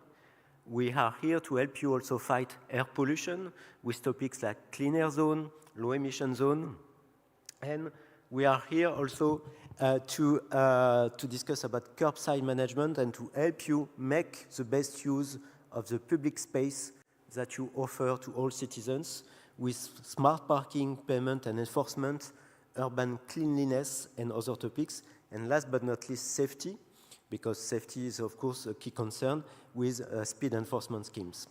That's one big part of our activity, and the rest of our activities evolve around being a mobility facilitator for the final user, providing them with, let's say, a national toll solution with added services bundled in one account. And to demonstrate that, we have proven references in Paris, in Amsterdam, in Manchester, and more. As you know, well, the many cities are suffering from climate change, traffic congestion, and air pollution. And we all know what are the effects on us.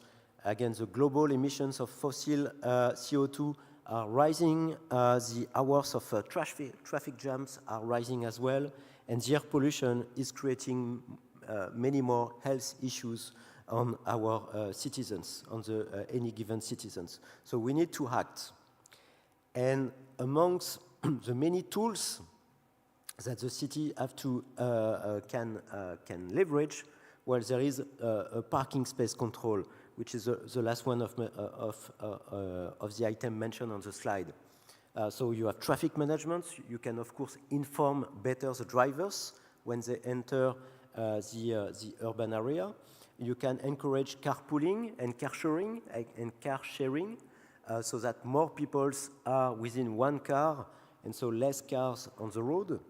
You can also enact access restrictions, so only people with a permit or special authorization will be allowed to enter the city center.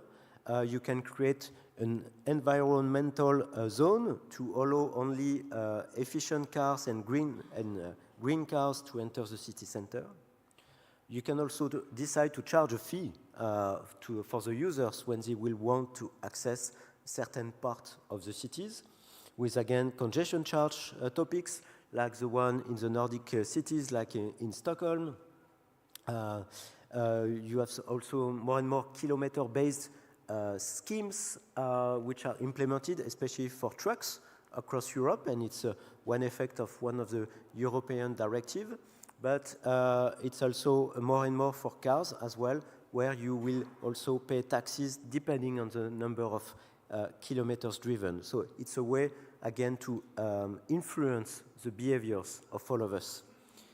And last but not least, well, you can also manage your parking spaces by really working on your parking policy, parking tariff, and how you control the use of this space to make sure that you reduce the impact of traffic, that you contribute to a better livable and breathable city.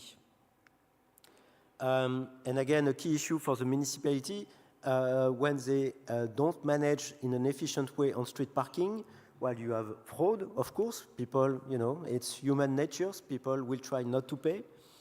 You have more traffic jams because people will spend more time searching for parking spots.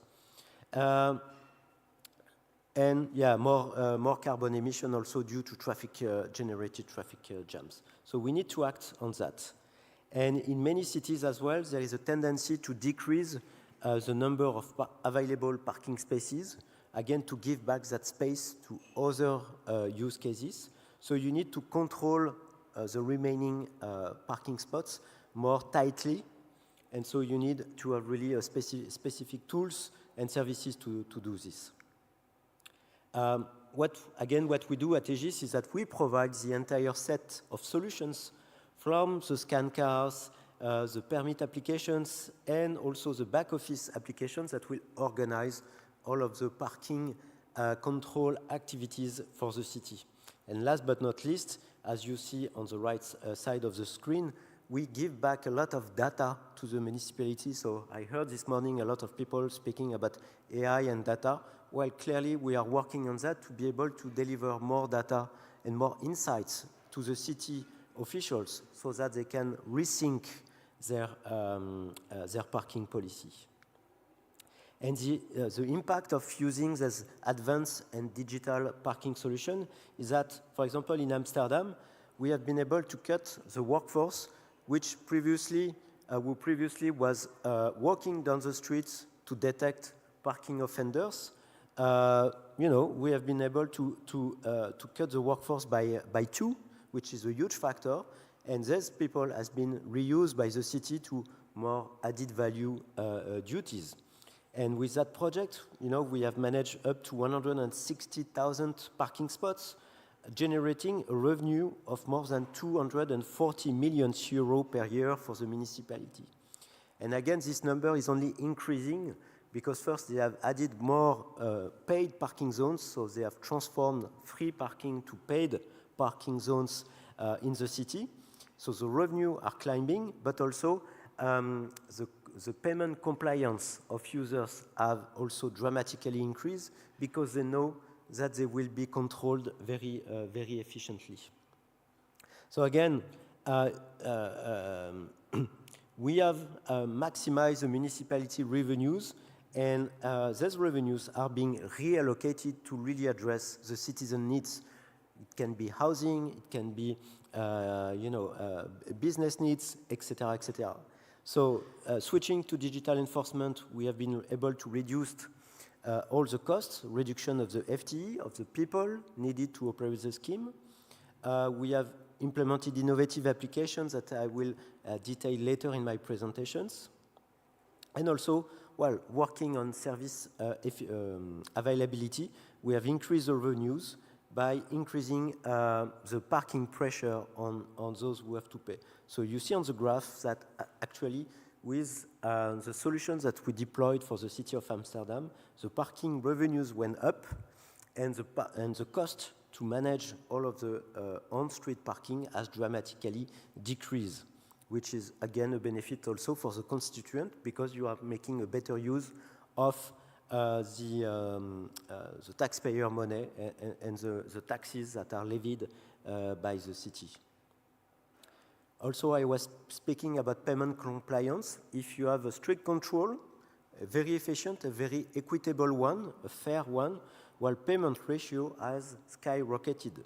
Either when you look at the one including the permit holders or only the visitors, the payment ratio went up to 85% over the years, which is a great numbers. And if you include the permit holders as well, it's close. It's above 99%, which is great. But there are also other use cases with that infrastructure. And the idea for us is that once you have this digital environment to manage the parking interactions of your users and visitors with the city, we said that we would like to reuse also this infrastructure to address other challenges. It can be to detect if people are dropping some illegal garbage in the streets, so your streets are not looking good, and it's not good for the city. You want to measure if, for example, some shops or some restaurants are not using a part of the curbside to put a terrace. We have seen that during the COVID phase. You want to measure as well if your streets are greener year after year because you have planted some trees. And you want to really measure the space occupied by the cars.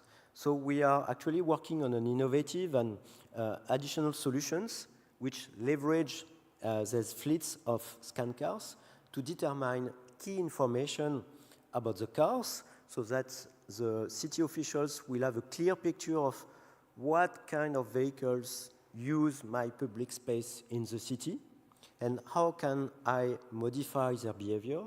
And we also can analyze the urban landscape by identifying all its various elements, whether it's a piece of street furniture, so the benches, the various totems that you have in the street, the signaling as well, the road marking, the pavement, the trees as well. Actually, it's all about camera fueled with AI and algorithms to recognize everything what they see.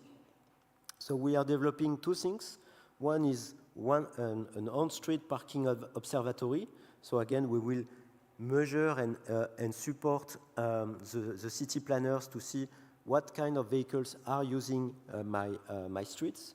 And we are developing what we call an urban heritage or urban landscape inventory or an asset management tool, which will also detect everything that you have in your streets and make sure that it's deployed where you intended them to be, because sometimes we know that there is a discrepancy between the database, for example, of road signage and their actual location, and it can have important impacts. It can create some accident even. So we need to make sure that the city planners need also to make sure that they have the right objects at the right place in the city. So we are really we are working on that to develop that, and for example to make sure that we can provide a diagnosis of all the urban assets to the city by detecting, bicycles, scooters, mopeds that are parked in non-approved locations. We can detect traffic signage, as we say. In Amsterdam, we did some pilot on illegal trash, because it's in the Netherlands, it's illegal to put your trash next to a garbage container. You have to go and look for the next one to put it inside the container, not next to it, and you can get a fine. And again, it's also a health issue if you leave for too long, there's trash outside. So we are helping the city keep the streets clean. And we also developed a specific application to look up instead of looking horizontally. Actually, the cameras were looking up at the street lights to make sure that in the evening they were properly turned on and that they were not broken. And when the scan car was detecting a broken street light, a ticket was created and sent to the maintenance crew of the city, to replace it, to replace the light bulb, and make sure that you live also in a safe city where there is no dark spot in the night for people walking down the street at night.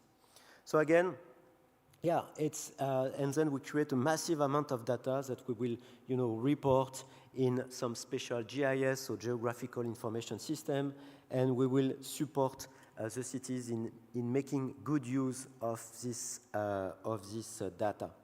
So, as a conclusion, digitalization of parking, I think it's a real opportunity to rethink urban mobility as part of a global vision of parking management, to improve the citizen customer experience, reduce parking time, improve the traffic flow, reduce congestion and greenhouse gas emission, and develop also other modes of mobility. It's all, and again, I think it's all current concerns shared by most citizens, so we are here to help and help you as well in the room to find the right mix of solutions. So again, thank you for your attention.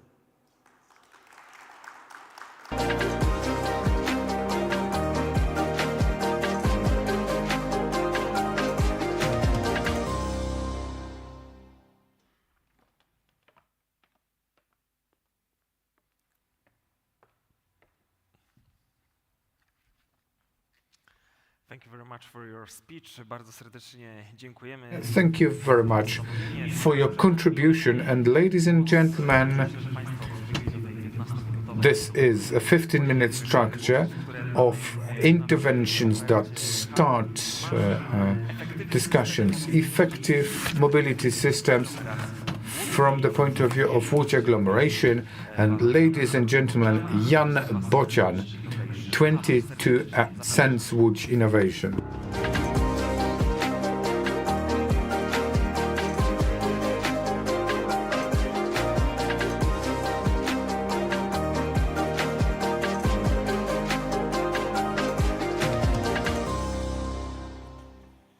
Dzień dobry Państwu. Good afternoon, ladies and gentlemen. Kontynuując Picking up on we have started, that is effective mobility approach. In my today's presentation, I'd like to pay attention to a number of new challenges that cropped up over the last 10 years. This includes trends that will shape the future. It is me and other people who discuss it in the business science structure. We look for solutions, not only today's challenges, but also future challenges, paying attention to what future perception is. The most important thing that appeared and pertains to challenges in COVID-19 pandemics. There was some kind of change of paradigm, revision of values related to things that are marked activity priorities in cities development and providing city inhabitants the right solutions and tools and services that guarantee proper living conditions. What I'd like to pay your attention to.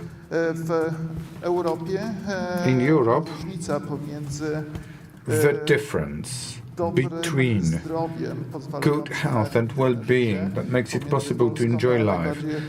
When you compare Poland and most advanced countries like Sweden, it means 10 years. These people utilize the environment they are in a more effective way, and they stay healthy and going strong for 10 more years. When speaking about Poland, 60 years is the span. Average for the European Union, almost 65. When we consider Łódź inhabitants' life expectancy, men 73, women 80 plus. In more general terms, life expectancy in Łódź is one of the lowest in Poland. Duże miasta. I biorąc pod uwagę to, Speaking about big cities of Poland, so the conditions we are in, działamy, ważnym jest to, the conditions we act in, jaki serwis będziemy it's important what kind of services are provided to inhabitants for them to stay healthy and strong the longest possible time and enjoy their lives. Podejścia jest również to, że Professor Kuna z Uniwersytetu Medycznego w Professor Łodzi Kuna from the Łódź Medical University for years has been participating in the global project meant to extend the life expectancy for the local community. Naszym zdaniem ma zdecydowanie swoje odzwierciedlenie w This podejściu is do reflected planowania systemów in the mobilnościowych, approach to designing mobility systems, considering the conditions we function in. If we set the priority related to quality of good life and health of the inhabitants, it turns out that air pollutions are among the key elements determining the quality of our life, and in this case it's quite poor, or it results in significant outlays on health services. It is all apparent in the fact that we have aging society in the region of Łódź. The aging urban community will generate high costs for the healthcare system. Unless we secure many components related to functioning and development of space, as well as mobility systems in our city, it will be quite a challenge for the aging population to get the right services, which will be translated into high costs related to health protection. The regenerative approach to spatial planning promoted by this Congress over recent years has shown various aspects related to components indispensable for creating good living space. As I have mentioned, COVID pandemic resulted in many systems and mobility solutions being revalued globally. Previously, they were mainly transport systems generating or promoting car transport, which was highly emissive. In several cases, and let me just quote the example of Seoul, which is meaningful. A decision was made to transform the mobility systems towards those that are used as green areas by the inhabitants because of changing the primary paradigm of improving health and life quality in cities. COVID and how it affected our everyday functioning offers the opportunities to use the data when predicting future mobility. Our behaviors and ways we function have changed, but we often keep on planning our transport system and cities based on the data from 10 or more years before, even though they are generated in real time. Cedric mentioned it in his presentation. Too often nowadays, even though we have the knowledge and information available, we don't use them in current urban planning and in approaching jak istotny wpływ w tym miała pandemia COVID, ale drugi element, the jak everyday również functioning nowe and how it was podejście w tych affected by rozwiązaniach COVID. nie jest do The końca new brane approach pod is uwagę. not taken into Bardzo consideration interesujące są in these badania solutions. pokazujące, jak There is zmienia also się interesting zapotrzebowanie na research przemieszczanie showing się mieszkańców how w swoim mieście w zależności od sytuacji. the Bo need to jest for coś, co zmieniło całkowicie transportation myślenie o changes sposobach transportu i because it dostarczaniu completely wielu changes usług. our approach to Podstawą transport całego and podejścia providing services. jest The entire swoisty approach nowy is model based urbanistyczny, on a który new mówi nie tylko urban i wyłącznie model. o innych It elementach, ale przede mentions wszystkim, other że components nasze as miasta i well, but przestrzenie first and zurbanizowane foremost, it muszą być emphasizes that our przestrzeniami cities and dobrymi do urbanized życia, area dobrymi need to be spaces good for living dobry status, and dobre życie i guaranteeing dobre zdrowie good life, swoich good mieszkańców. status, Jest to and swoiste good trochę health of odwrócenie the piramidy, inhabitants. gdzie długi czas It's like byliśmy tylko i reversing the wyłącznie pyramid, nastawieni na where for a efektywne long przemieszczanie time we się z focused on jednego effective obszaru transport do from drugiego, w zależności one od naszych codziennych area potrzeb. to another, depending on our Cyfrowe everyday narzędzia needs. dostarczają i rozwiązania Digital dostarczają nam coraz tools więcej and solutions informacji. offer more and more Wyzwaniem na information. The dzisiaj challenge u Łodzi, for aglomeracji łódzkiej jest między Łódź innymi and to, Łódź że metropolitan mieszkamy w area mieście aglomeracji is that we podlegającej live in a ciągłej, city przebudowie which is infrastruktury under właściwej constant jakości. Ta reconstruction przebudowa to infrastruktury ensure wpływa na adequate nasze quality codzienne of the życie infrastructure, i and it powoduje affects our everyday wyjątkowe life, zakorkowanie naszego causing miasta. congestion in A w our wyniku tego, city. jaki dzisiaj wykorzystujemy transport, jest to głównie Since transport we mainly samochodowy. use Generowane private są cars to zanieczyszczenia, które move, wpływają na naszą pollution długość życia, is jak generated również na and nasz it komfort affects życia our w life naszym expectancy mieście. Jeżeli and położymy comfort. większy nacisk If na we to put podejście more prozdrowotne, emphasis on the podejście do health promoting myślenia o nowym approach systemie and we mobilności, consider efektywnym systemie new mobilności dla Łodzi, and ale effective przede mobility wszystkim system nasze for podejście Łódź, do but całej first and aglomeracji foremost, łódzkiej jest całkowicie inne. we I need tutaj to have chcielibyśmy zastosować a swoistą unified nową approach in the metodę, entire również metropolitan podejście, które area. funkcjonuje Furthermore, nowych we rozwiązań need to look for dla new solutions nowych przedsięwzięć i startupów. for new Jeżeli startups postawimy and w projects. centrum If we mieszkańca miasta jako focus klienta on a dostarczanych city usług, inhabitant as a związanych, client of z przemieszczaniem services się, to zaspokojenie tych related to usług mobility, w zależności od wieku tego mieszkańca satisfying the needs powinno depending on the generować inhabitant's age reorientację should podejścia do generate tego, jaki system reorientation to przemieszczania się dla the zagwarantowania approach, wszystkich usług niezbędnych dla mieszkańców jest możliwy. specifying what mobility system is feasible. On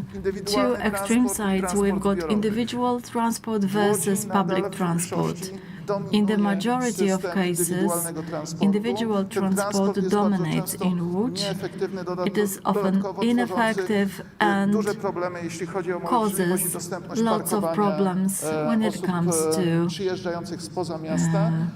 parking spaces and parking capabilities for those who come from outside. Moreover, we have the problem of the city flooding, meaning a big part of working people move outside the city, but still use the services and schools, which generates extra demand for mobility. If we do not monitor it in real time, we are not able to make the right decisions as we lack adequate data. In the entire scope of mobility services, there is room for innovation, for creating startups and solutions. This is the component of capabilities which create potential jobs and for inhabitant-oriented solutions, but we'll need need more data indispensable to make the right decisions and to take adequate measures. In our city, owing to the problems we have a unique market for innovation, but we need access to data to propose relevant solutions for the future. As was pointed out, it's possible to generate the right data. This is the example of a completely new approach to something that shows the mobility needs of the inhabitants. There are some digital and ICT solutions showing how my pedestrian route, how effective it will be versus some additional services which I can use to cover the journey through my city. So I can either choose the fastest route from point A to B, or I can choose a route through green areas or in places with the cleanest air. There are some guidelines showing how I can move effectively around the city depending on the solution type of my choice. This is data-based and AI-based solution which can help us, the inhabitants, make our decisions, especially that the city functioning and inhabitants' health are going to be the priorities. It should all be based on data-driven management. For many years now, we've been discussing how to create a system of open data that will let us use data generated in the city. I mean those generated by university centers in order to create inhabitant-friendly solutions and to follow the fast-changing trends and behavioral changes. Łódź as a city and a region is an aging area. Over 250,000 inhabitants are over 65 years of age, and the number will be increasing. We've got some well-conceived proposals on how to create a system that will support our aspects of effective mobility based on data. The first component is whether health and quality of life will be placed as our priority, or whether we'll focus on effective moving from one place to another. We are looking forward to discussing the topics with you, but we also believe we have the time to come back to the concept of the city to grow effectively, to attract new inhabitants. According to the demographic scenarios, we're going to have 450,000 inhabitants in 2050. We can hope we'll reverse this trend and turn Łódź into a friendly Central European city, which will be attractive to live and to grow your business. Thank you very much for your attention, and we are about to start the panel discussion.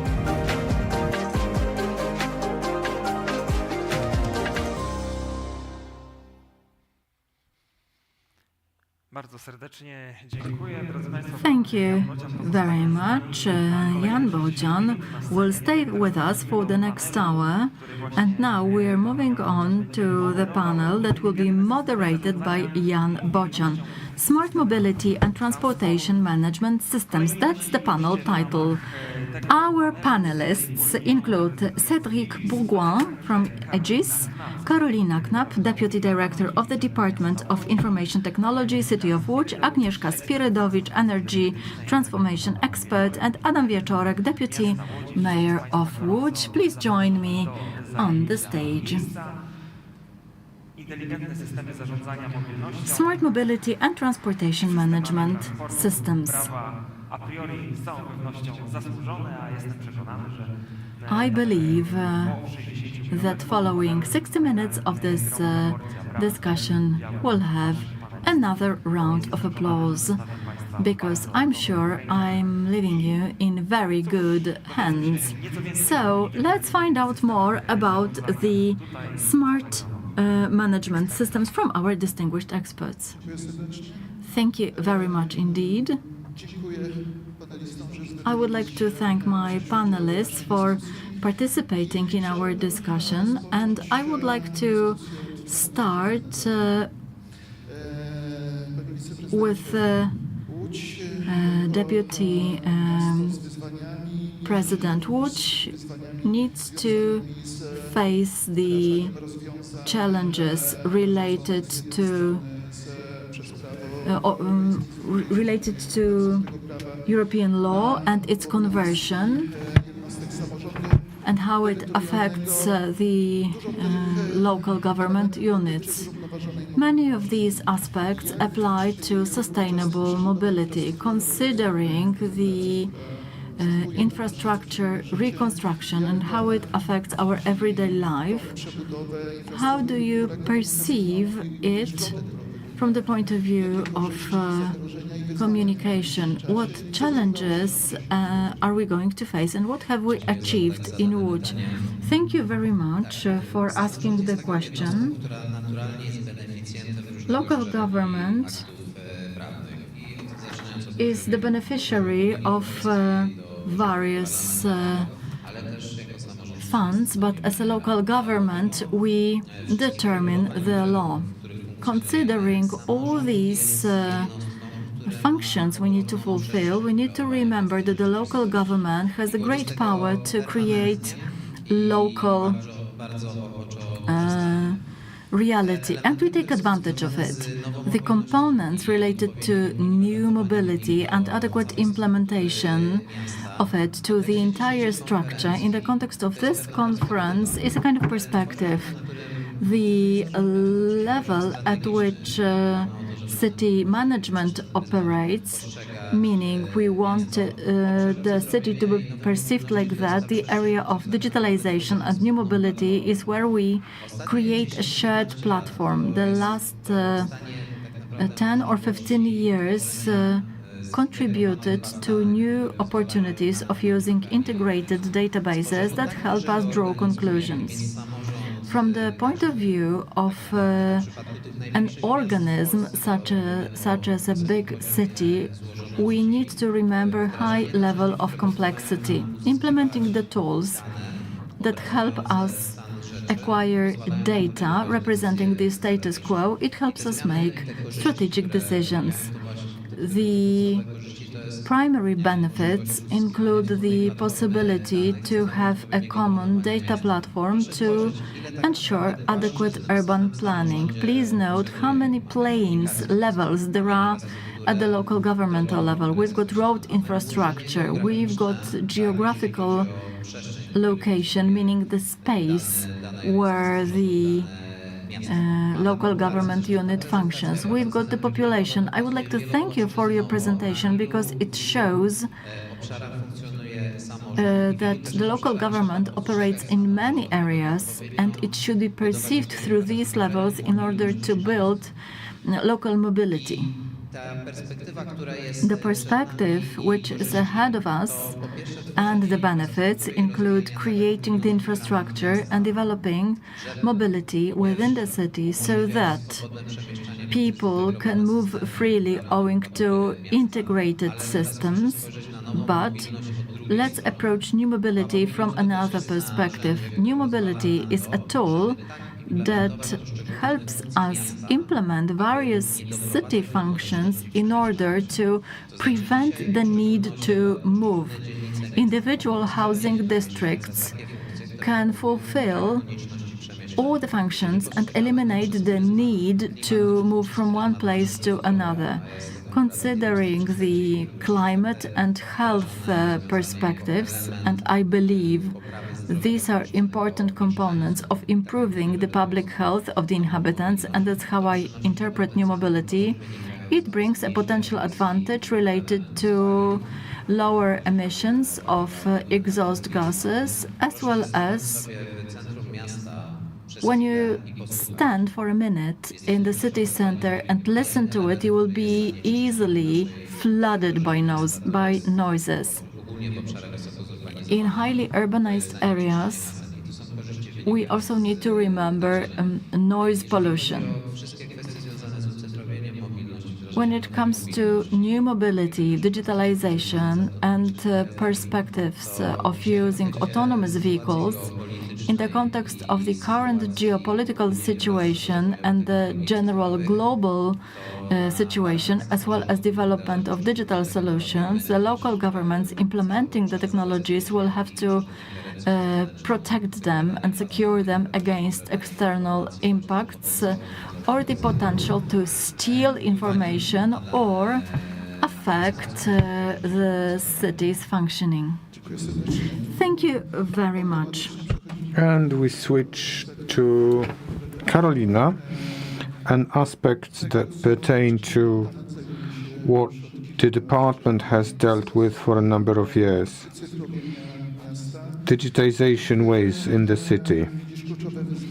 So what are the key challenges for what the deputy mayor was speaking about?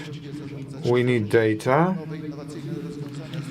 We create innovative solutions that are cybersecurity challenges and hybrid war-related elements. How are you coping with this? Hello and welcome. Cities' digital transformation is a multifaceted topic to discuss and a very difficult one. In previous panels, people were saying that digital transformation is much more than technology. It is anything that is human or inhabitant related or clerk related. Digital transformation has continued for many years. For 2 years, we have intensified the work. We try to attain the smart city concept, the city brain concept. So creating the city that is like a human body who's got a nervous system. It's got technologies like AI, blockchain, calculative cloud, big data, to create one coherent ecosystem where everything operates. Challenges, there's much of a challenge. What we want to do, what we want to attain, giving up on the silo approach in solutions and silos databases.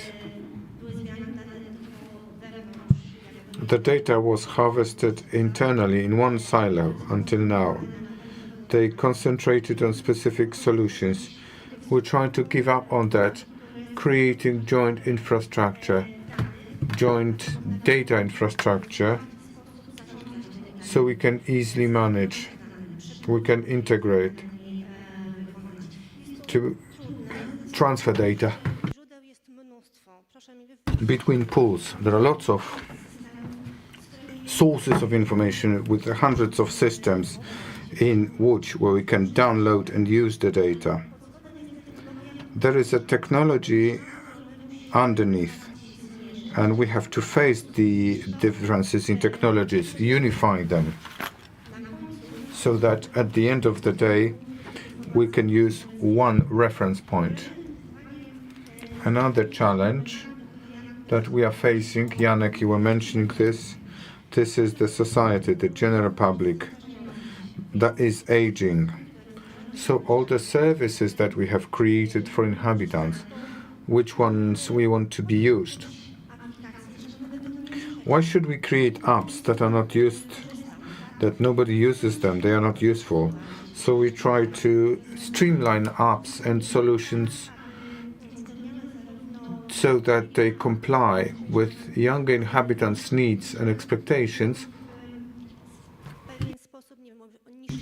and expectations of those with lower digital competences. Our activities wouldn't go the right direction but for organizational changes at the level of a clerk, department, or inhabitant. We need to feel the openness to show that the changes are good, that digital development does not exclude us from social life, that it's designed to help us live, to make our city a better place to live. And organizational changes, they would not be implemented but for the city's board support. Many thanks and kudos from our team for this support, for this possibility, for this understanding. Safety. Deputy Mayor spoke about safety and security, which is also very important. We cope with this. We try to implement services so that the inhabitant feels that whenever the data is made available, it is still safe from their point of view. We have limitations like GDPR compliance. It needs to be compliant enough so that at the end of the day there is no data leakage. I'm about to finish. When it comes to challenges, public procurement that puts us into a framework you cannot escape. We want to order innovations and create cutting-edge solutions. We kind of cannot do this touch point in procurement in the context of Public Procurement Act. Yes, this is the financing in general and infrastructure development in the European Union. And on the other hand, Europe loses the race in technology and competitiveness, be it the States or China, and developing countries. It's a great challenge. Agnieszka, for many years you have been involved in energy transformation, which is to bring about one of the key elements, not only energy delivered whenever we need, but providing clean energy, zero emission, emission-free. Emissions are key for our life, operations, well-being. In your opinion, new technologies, which technologies would you see the greatest chances in for Łódź and similar cities? Where should we look for the future? Thank you for this question. All transformation aspects are multi-layered and multifaceted.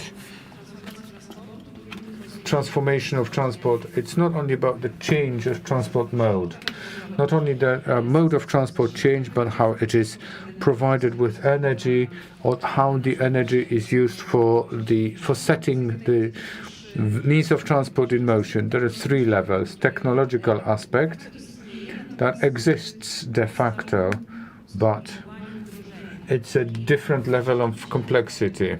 Electromobility first and foremost. All electromobile vehicles, not only do we speak about cars, regular cars that are used for driving, but also vehicles that can be cargo vehicles. Electromobility means trains and trams and railway system. Yes, indeed. We don't even know how much energy a train consumes to start going. Pendolino, it's hard to imagine this amount of energy to set it in motion. For this transport to be emission-free, we need to have supply source. We need to integrate it with power supplies using data, so we know when it starts, when the tram starts, when to charge our bicycles. This is Arias technology related. Energy storage and the system that I'd like to have, but it's pretty complex, not from the point of view of technology, but from the point of view of law. Vehicle to grid, so when our cars become energy storage facilities, not only do they take in, but also give back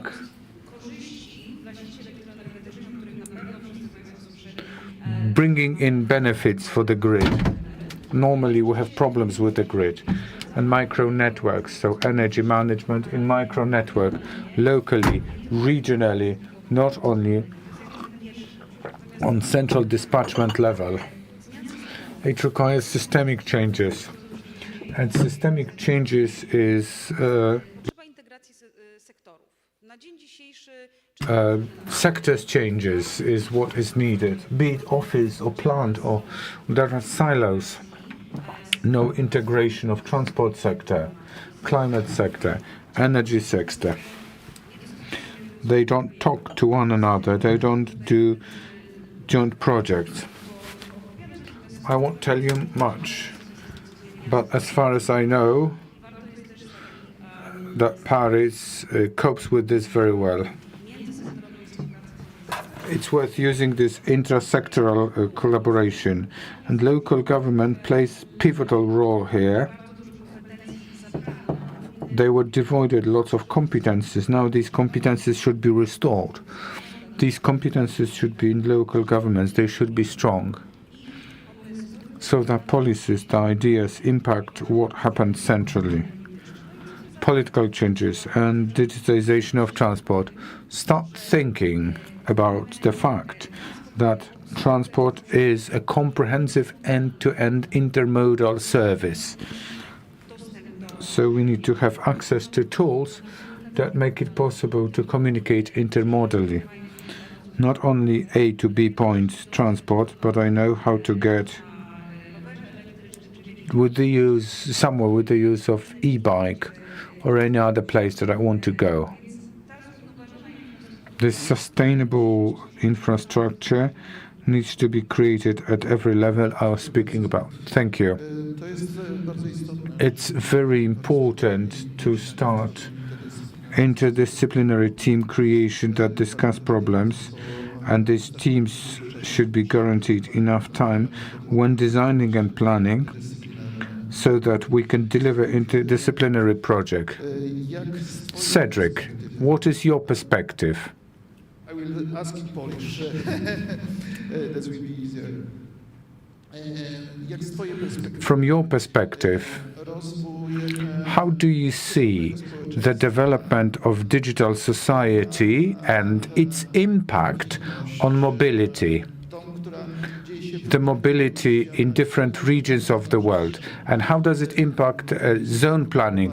Egis is a global group, so you have access to information from all corners of the world. You can observe trends and changes in different corners of the world and regions. So what is your opinion? These two important aspects, how are they impacted? Well, thank you for that question. Effectively, it's quite a wide scope if we want to think about it from a worldwide perspective. But when you think about urban mobility in that digital society age, I think we need to adopt also the point of view of the traveler, of the user, and to make sure that we can accompany the traveler before, during, and after the trip. I think it's really important that we, in that digital age in which we are, that we provide the travelers, the users, with a good support to make the best choice. And the best choice at a given point in time may not be the same choice 2 hours after or the day after. You need really to accompany the change in behavior of the users, of the travelers that you want to influence, because it's all about how to modify the behavior so that people will not take their car but use public transport or or put their car in a park and ride spot and then up on a tram, on a bus, and then up off for their next points. You need to give them the right tools to decide. And these tools needs to adopt a lot of criteria. So it's costs of traveling, it's CO2 emissions. Not often the CO2 costs of a trip is displayed to the user, so that's really important. Of course, the time, the duration of the trip. Is it a practical one? How many stops do I have? If I have a particular situation like a handicap, will it allow me to support this handicap, etc., etc. So I think really one of the key points I wanted to deliver is that we're here to support the choices of the travelers. Those choices needs to be reevaluated in real time at any given time of the driver journey, and we need to adopt the point of view of the traveler. Thank you very much. Myślę, że możemy wrócić teraz. I think we can return to Deputy Mayor. Another question. You were speaking about this partially. Mobility and electromobility activities, how do they impact the quality of air in Łódź? What results have you attained? And there is element of big changes in post-COVID era. So how does it impact quality of life of the pandemic? It's a long question. I'll have to focus on some parts of the question. COVID has shown that you can provide services without moving around. Some can operate without moving around to the place somebody has worked in. General facts.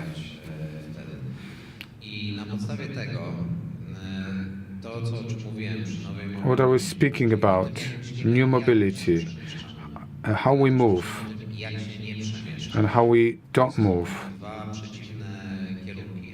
Two opposite directions that fit the new mobility. Electromobility is what I am responsible for. And I need to say briefly, starting 2018, when Alternative Fuels and Electromobility Act was accepted, it has changed. And there are different requirements versus local governments. And there is another factor that is important for us when it comes to new mobility, including electromobility. This is the aspect associated with today's tools, associated with air quality parameterizing.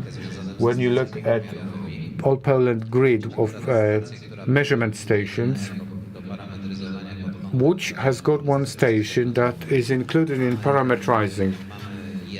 Just one. So this one will be used to implement clean air zones. This is the perspective. The elements that we have implemented are related not only to the act, but also the need to change the city. We want to change the fleet of the public carrier. 30 buses are electric buses. We are starting the bid. Documentation was checked, so we'll have new cars. These are complex systems. And there is a company that takes away public waste, low emission transport.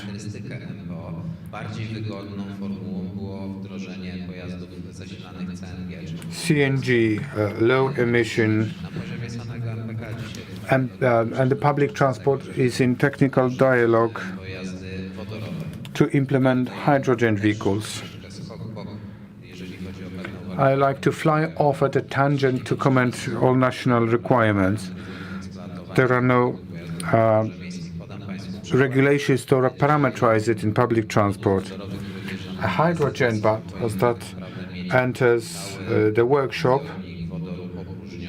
should have the hydrogen tank empty owing to the danger. So technologies should change so that we can service the buses. So technical dialogue should tell us how to use. The fleet that we use keeps changing. We have dozens of cars in municipality and buses. Why do we do that? It's not only legal regulations. If we want to change the awareness that a solution is the right one, we have to think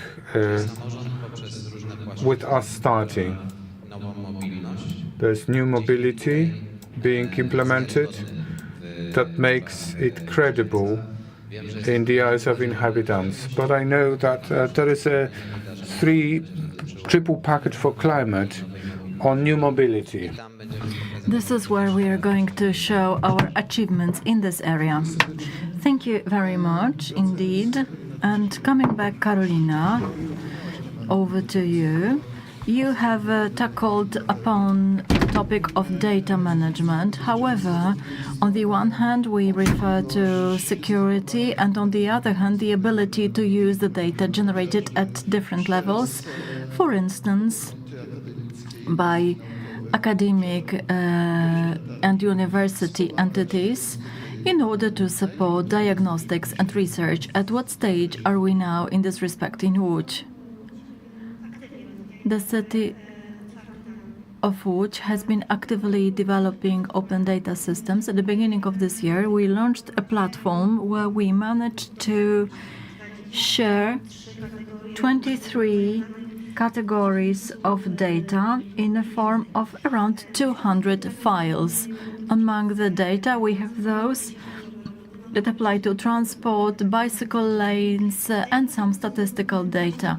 The information is available in order for companies or inhabitants to use them for research purposes to create various innovations and predictions. Nevertheless, I believe we need to remember that data sharing, data opening has various aspects. In addition to the fact that we want to be open to everybody, we also need to follow the applicable laws. That's why the data are not opened directly, but they need to be verified by a team. The team consists of people who need to confirm that it's justified to release, to open the data if it's done according to law. Some resources can be released, but once combined with other resources, they create a set that must never be released. That is why this team is very important. In the open data platform, we have the data that can be used by companies, startups, or external companies. The data are published in the formats that enable certain analysis. In the future, we want to have the data available that will enable taking information from the very source. It all wouldn't be possible without collaboration with various entities. I'm not saying only that internal communication in our office is important, but that we also need to communicate with the academia, with external companies. We've got lots of projects carried out in collaboration with the University of Łódź and Łódź University of Technology. On the 1st of April, we signed a letter of intent as part of driving urban transitions, where we participated in a competition to create a digital twin for urban transport and new predictions related to creation of new paths and inhabitant mobility.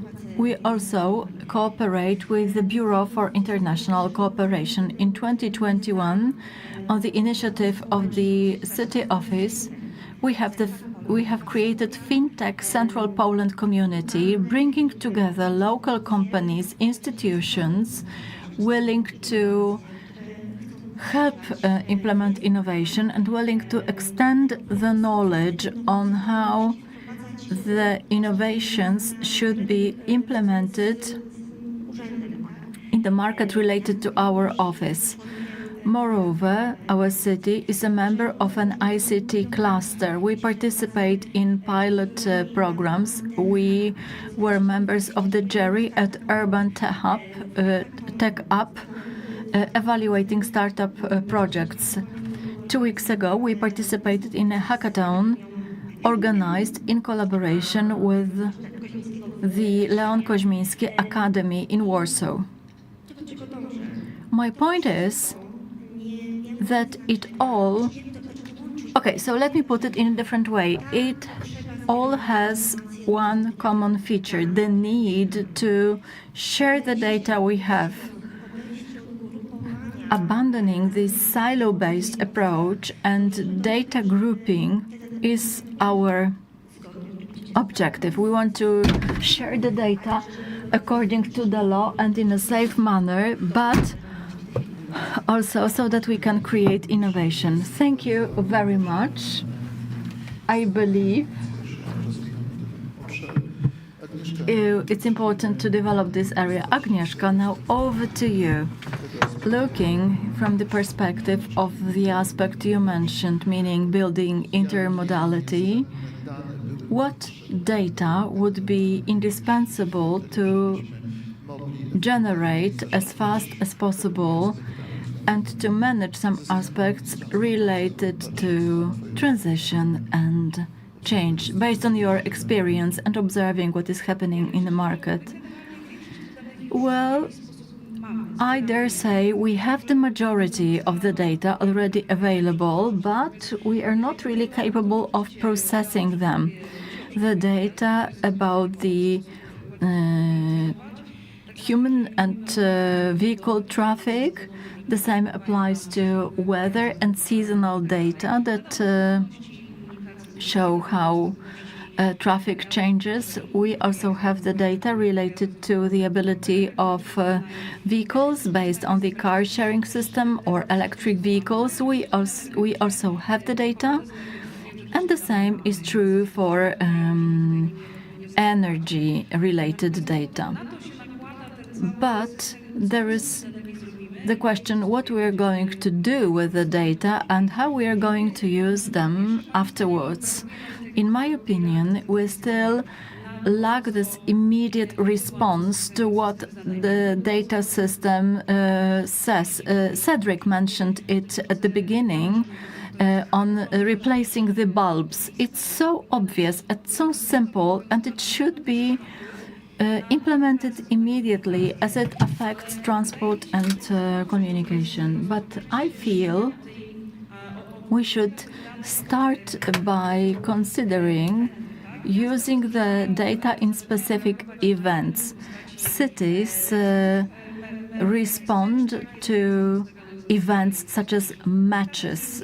Typically, we've got more public transport means, but it does not happen in the case of other urban events such as concerts or other events. Typically, the public transport on such occasions does not facilitate the life of its inhabitants. Let me give you the following example of who uses it in the simple and right way. Bolt, Uber, Freeway use them in a perfect way. When we leave a concert, there is a crowd of people. The prices are really high. Let's wait 15 minutes. Let's leave the concert and let's have coffee. The price is going to go down. It can be 10 times lower. They are using it. They store the data related to the demand and refer to it in real time. I believe that in the urban transport and public transport, where local governments are responsible, is to learn on this example. Let's do something so that in a more complex structure of car parks, people using public transport and using their private vehicles, I know it's more complex, but let's try to use it in such a way, because we can collect the data. Thank you. You mentioned the question that I would like to ask to Cedric, because this is the topic related to dynamic traffic management. Cedric, based on the Egis group and based on your experience, in your opinion, how the dynamic traffic management can improve efficiency, not only in relation to mobility, but also to environment, and what is Egis group experience in this respect? Yeah, thank you. As I said in my presentation, I think the cities have access to a wide and big toolbox to address these dynamic transport management issues. And it's actually about also managing expectations and driving user behavior. So it's using both carrots, but also sticks to make sure that people modify their behavior. So you can implement carpooling lanes on some ring roads or highways around your city. You can implement low emission zone or cleaner zone to restrict access to the city center to some specific users or vehicle categories. You can also incentivize people to use certain modes of transport. We were discussing yesterday evening about gamification. I think it's a powerful tool to modify the behavior of the people. We have also experience about what we call positive tolling. What is positive tolling? So you have to pay, or not, you don't have to pay, but actually you are being paid for not driving your car at specific time of the day on specific stretches of roads. And it's especially interesting when you have to manage temporary roadworks, or when you have to manage specific events as well. Well, you were mentioning, for example, a sport event. Well, you could imagine that you would also incentivize people not to take their car, but to take an adapted mode of transport for this kind of event. So actually, we have already all the tools to either facilitate or make more difficult some journeys, some travels to the users. So in terms of urban landscaping or urban shaping, actually, yeah, we can modify. The good news is that we can modify the behavior of the people. We just need to implement them. So it takes time and courage to do it in a city. Dziękuję bardzo. Thank you very much indeed. We've got 12 minutes left, so just to finish, I have a short question that I would like each panelist to answer. It applies to the near future and perhaps the 5 years perspective. So the first question goes to the Deputy Mayor. What is your vision of future? Just briefly, in 2 minutes. I know you can't exhaust the topic, but perhaps we'll have the opportunity to hear the questions from the audience. Yes, these are extensive questions that I could answer for hours, but I need to get the gist of it. So 2 minutes. Łódź in the next 2 years will see lots of changes. We are going to have the central transport hub and high-speed railway connecting the 4 largest local governments in Poland. Quite near this place, we'll have a junction of all these lines under the ground. Developing our city and considering the traffic possibilities, they will increase. The cross-city tunnel linking the Fabryczna railway station, which will be like a pass-through railway station, will help you reach Kaliska railway station. It's the vision of new mobility in the city, but that's the challenge related to the integration of the systems. We call them the Łódź Underground, but that's just like a slogan covering different modality modes in a highly urbanized area. You rightly pointed out that there are various cultural and sports events that require better integration of the transport systems, but they also force the city to withdraw some services when such an event takes place. We had a marathon at the weekend. Those of you who live in Łódź definitely know what the city looked like during the weekend and during the marathon. We are going to plan the mobility in our Łódź owing to the new system to fulfill all the city functions. Thank you. Karolina, over to you, just briefly. A perfect digital ecosystem. In 5 years' time, okay. In 5 years' time, I believe Łódź will be like a living organism that will help us analyze, respond, and adapt to the situation. An organism that has a resistant system featured with sensors, analyzers, and tools that help us make common decisions. A system that enable information exchange through API and not manual data entering. It can be supported by AI after verifying what information we get. The system will also help the inhabitants make their individual decisions on how to travel all over the city based on some specific information. Our predictions should be based on reliable information. That's my dream system in 5 years' time. Thank you. That's what we all wish for. Agnieszka, Poland is definitely not a leader in innovative technologies, but from the perspective of mobility provision, what are the most important components of innovative solutions? What will they be like?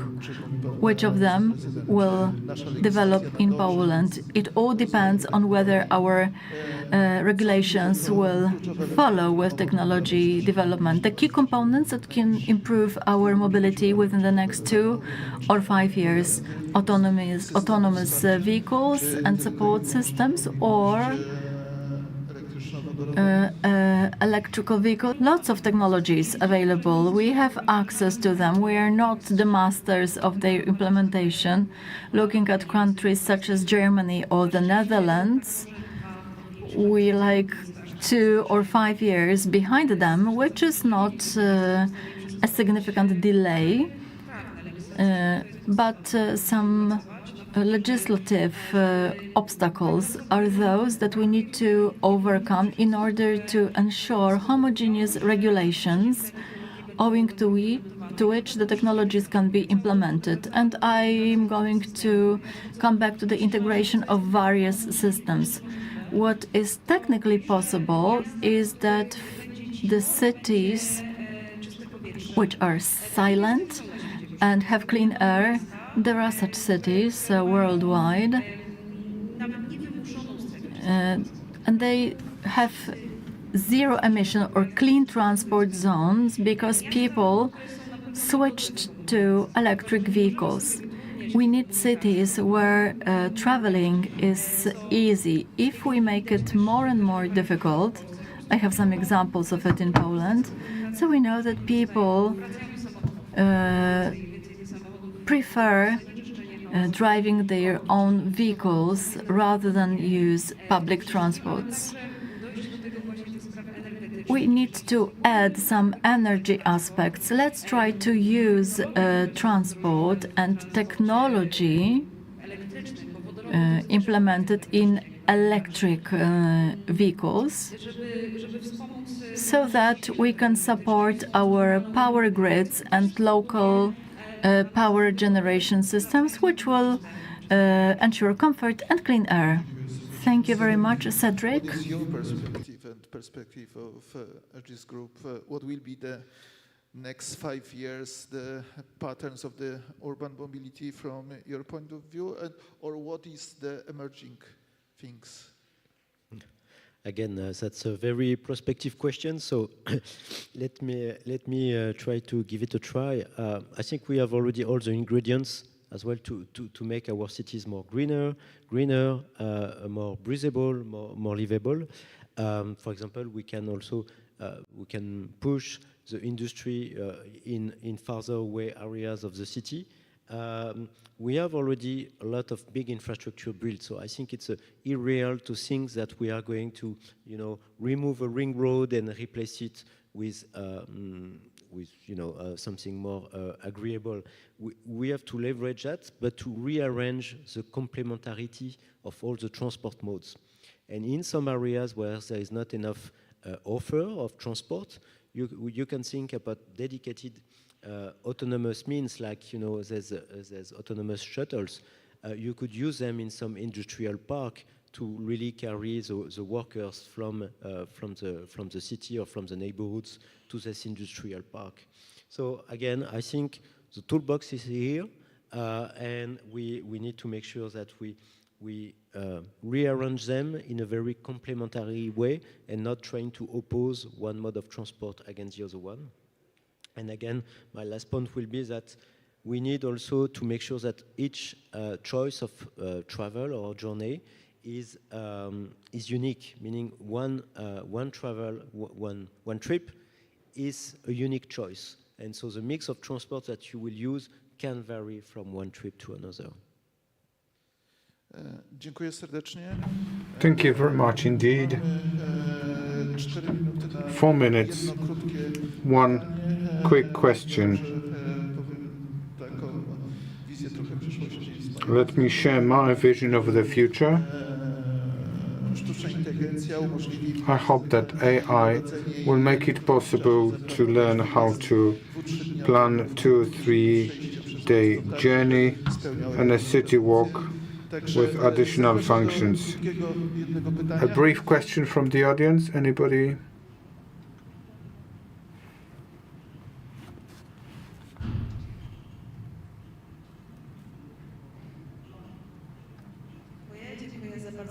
Thank you very much for this interesting panel. One quick question divided into 2 little questions. Could you please let me know what kind of solutions Egis is putting into practice in terms of security? Because security is one of the facilities or the demands for the mobility right now, and especially when you were mentioning the Amsterdam city. It's one of the key points right now, which I would expect that the company which provides the city with the solutions will take into account. This is the first question. A drugie pytanie do Państwa. And the other question goes to Łódź municipality. What kind of startup would be the startup that you'd like to see in the upcoming 5-year perspective that you'd support with competitions so that startups contribute towards the vision that you've presented? Well, I will start about safety. Generally speaking, there's a convergence of technologies that can address multiple topics. So when you have, a network of cameras set up to control and enforce a cleaner zone, you can reuse these cameras to also detect certain behaviors or detect, any potential threats. So that's one point.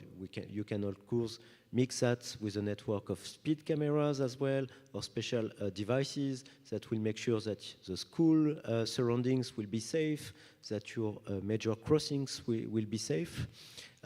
It's one of the ways to achieve that. And as we said also, with all the technologies that we can deploy in the streets, they can be used not only to enforce or control a specific scheme, but to also detect broken lights that at night will needs to be repaired so that your journey at night is safe. We can, virtually the sky is the limit with the technology. So let's think together. Bardzo dziękuję za to pytanie, a odpowiedź będzie kontrowersyjna na wstępie, a coraz gładsza z każdym zdaniem. Thank you very much for this question. I'll start with controversies for the beginning. What kind of startups? None, because this is not a local government's role. This is a tough part. And a soft part, governments, local governments should be national economies level with two elements. If this fund is created and there are priorities attached to these economic features, this is the role of local government. There is a strategy and fund from state level, and we adjust our offer to create startups, be it infrastructure, buildings, offer, lots, locations, investments, for the development of startups. And from the point of view of Łódź local government, one more step, national fund for startups. Only few % of money is multiplied because we know what is the lifespan of startups. But a few % of startups that develop on the canvas of local governments require another step, financing their further development. Europe is great in startups and awful in startup development, so that at the European level we've got borders that attain global peaks.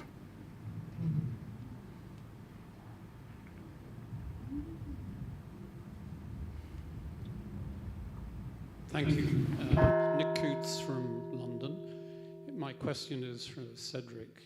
With your experience of working in many cities in Europe, to what extent do you find governance policies and procedures in the city enabling the change or inhibiting the change? Well, that's a tough question, and I'm not here to criticize, the representative of municipalities and city officials in this room. But definitely, you need supportive legislation and appropriate also, procurement frameworks to make sure that you make the right choice for your cities. We have, unfortunately, counter-examples. So I was mentioning, for example, the Manchester Cleaner Zone that we had the honor to set up in record time, in less than 6 months. But 2 weeks after the start, the president of the metropolitan area of Manchester got in a fight with Brian Johnson, the prime minister at that time, and the Cleaner Zone scheme was on hold for more than 3 to 4 years, which for me is a shame from both a private party perspective, but also from a citizen perspective. But that is so outside of our control that it's really unfortunate.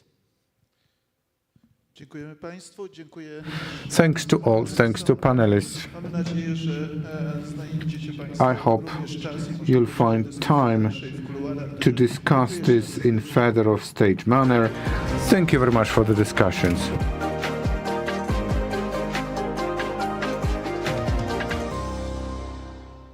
Dziękuję bardzo serdecznie. Thank you very much indeed for observing what we agreed on. That is an avalanche of applause for our panelists. Moderator said that you can engage and involve in conversation on private basis. It's a great chance. According to the agenda, we are going to enjoy a 15-minute break and we'll resume 4:15. Let me mention one more important question. Many followers watch us online, so thanks to all of you who are sitting in great number here in EC1 and online. Thanks to remote participants. We are happy to have you here. See you by 4:15. Zobaczymy się z Państwem ponownie w hali maszyn.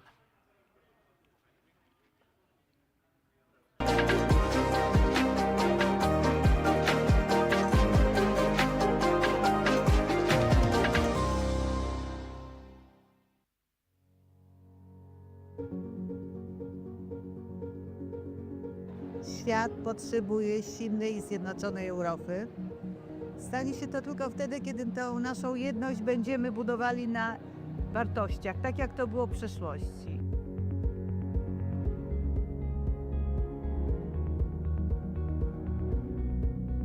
Ukraina jest potrzebna Unii Europejskiej, jest potrzebna Europie, chociażby dlatego, że to, co teraz się dzieje w Ukrainie, ta trwająca już prawie 3 lata wojna, jest wyzwaniem egzystencjalnym dla nas, dla wszystkich Europejczyków. Także Ukraińcy nie walczą wyłącznie o przetrwanie swojego państwa i narodu, tylko tak naprawdę o pewien model życia, europejski model życia, który stworzyliśmy po II wojnie światowej, z którego jesteśmy dumni.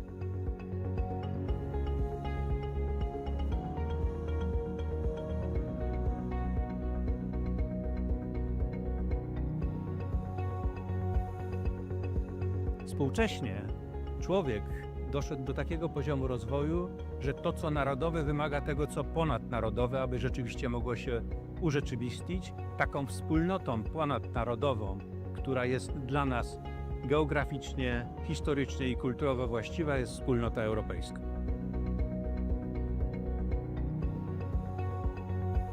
Uważam, że rolą uniwersytetów jest wzmacnianie tożsamości europejskiej. Nasi studenci, obecne pokolenie studentów to prawdziwi Europejczycy. Osoby, które znakomicie się odnajdują w relacjach ze studentami z innych krajów, nie mają barier komunikacyjnych, przemieszczają się, są mobilni, no i wchodzą w różnego rodzaju właśnie formy współpracy, integracji ze swoimi rówieśnikami z całej Europy.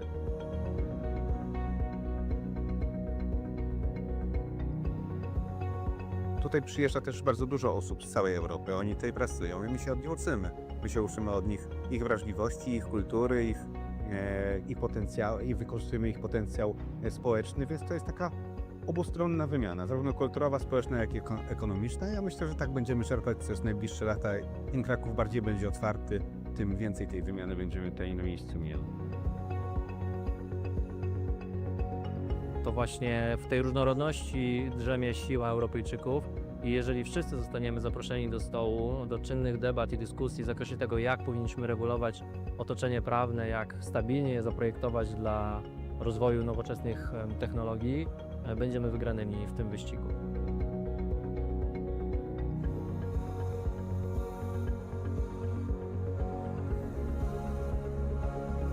Dla Europy jest ważna różnorodność, ale nie możemy mówić o różnorodności, kiedy do końca sami siebie nie poznamy.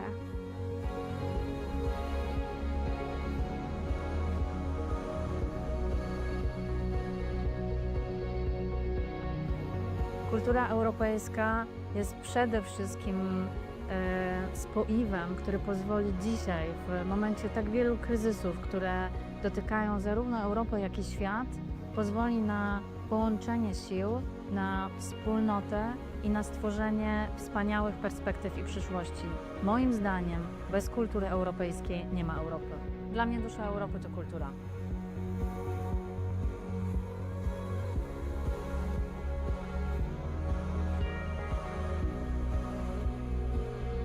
Kultura ma bardzo duży wpływ na gospodarkę. Dzięki kulturze rozbudza się w społeczeństwie kreatywność, innowacyjność, natomiast przewagi konkurencyjnej należy szukać w innowacyjności. Dzięki kulturze jesteśmy bardziej innowacyjni i możemy odnosić większe sukcesy w gospodarce.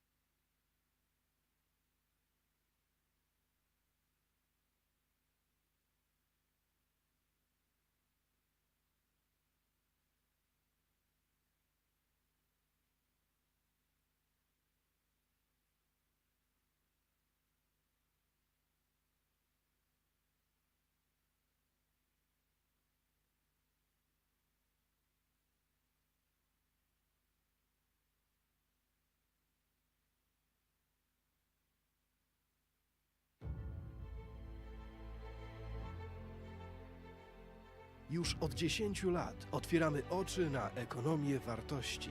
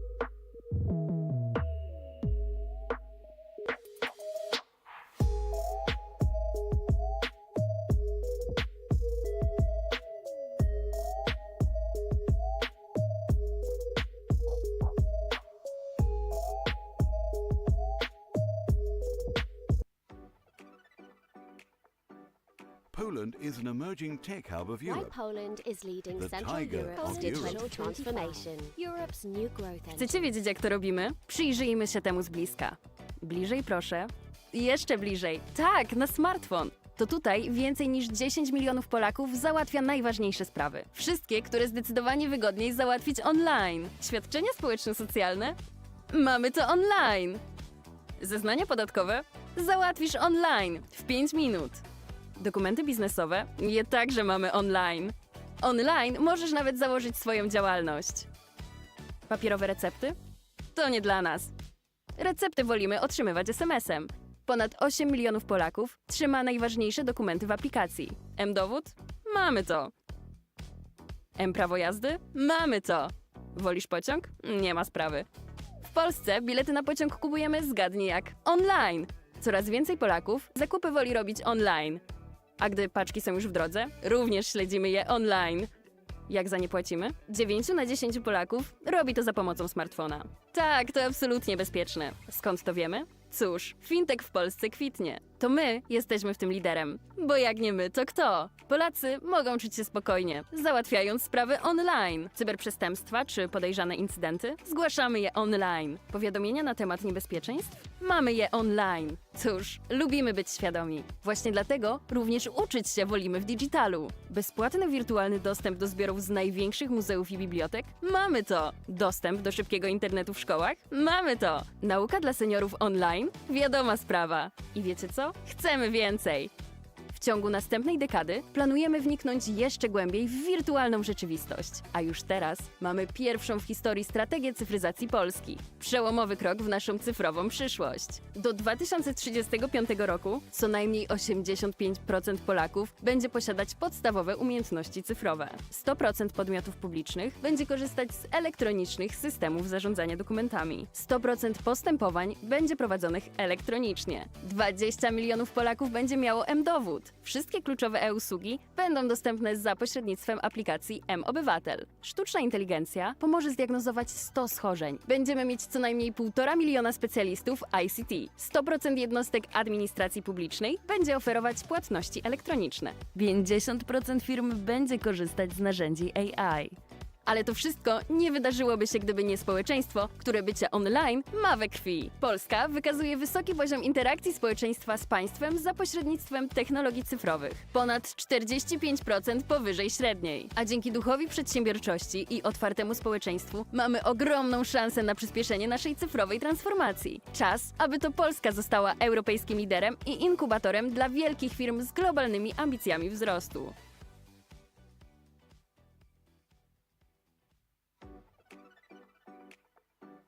Poland is an emerging tech hub of Why Europe. Poland is leading The Central tiger Europe's of digital Europe. transformation. Europe's new growth engine. Want to know why? Let's take a closer look. Closer. Come on, zoom in. Yes, on the smartphone. This is where more than 10 million Poles run important errands. We don't like waiting in line, so most of our official business happens online. Insurance applications and social benefits? We've got it online. Filing taxes? Online, in 5 minutes. Business documents? We keep them online too. Well, you can even start a new business online. Paper prescriptions? We're not fans. We prefer to get them by text message. More than 8 million Poles keep their essential documents in a single app. ID? We've got it. Driving license? We've got that too. Prefer taking the train? No problem. In Poland, you can buy your ticket, you guessed it, online. More and more Poles prefer shopping online. Packages on the way? We track those online too. How we pay for them? 9 in 10 Poles actively use mobile banking. Yes, it's totally safe. How do we know that? Well, fintech in Poland is thriving. We're leading the charge here. What's more, Poles can feel secure doing things online. Cyber attacks and unsafe content? We report them online. Safety alerts? We've got them online. We like to be aware. That's why we prefer education in digital form too. Free access to digital collections from the largest museums and libraries. We've got it. High-speed internet in schools? We've got it too. Digital education for seniors? We're on it as well. And guess what? We're not going to stop. Over the next decade, we plan to move even more into the online world. Poland's first ever digitalization strategy is here, a groundbreaking step in our digital future. By 2035, at least 85% of Poles will have basic digital skills. 100% of public entities will operate using electronic document management systems. 100% of their proceedings will be handled electronically. 20 million Poles will have a digital identity wallet. All key e-services will be available through the M-Obywatel app. AI will help diagnose 100 medical conditions. We'll have at least 1.5 million ICT specialists. 100% of public administration units will offer e-payments. 50% of companies will be using AI tools. But all this wouldn't have happened if it weren't for a society of whom being online is simply in its blood. Poland shows a high level of public interaction with the state through digital technologies, more than 45% above average. With an entrepreneurial spirit and an open society, we have a huge opportunity to speed up our digital transformation. Let's become a European leader and an incubator for great businesses with global growth ambitions.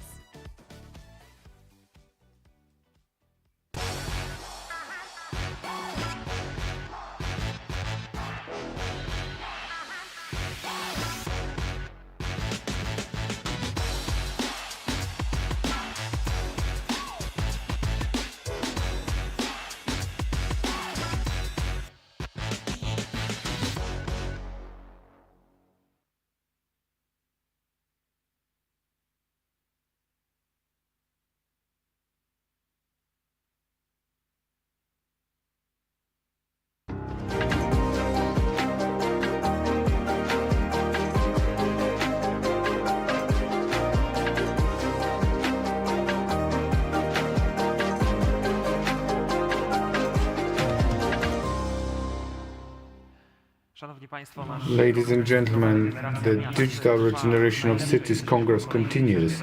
It's been another break, and Digital Technologies in Circular Economy session, and we discuss the digital city. The session will continue for 90 minutes, and we'll start with the panel, Digital Regeneration in Circular Economy, Catalyst for a Change. It's my pleasure to introduce the moderator, Łódź University, Dorota Sikora-Fernandez. A round of applause. And I hope you'll give a round of applause to wonderful panelists, including Sebastian Grabowski, Polish Chamber of Information Technology and Communication for Smart City, Tomasz Kacprzak, Director of Waste Management, MPO Łódź, Michał Kudłacz, Krakow University of Economics, Krzysztof Kutek, Director of Water and Climate Change, Arkadis Poland, and Łukasz Woźnica, Head of Business Development. And we are going to discuss technology as a catalyst for a change in urban ecosystems. Madam Moderator, the floor is yours.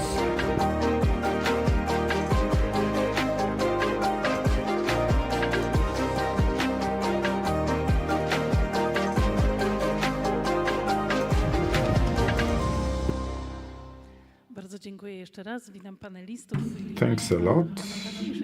And hello to panelists at this most important session that pertains to today's urban planning in dynamic digitization era. And the first question that goes to panelists, from the point of view of your practice, regeneration in digital era, how do you understand it? Michał Kotowacz.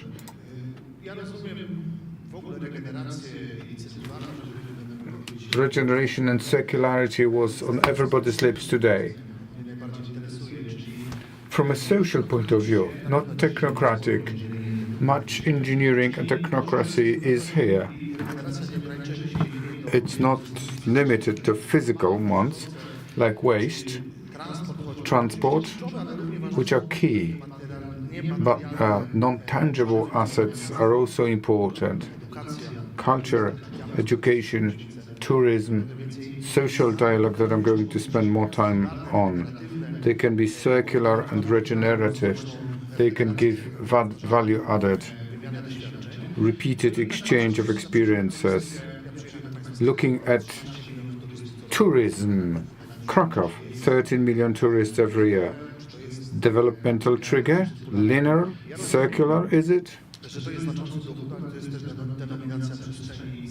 But it's a symbolical denomination. If this tourism In Krakow, when it was highbrow format of culture, and now it's a kind of a festive culture. So looking for the answer is also looking for social aspect answers that trigger the question how the city should operate here and now in the context of public services it provides and how it should develop harmoniously in the context of competitive advantages, but not at all costs. To highlight DNA that makes the city friendly for inhabitants and entrepreneurs. Making tourism proliferate degenerates the city from the point of view of quality of life. So these sliders are moving in opposite direction. One goes up, the other goes down. Looking for harmony. Well, I'll be speaking about two words, starting with K, consensus and compromise, especially when we talk about social dialogue and regeneration. And in the next round, I said I'd be going 30 seconds. So let me start with the other end, Sebastian Grabowski. Good afternoon, ladies and gentlemen. It's constructive to have you here, that you were able to stay so long. A round of applause for all of you, that you were waiting for us. Regenerative city and regeneration. Well, I'd go to generation level, regeneration level. So making it better, co-manage and co-foresee. Generation, generative city, it generates initiatives, projects, municipal policy, it will collaborate, co-create. If we want to look into the future to have regenerative cities, these cities need to meet challenges around life, technology, threats, disasters, and one of the biggest, population, depopulation.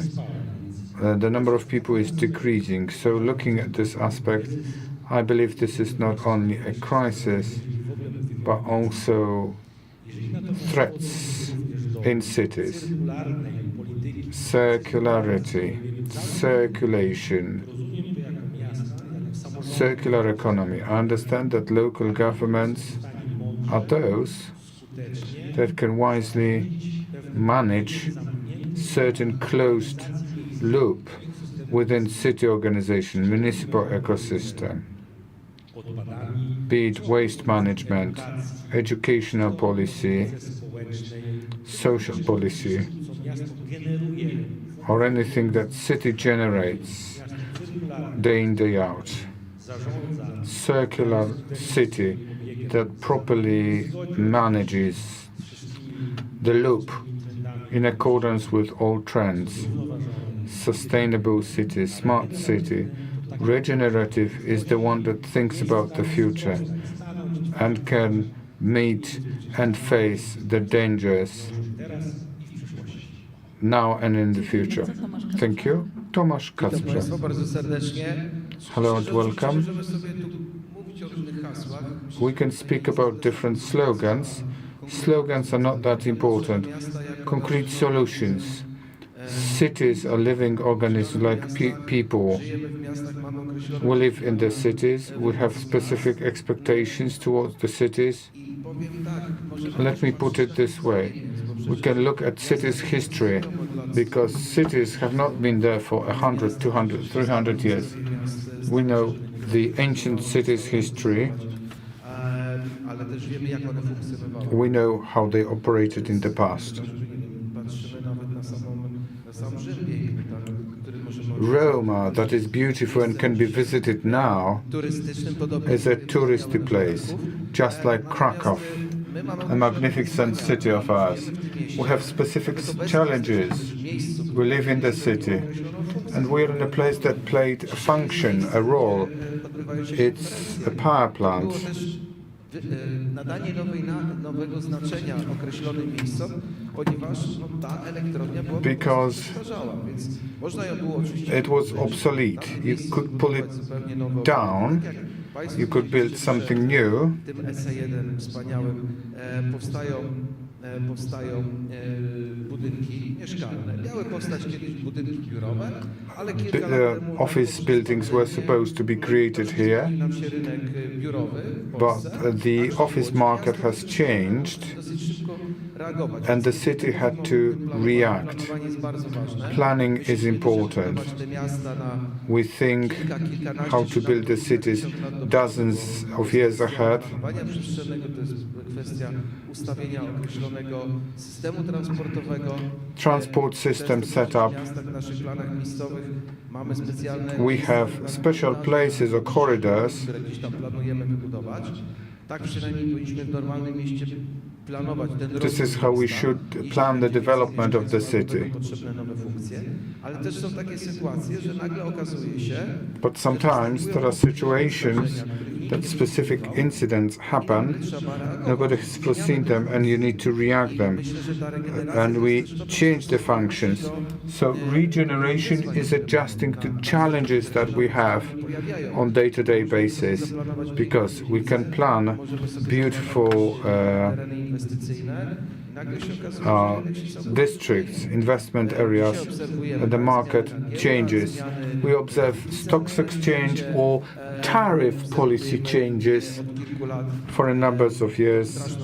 We have observed this horrible and horrific war in Ukraine. The world keeps changes, and we need to react on daily basis.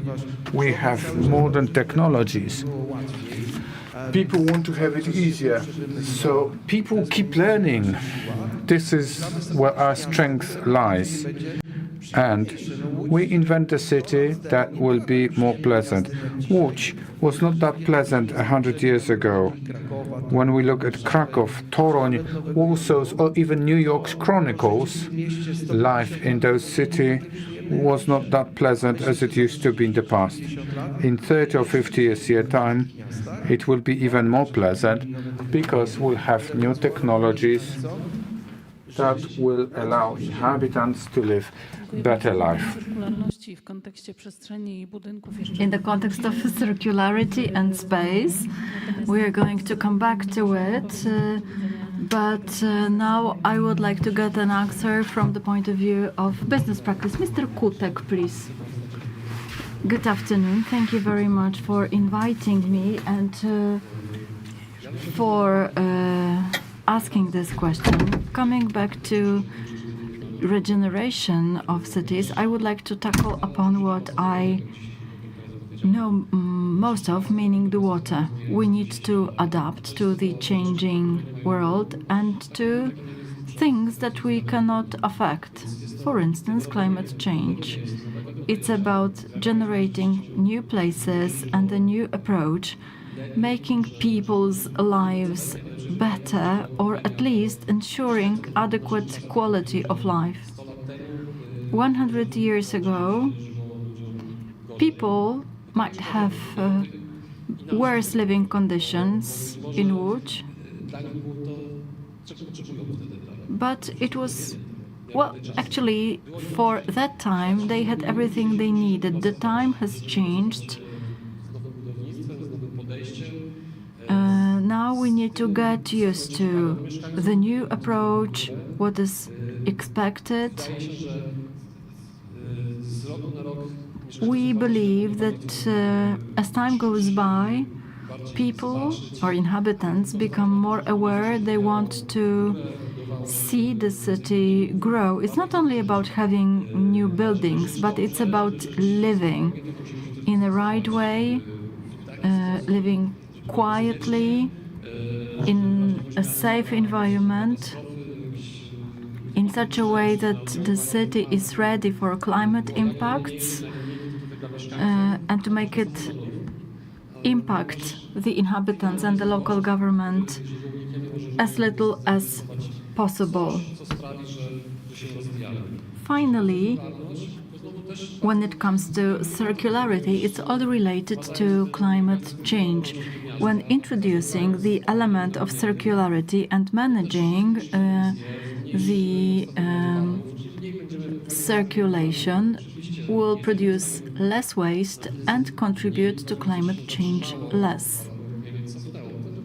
It's not possible to reverse some trends, but in the future perhaps we'll live in better cities. And last but not least, Łukasz Woźnica. Thank you. I am now wondering, because I had a different statement in my head. However, from the point of view of our business and from the point of view of technology, what we lack most is for the cities to be able to collect data and use them to inspire change. I come from Krakow, so we were traveling covering the same route with Michał. But if we have 3 million tourists every year coming to our city, how huge feedback we can get, what to change in Krakow, what human streams we have in specific time periods. Talking about transport, about closing the loop, what we don't notice, what we can't see. It's perhaps that we do not have enough questions in this respect. From the point of view of private business experience, how can we skillfully collect the data to create predictions for the change? That's the most important image related to the practical approach to technology. We talked about the use of AI. We are not very close to local government units, but based on the questions and based on conversations with the local government representatives, we have learned that not enough is going on to answer the question. You've been using AI and machine learning for 5 years. Yeah, I know it's easier for us in private business to implement change, but since you have done it and this stage is over, what can we derive from your experience to make it happen faster? How can we use your experience to change the urban unit? I am most interested in Krakow, how we as inhabitants can communicate with the town hall. What examples of European cities can we use in order to learn how the communication between offices and inhabitants can be improved based on the dialogue and how it contributes to improving the comfort of life? I have just learned that only 700,000 people reside in Krakow. According to the national census, it's over 800,000. And including the area around, it's 1.3 million people who can tell us what we can change. The technologies are there, they are easily implementable, they are matured and proven, so they work. Hence the question, how can we change the approach of our offices and how to change the general national approach so that we could use our experience? This is what we lack most, and it could accelerate and offer the data volumes that we have never seen in local units. Lots of information shared by you in the context of emerging challenges. And I refer to challenges that cities need to face. These are the data important for urban digitization. So now my question goes to Krzysztof Kutek, whether we mean data as a strategic asset being the foundation of circular urban economy, and to what extent are the data used by the business to adapt and, on the other hand, to communicate and interact with the public sector, meaning the city. The data are of paramount importance because without them we wouldn't be able to execute some processes. I'm going to focus on cities, as you have mentioned. It's important whether the city knows what data it has and how it uses the data. It is important from the point of view of responding to the needs. Having reliable data that will help you present a proposal will become more reliable as we identify the needs that might not be identified by the city, but can be attractive and interesting for some clients. The issue is how to collect the data and how to present it. Since these are sensitive data, we are not capable of acquiring all of them. It's also about the price you need to pay for the data. We often come across projects where data constitute a major price component for our client. Clients are not always able to share the data free of charge or is not able to pay for them because this is a significant amount. When it comes to circularity, it's also important. If we find an area where we can execute circularity for clients, we need to check it based on reliable data, whether it makes practical and economic sense. However, at the end of the day, money matters. The question is how to collect the data, where to take it from. Looking at the climate change related business, we need to remember it is business. It's not the case of adapting only, but we need to pay for the data. We can acquire it from various sources. We've got local databases, we've got geographical databases. Many of data are released and any Mr. Smith can use it, but they need to know how to do it. Let me refer to the previous panel where we could hear how important abandoning the silo structure is. We keep on reiterating this concept. My next question goes to Tomasz Kacprzak.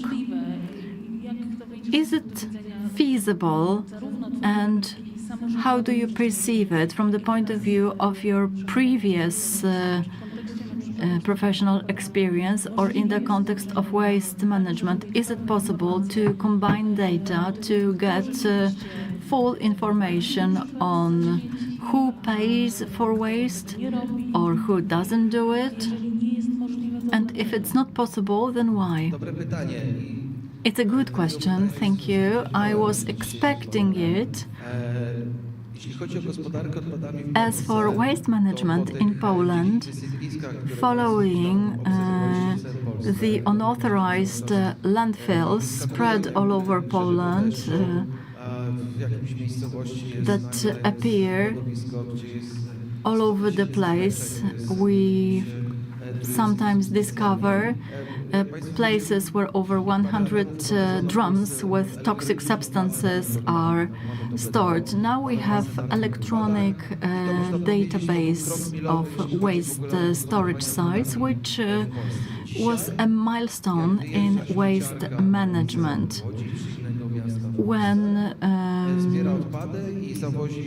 waste is collected and then transferred to any municipal waste facility, it is registered every kilogram.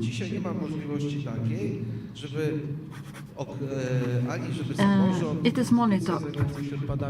Ale także instytucje nadzorujące cały ten proces nie miały dostępu do tych danych. Ja codziennie sobie sprawdzam, ile do łódzkiej sortowni odpadów every day I check how much waste of what code was brought to our facilities, how much paper, how much glass, mixed waste we have. I follow all the peaks and I have it all organized in catalogs. There are also data related to recycling. We can estimate these levels up to 1 kilogram. The scales weighing the garbage trucks have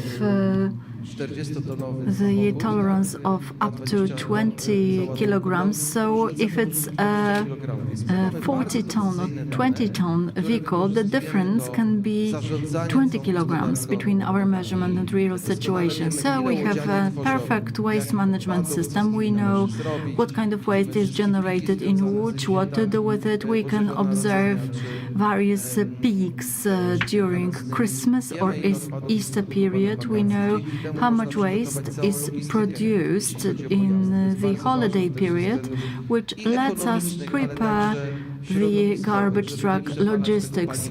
We don't want to waste fuel, because even though we have CNG-fueled vehicles, still there are emissions to atmosphere. We can use the data in the right way, but I was quite surprised to see that in a large conference on digitization, I talked to representatives of companies developing software for local governments and for companies. It was top-notch. And I asked about register-keeping companies. It turned out that the largest companies do not have ready-made software solutions. It's easier to commission development of a software for electronic circulation of documents.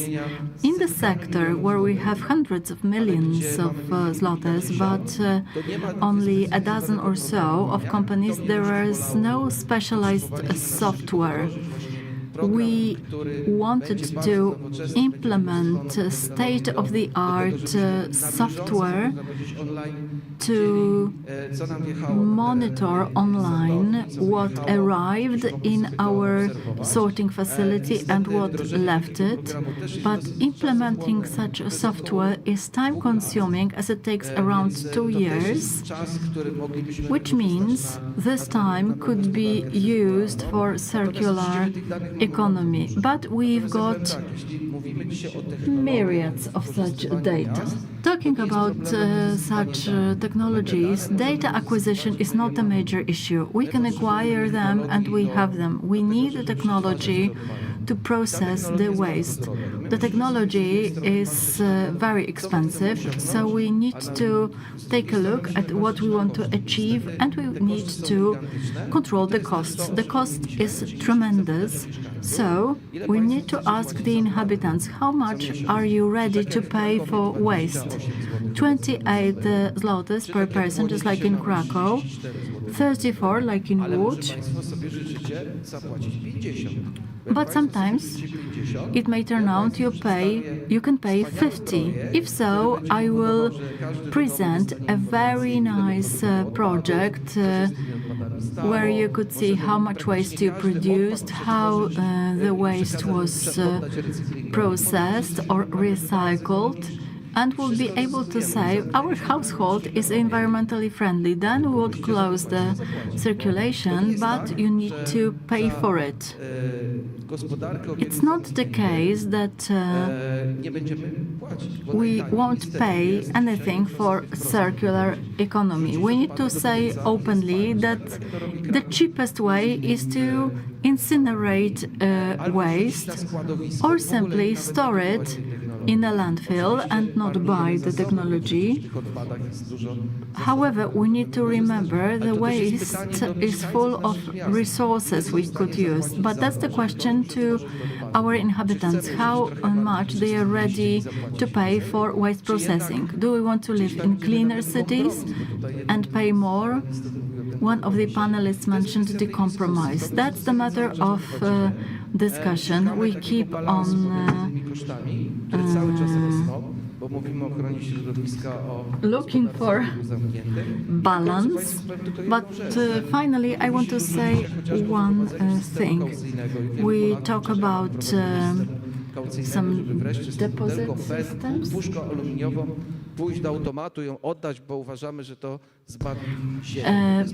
It's not going to save our planet. We've got great facilities on which billions of public money were spent. We created sorting plants that will no longer be used. If we calculate the carbon footprint of the vehicles that travel to every supermarket to collect the waste, what emissions will they generate? How many tires will we have to use to collect the waste to the metering points? It will turn out that from the environmental point of view, it doesn't make sense, that it's a kind of greenwashing. I'm not a fan of deposit charges because it's implementing a system that used to work in Germany in the 1980s. It's like discussing whether it's worth buying an old German diesel instead of a modern hydrogen-fueled vehicle. I believe that we are implementing quite an old analog system. Poland, for the last 20 years, has been thoroughly modernized, and in many areas we are a more advanced society when it comes to contactless payments and modern petrol stations. We have more mobile phones than many other societies, and now we are implementing a waste disposal system that is parallel to the one we have created over the years because it worked somewhere.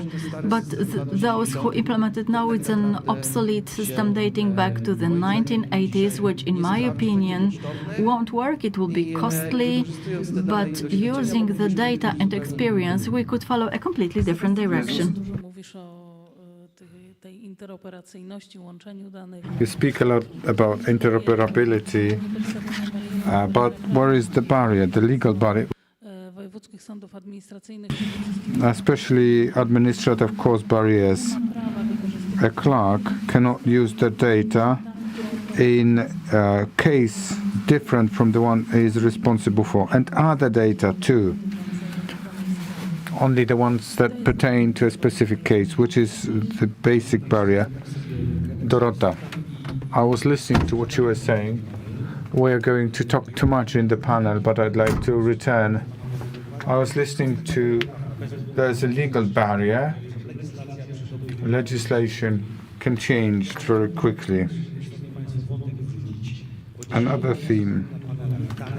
I've been listening to data-related theme all day long. No panel.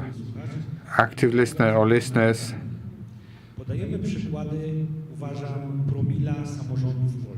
We have a promile.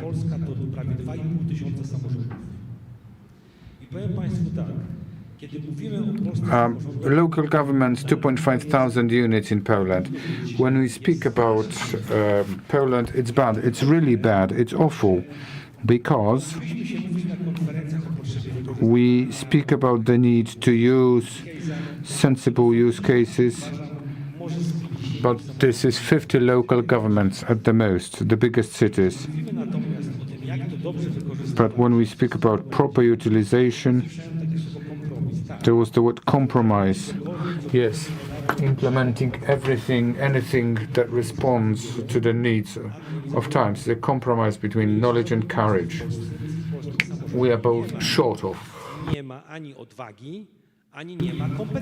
Neither courage nor competences lies with local governments.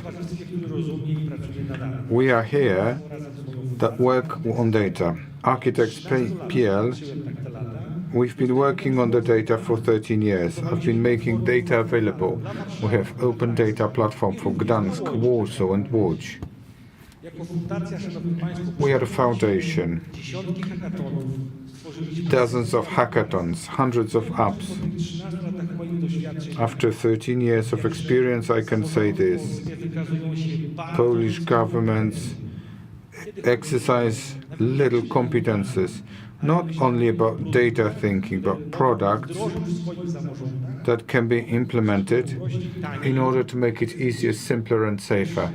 First element. And the second very important element, on regeneration and circulation. Our society is not ready to discuss it with us. As you can see in politicians' messages, have you heard any candidate speaking about addressing topics that we are discussing here? There's no will of this type. Local government? Nobody is brave enough to speak about technological readiness for a change, so that investments into technologies, namely into data, are used and serve the purpose of local societies. We implement something that we don't speak about, and we speak about data, because how can you explain your inhabitants that they spend 20 or 40 or 150 million zlotys for incineration house facility? I was a witness. They were ridiculing their colleagues. You have incineration plant in you and will be bringing rubbish, because they won't elect you again, because nobody wants to have incineration facilities. Stench, rats, people believe in these myths. If we don't understand why we do it, and we want to speak about the data, either empirical-based management, what to measure, how to measure, and big corporation, CFO, controller, manages the company. They see cash flows, efficiency, losses. Show me the role of a treasury in government. They prepare a budget for half a year. They work for the execution and then work on the budget. They don't know what's happening in companies, what are the benefits. When we speak about the data, empirical, but it requires courage, so that presidents can bear responsibility when they spend 120 million, which produce long-term benefit, and work of local governments to explain why we implement the changes in opposition to Green Deal. We can live on like that, but this is not the problem. It was my contribution. Łukasz, do you have similar experiences? I'm angry, eager to chop in. I agree with most of things here, but most important comes after but. If we speak about specialized software to support operational processes in circular economy, every city is different. Every commune, little town, Europe. Like we want to have a car, but what is it for? What is it for? Holistycznie mówiąc, proste, nie? It's simple. Który potrzebujesz w środku, my ci to napiszemy, zrobimy, wdrożymy. We want to implement it, we want to test it. Nie spodziewam się innej odpowiedzi, że tak nie wiem. Po prostu jest jakaś baza, to będzie trzeba poskładać w takiej jednej Basis, 1, 2, 3 technologies. Przezmapowaliście proces, który jest Process mapping is most important. prowadzić odpowiednią technologię, To implement the right technology. nie wprowadzić technologii Why don't we implement technologies? 7 do 10 lat. Because technology is implemented for 10 or 7 years ahead. This is why it is difficult to find a person to talk to in Okres myślenia urzędu jest dużo krótszy. offices, in governing bodies of the cities, because they think shorter horizons. B2B is in the midst of transition. It's a good reference point with regards to what is happening in local governments. B2B, digitization, they're saying, what? I've got ERP system. No, we carry on. But when we say, all right, we need to start with the idea and implement, otherwise you burn money. Mówiąc wprost, lepiej by było gdzie indziej je wydać, to i powiedzenie wprost, słuchajcie, to nie myślimy tu i teraz. We don't think here and now. We think about perspective 2025 with the horizon of 2025, 30, 2040. It's most difficult in local governments.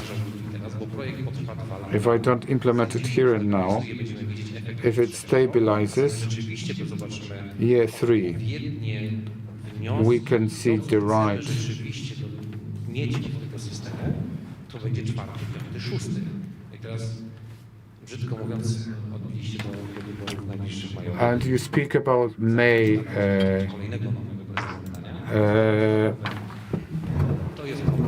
elections. We are going to have new president or new mayor. To ten okres będzie tak proces zmapowania dużej jednostki miejskiej potrzeb. Mapping big unit, Perspektywa half a year. perspektywa urzędnika jest niestety krótsza i to jest największy problem. Nie chciałem tego mówić wprost. I didn't want to say it out loud. To kadencyjność, dokładnie. I to jest ta kwestia. A później zrozumienie, że efekty z tego przyjdą dalej. Jeżeli Effects. dane dzisiaj na temat turystów w jakimkolwiek mieście. Collect data on tourism. Daj mi zdanie skończyć. To i tak te dane będziemy mogli analizować za rok. We'll analyze the data in a year. Planowanie strategiczne i strategie rozwoju wykraczają poza kadencyjne. But strategies are longer than terms of office. We create 10-year strategies.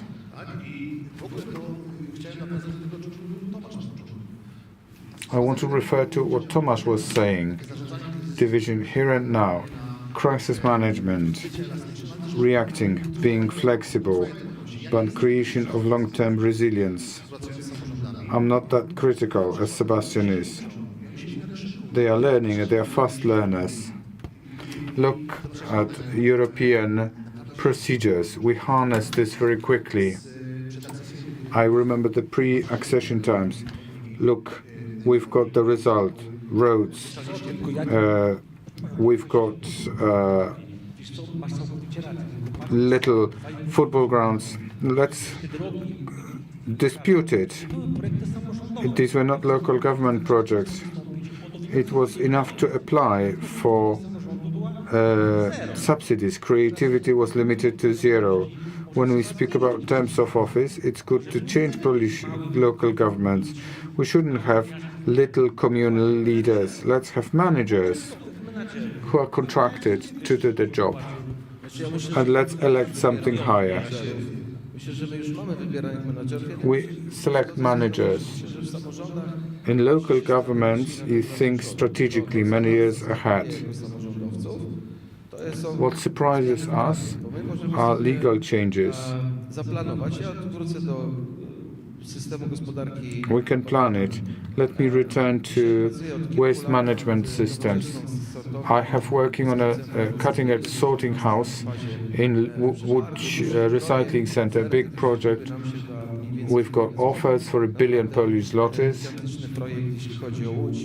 Big project, modern lines, biogas line, anything that is needed for transformation. And in the meantime, the Parliament changes the regulations, like the deposit system that trips the Excel over because we thought about income. And the law may change again. They will introduce even more changes, and everybody will have to. Pewien problem, który się nazywa brakiem tej stabilizacji. Jeżeli mówimy o tym planowaniu na 7 lat, Stabilization, planning 7 years ahead, let's plan something. żeby się dostosowały, ale u nas się tworzy prawo i za chwilę się je zmienia. Ja Państwu podam jeszcze jeden taki ciekawy przykład. A propos Let me give you one good example. To było kilkanaście lat temu. Zmieniono przepisy związane z egzaminami. So it was driver's license examination. After 9 months, every driver was supposed to get some kind of technical training on these sliding things and other facilities. But we didn't have the resources, money, and there was the delay of implementation. So local governments have few years to build them. Some of them did start, others said, no, it's expensive, let's wait and see. Business can do it, local government can do it. They were waiting for some other doing things.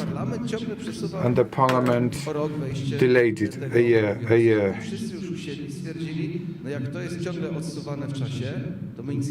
If it's delayed, No i efekt był taki, że w Polsce w 16 województwach budowano kilka tych ośrodków doskonalenia techniki jazdy. they were looking for some facilities, and before the facilities were created, they gave up on this obligation of extra training courses. If we expect anything implemented, we need to stabilize. They say, do something that we made up, that we created. Inhabitants are also ready for changes. As you know, this waste segregation is executed when it comes to clothes. People were thinking, will they collect all socks and lingerie or not? Will they put it in PROX, special containers? And over 3 months, we collected 4 times as many as in the previous year. People are willing to chuck old clothes into containers or to bring them into PROX, but there is sense. PROX is a waste segregation facility, but the installations are not yet ready to process so many textiles. So there is no technologically viable idea to recover. So there is obligation, but it was not supported with financial incentives to recover materials. People collect this waste, but we don't really know what to do with this. And the cost is much higher. So people want to have it modern, cutting edge. Local governments are ready for that, but we need to have stability. If there is the need, we need time for execution, support, so we can cope with every problem. Referring to stabilization, long-term planning with this great dynamics. Can we speak about long-term planning in the context of 10 or 15 years? Data pools are dynamic. When we think about the number of people from Ukraine now and 5 years ago, it's different. And many data pools have it. Can we instill long-term planning? the shortest possible, but the answer is yes. So an extra question to you and to Krzysztof. Let me labor the point. Business has two speeds planning, here and now, and they learn how to react to changes. And they plan what to do in 5 or 7 years. And they should not be faster than I am. This kind of thinking is quite similar. And I believe that Sebastian is right. We need to employ managers. But believe me, you may believe it or not, I have met many managers at local government's managerial positions, including people who are just clerks, and they measure effectiveness, objectives, empathy, they listen to citizens. It's best to amalgamate a manager, social activist, and a clerk into one. The local government is becoming more professional. I need to respond to that. Half a minute. I wouldn't like my intervention to hit the local government. This is not my objective. I admire local governments in the conditions we are in. It is toiling. And, you don't have means, resources. When we think about regeneration, circularity, some things need to change. The advance is too slow. There are many elements that contribute to the success of the process. I'm not targeting local government. What we need to change, especially in the competences domain, we are a bit too slow. Krzysztof? We started with the slogan of a change of a function and successions in buildings.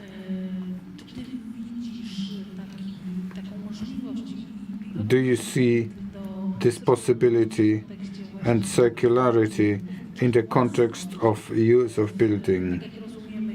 And ownership as defined today is a barrier to these resources included. Ownership is a barrier. If something belongs to me or somebody else's, it's difficult to change it.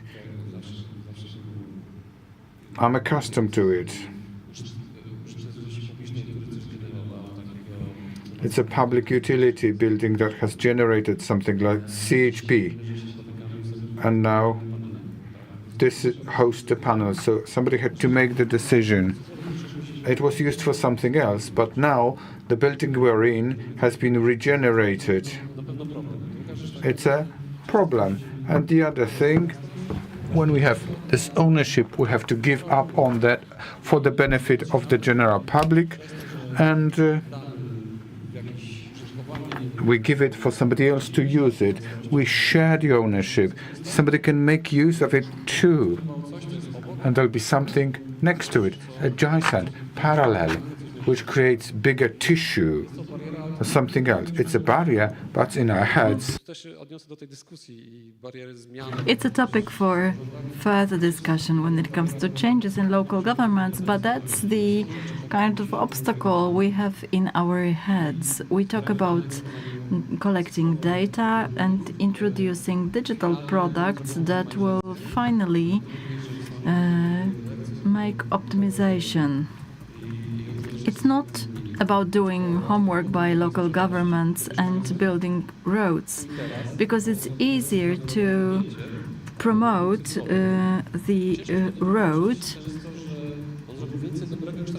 and sometimes we can see there are more benefits because there is no direct communication on what implementing the given software can bring, and the local government has no means to communicate it directly.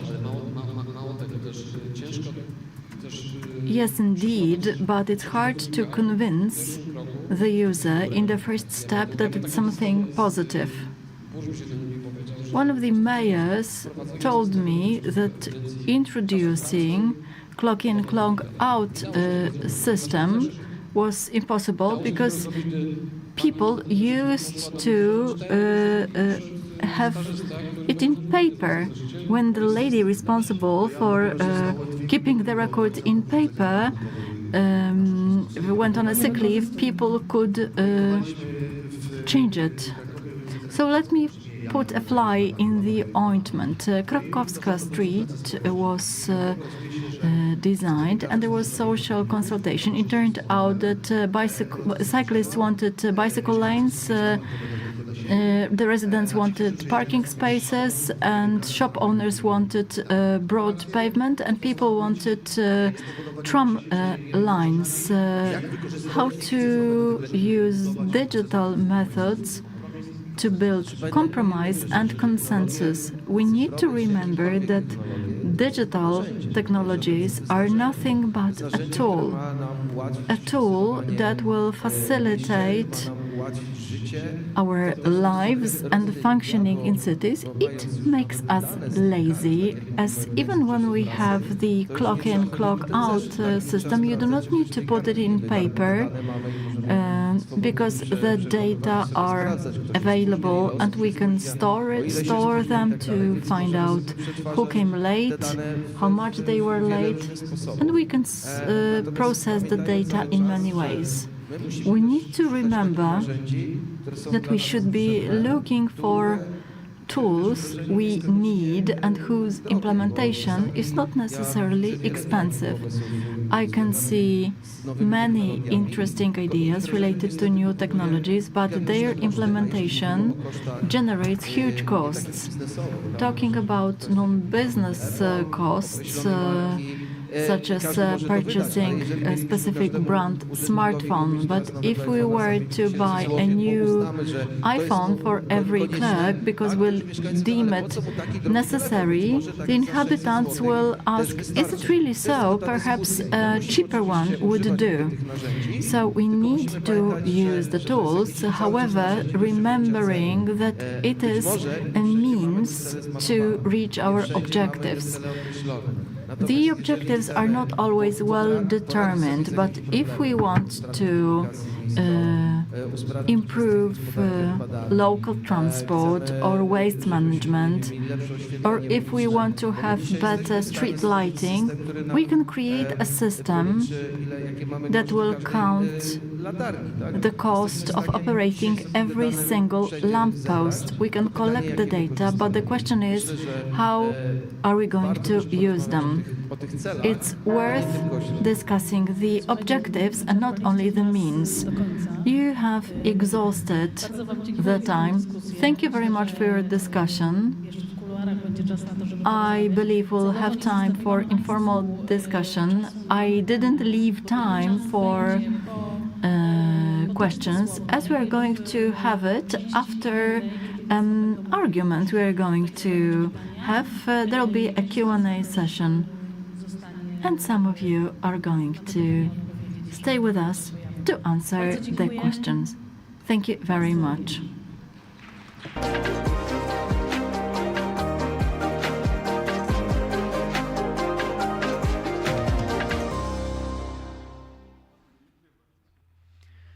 Tak, oczywiście, szanowni państwo, zgodnie tutaj z zapowiedzią... Ladies and gentlemen, according to what Dorota Sikora Fernandez announced, we are going to have a Q&A session at 5:35. We have just completed the panel that tackled lots of issues that need to be handled when it comes to regeneration of cities in the technological era as a catalyst of changes in the urban ecosystem. Our panelists shared their opinions and they gave some food for thought. Thank you very much for participating in the panel. In a few moments, we're going to have a verbal battle or an argument.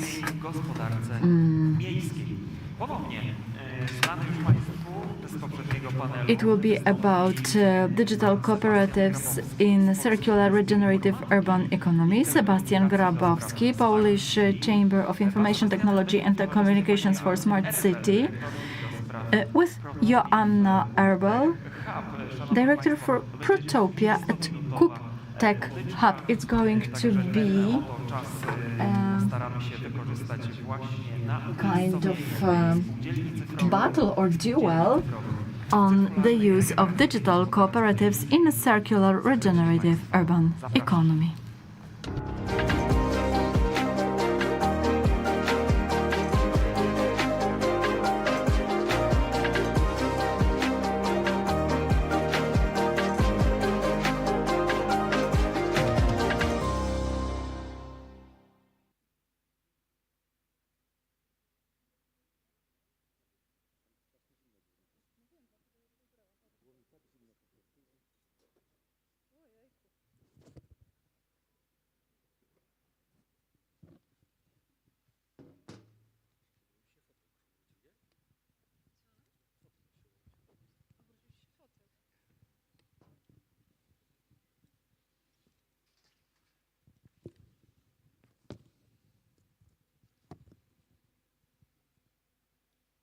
Dzień dobry.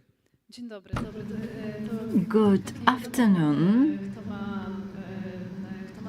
You never know who is supposed to start. Do you want to start? Or shall I start? I believe, Joanna, you should introduce the topic of digital cooperatives because the concept might not be clear to our audience. Do you know what digital cooperatives are? But you were the first one to ask the question. Referring to the previous panel, imagine a municipal company which manages data or is responsible for a system or does other things, but it does not have its shareholders, but only its members.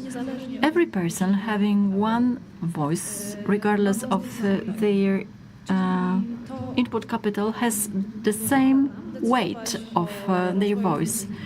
It helps us develop a vehicle such as cooperative and decide which way it's going to follow.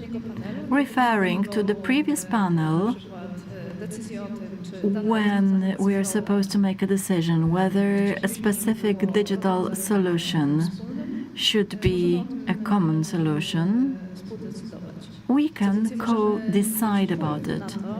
Moreover, we can decide which direction the technology will follow in its development. Whether we want to develop a local system of sharing objects and deepen participation, or should we work on public transport and generate some profits. Last but not least, cooperatives are not NGOs, they are socially engaged companies. So it's like a local government, isn't it? No, because in the local government we have the ruling authorities once every 5 years. They are not always members of the local board. It's like a municipal company where we decide who the president and who the board members are going to be, and we decide how to use the money. We can also put our savings into the cooperative and leverage on it if we invent a solution that will be sold to another city. Well, it does not focus on profit. It's something in between social and business organizations, and it focuses on profit unless its statute states in non-profit. We are now at the development stage, so we do not focus on our profit. For those of you who are here, I would like to say that if you want to join our PLZ app, next to my yellow rucksack, you can see leaflets with the QR code, and it's related to food sovereignty. It will be hard for us to argue because I am on the same side, and I believe we should give the power to those who remember our needs. I have suggested we should abandon direct election in favor of shared voting on a policy related to transport and so on and so forth through an app, but it's not doable in our world. Let me refer to the digital cooperative, because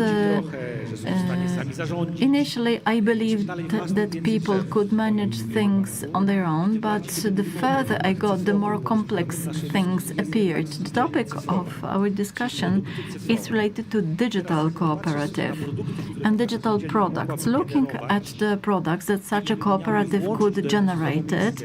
And if I were to include them in the urban transport, I can see nothing but problems. Let me put it in a different way. Let's put inclusion in the urban ecosystem aside. We should follow the mindset of a municipal company rather than a local government that has its own structure. The most famous cooperatives, which were the first ones to emerge, were taxi cooperatives competing with corporate entities whose names I don't want to enumerate. They offered similar services, because we know that nearly all these apps are the same, with the only difference that we knew that the app pays more to its inhabitants and that they are the authors of the app development.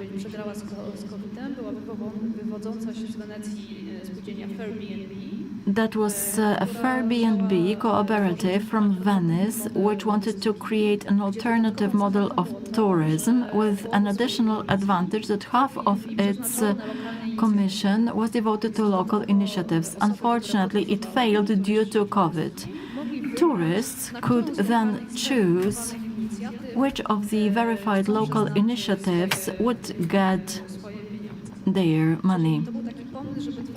So that was the idea, to create business units merging the function of municipal services with a component of with a human component. PLZ app saw its development owing to our trade union members. Its part was developed as custom-made to their needs. We've got different kinds of surveys, questionnaires, newsletters, and a forum. Moreover, there is a chat. Two interesting facts. We use the secret voting modules in various situations, such as general assemblies of various cooperatives and companies.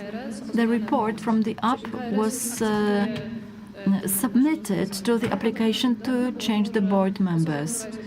The person responsible for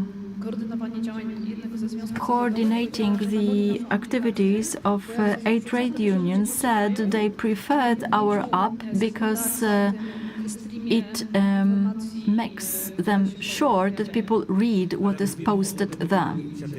Talking about such initiatives in the local government and next to the government as an independent entity, isn't it like alternative reality?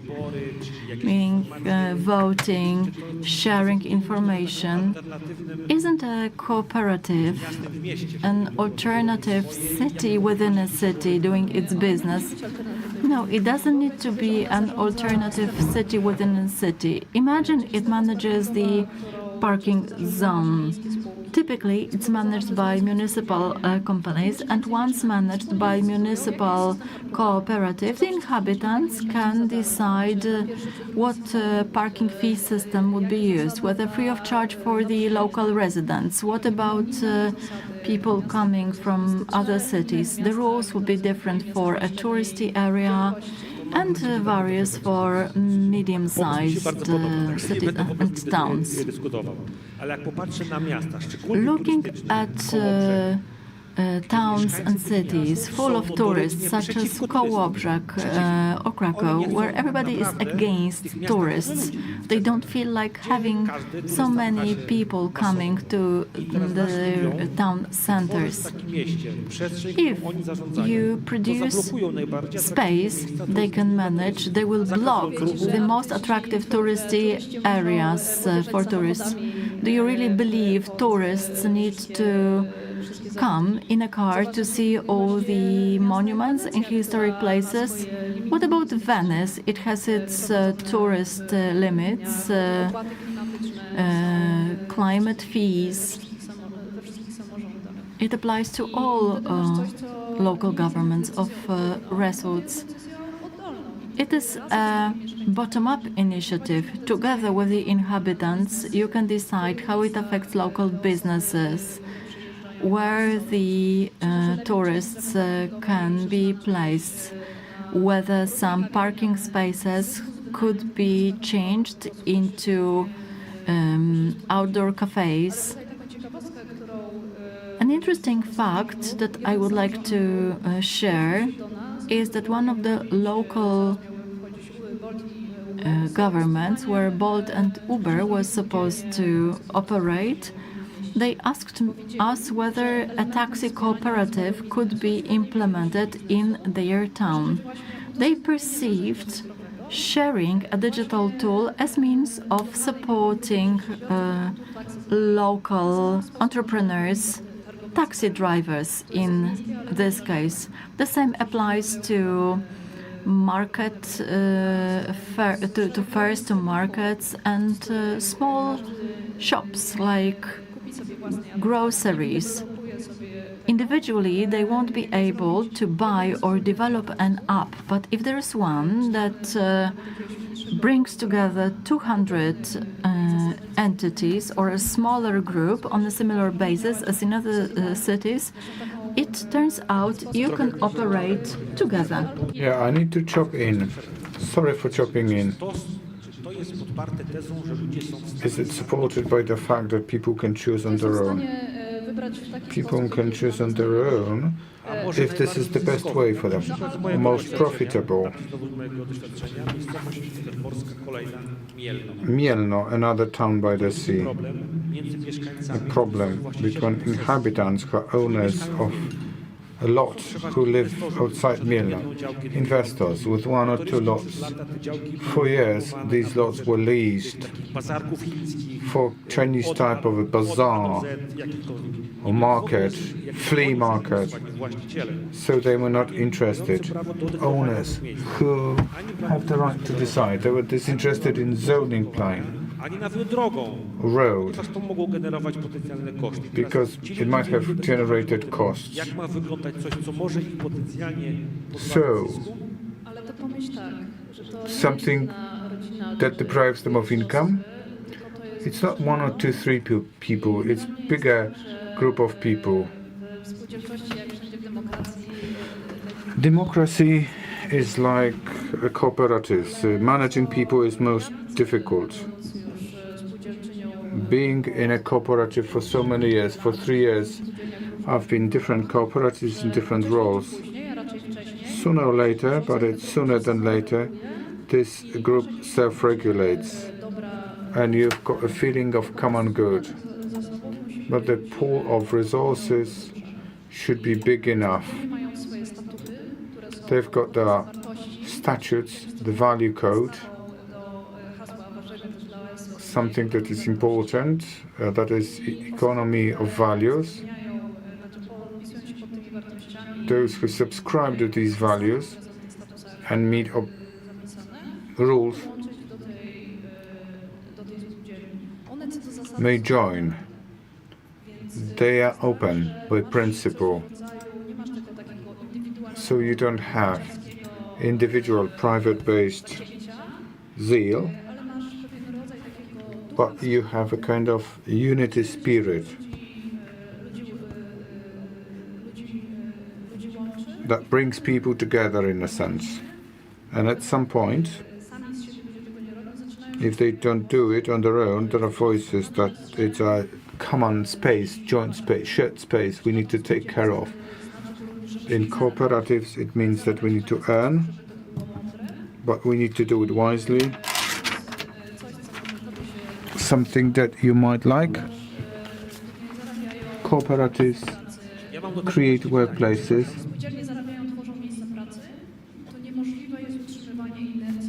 You cannot keep inertia for a too long period of time. I'm for cooperatives from the point of view of cooperatives. You need to observe the codes. We have housing cooperatives, 100 people in one block of flats, and we collect signatures. We might have different values. Because cooperatives, well, it's your will. If this is a housing cooperative, you are pushed because you live there by the very virtue of this fact. Cooperative movements reappears every 10 years in new unveilings. Real cooperatives were in the between war period. It was free to join. You had to be willing. If you're a member of a cooperative, no matter what you do, it's not a cooperative if this is against your will. So can you exclude the people who act not according to the rules? Cooperatives generate some income, some policy for the city. I'm a person from a digital world, business world. Cooperative, can they sustain a digital product when they look at its development, long-term plan, adoption, ICT costs, service level agreements? This is what we do. We manage. But this is the developmental phase. Cooperatives don't have to be cooperatives of natural persons. They can be supported by legal entities, hybrid ones. So we have technological companies, NGOs as members, and any other members, and individual people. Hybrid solutions, well, you can tap into the knowledge of other people, other members. It's an interesting model for this corporate business, especially the one that wants to be ethical. Who decides about remuneration for members doing design work? As in a company, this is the board.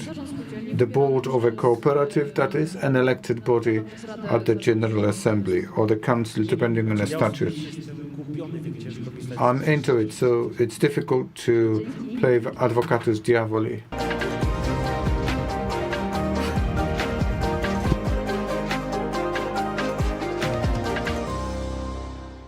Szanowni Państwo, proszę o pozostanie na Stay on stage.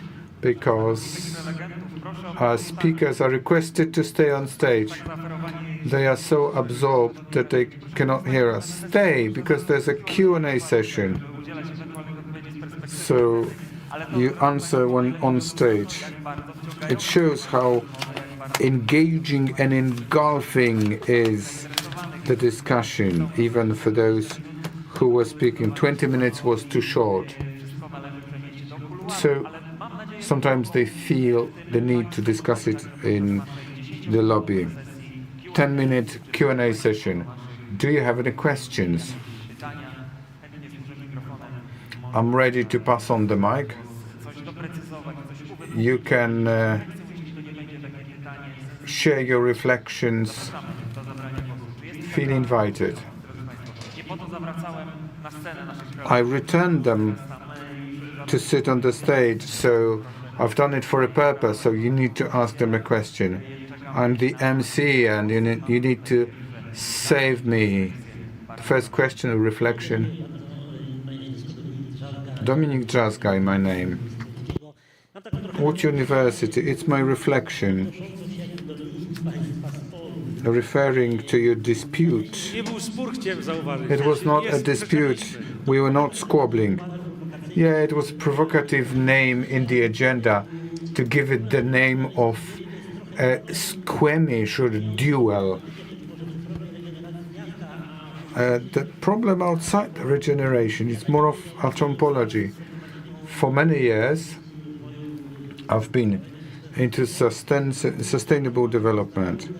It's my observation when we look at collaboration, cooperation effects of different groups of people. The bigger the group, the more heterogeneous, the smaller possibility of working together. Global level, it's fiction. So they are local or sub-local activities, examples. So cooperatives are a very good example, and this is the axis that produces possibilities to solve problems, climatic problems, municipal problems.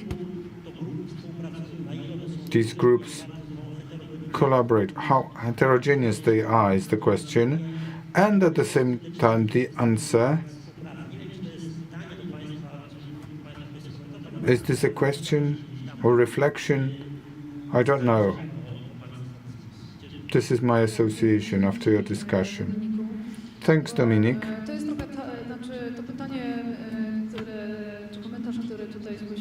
This is the comment, the question. It requires to work on your imagination. A global corpo has got a central board. It's a pyramid. When you think about cooperatives, the cooperative movement structure is like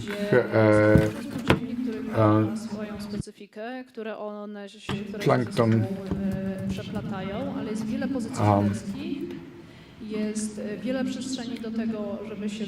The conferva on water.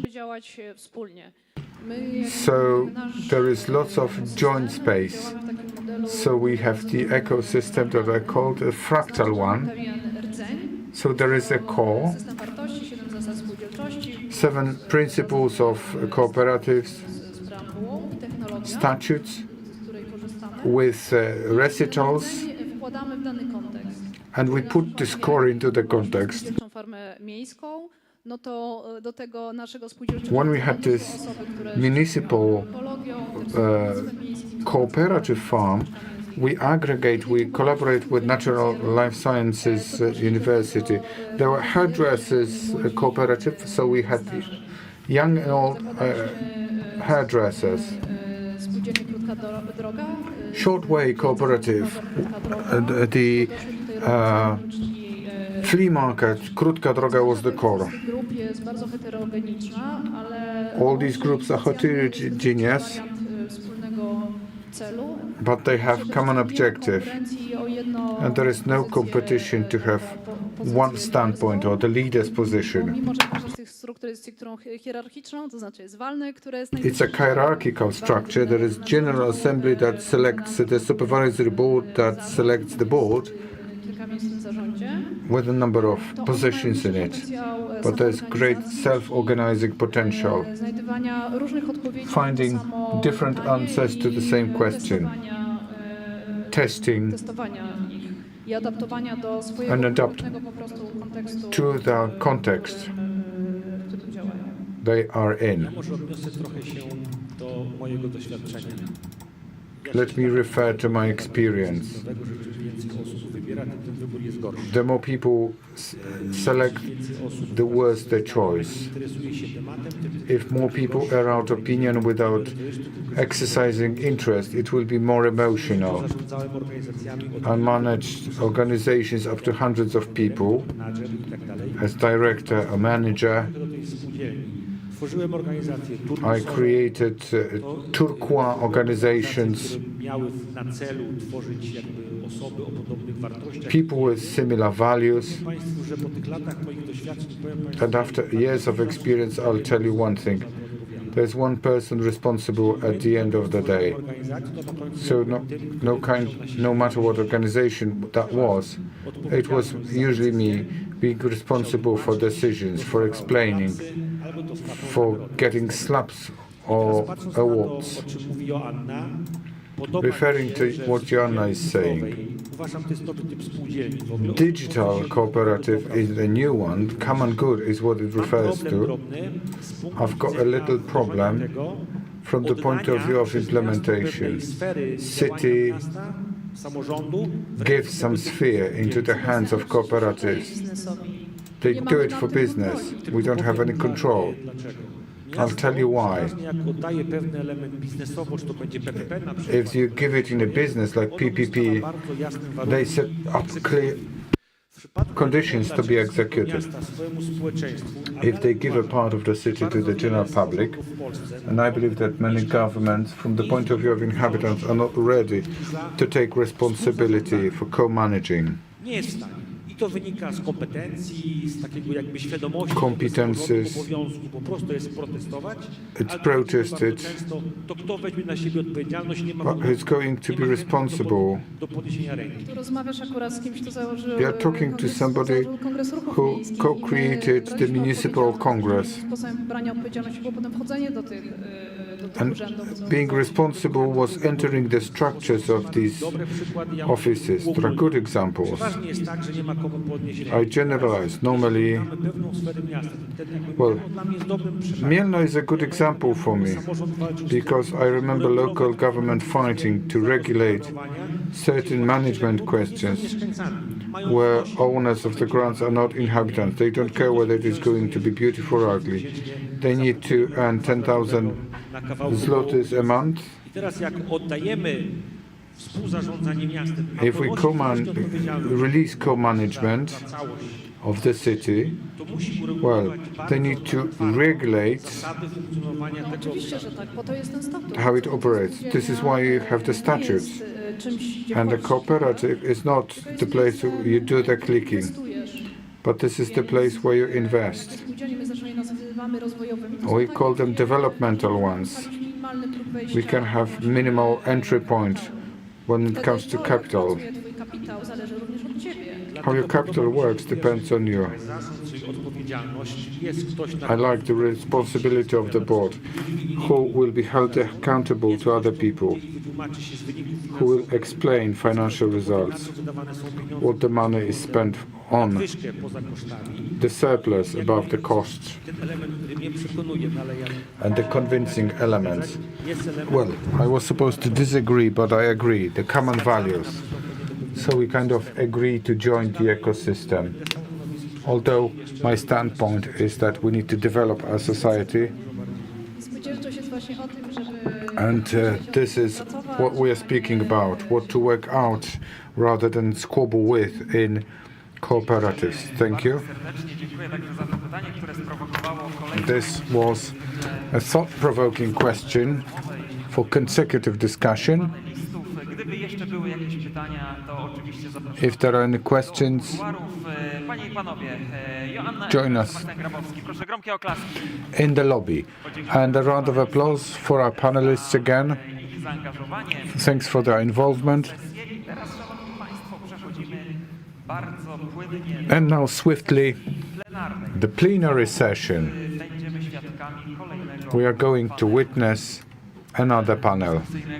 nowa tożsamość artysty w erze cyfrowej. Artist New Identity in Digital Era. Myślę, dowiadywać się, And I hope we'll be learning what this identity is jaka ona jest. and what it is like. Już za moment In a moment, we'll have the last accord of today. When it comes to the Congress, on its first day, and the last accord in this Hala Maszyn Hall. będzie naszym udziałem tutaj na tej scenie. Panie i panowie, mam Ladies and gentlemen, zaprosić panią Elwira Wortonik, an artist, Agnes Wudyka, Milete Virtual Gallery, Artur Modliński, University of Łódź, Kalina Kolorak, Deputy Director in Lodz 21, 2024. serdecznie zapraszam. And Roxana Kularska-Klur. Tożsamość artysty w erze cyfrowej. And let me remind you the title, Artist New Identity in Digital Era.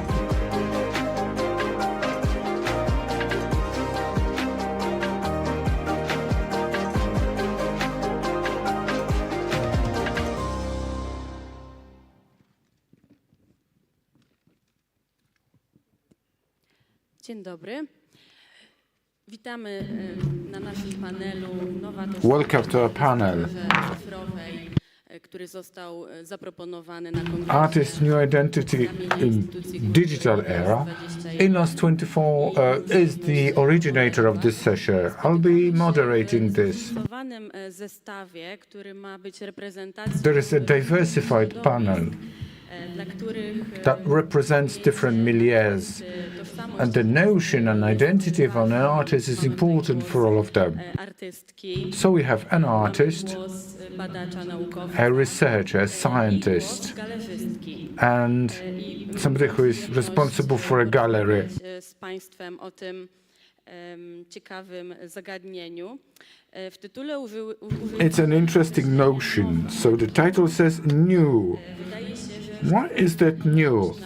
Technological art questions what art is tożsamość artysty. and asks about identity. Od tego zagadnienia chciałabym wyjść. This is what I want to start with. Współcześni artyści muszą się zmierzyć w dobie What do you have to face in the era of changes? Let's start with Professor Modliński.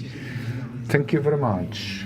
There are myriads of challenges. AI rushed into our life. Not only does it impact how we manage cultural institutions, but also how art is created, because generative AI is perceived as something that can replace an artist in creating art.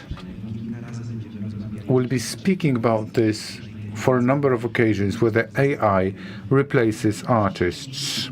We have AI as a robust help for those who are not into artistic activity, especially when speaking, freeing us from repeatable bureaucratic work.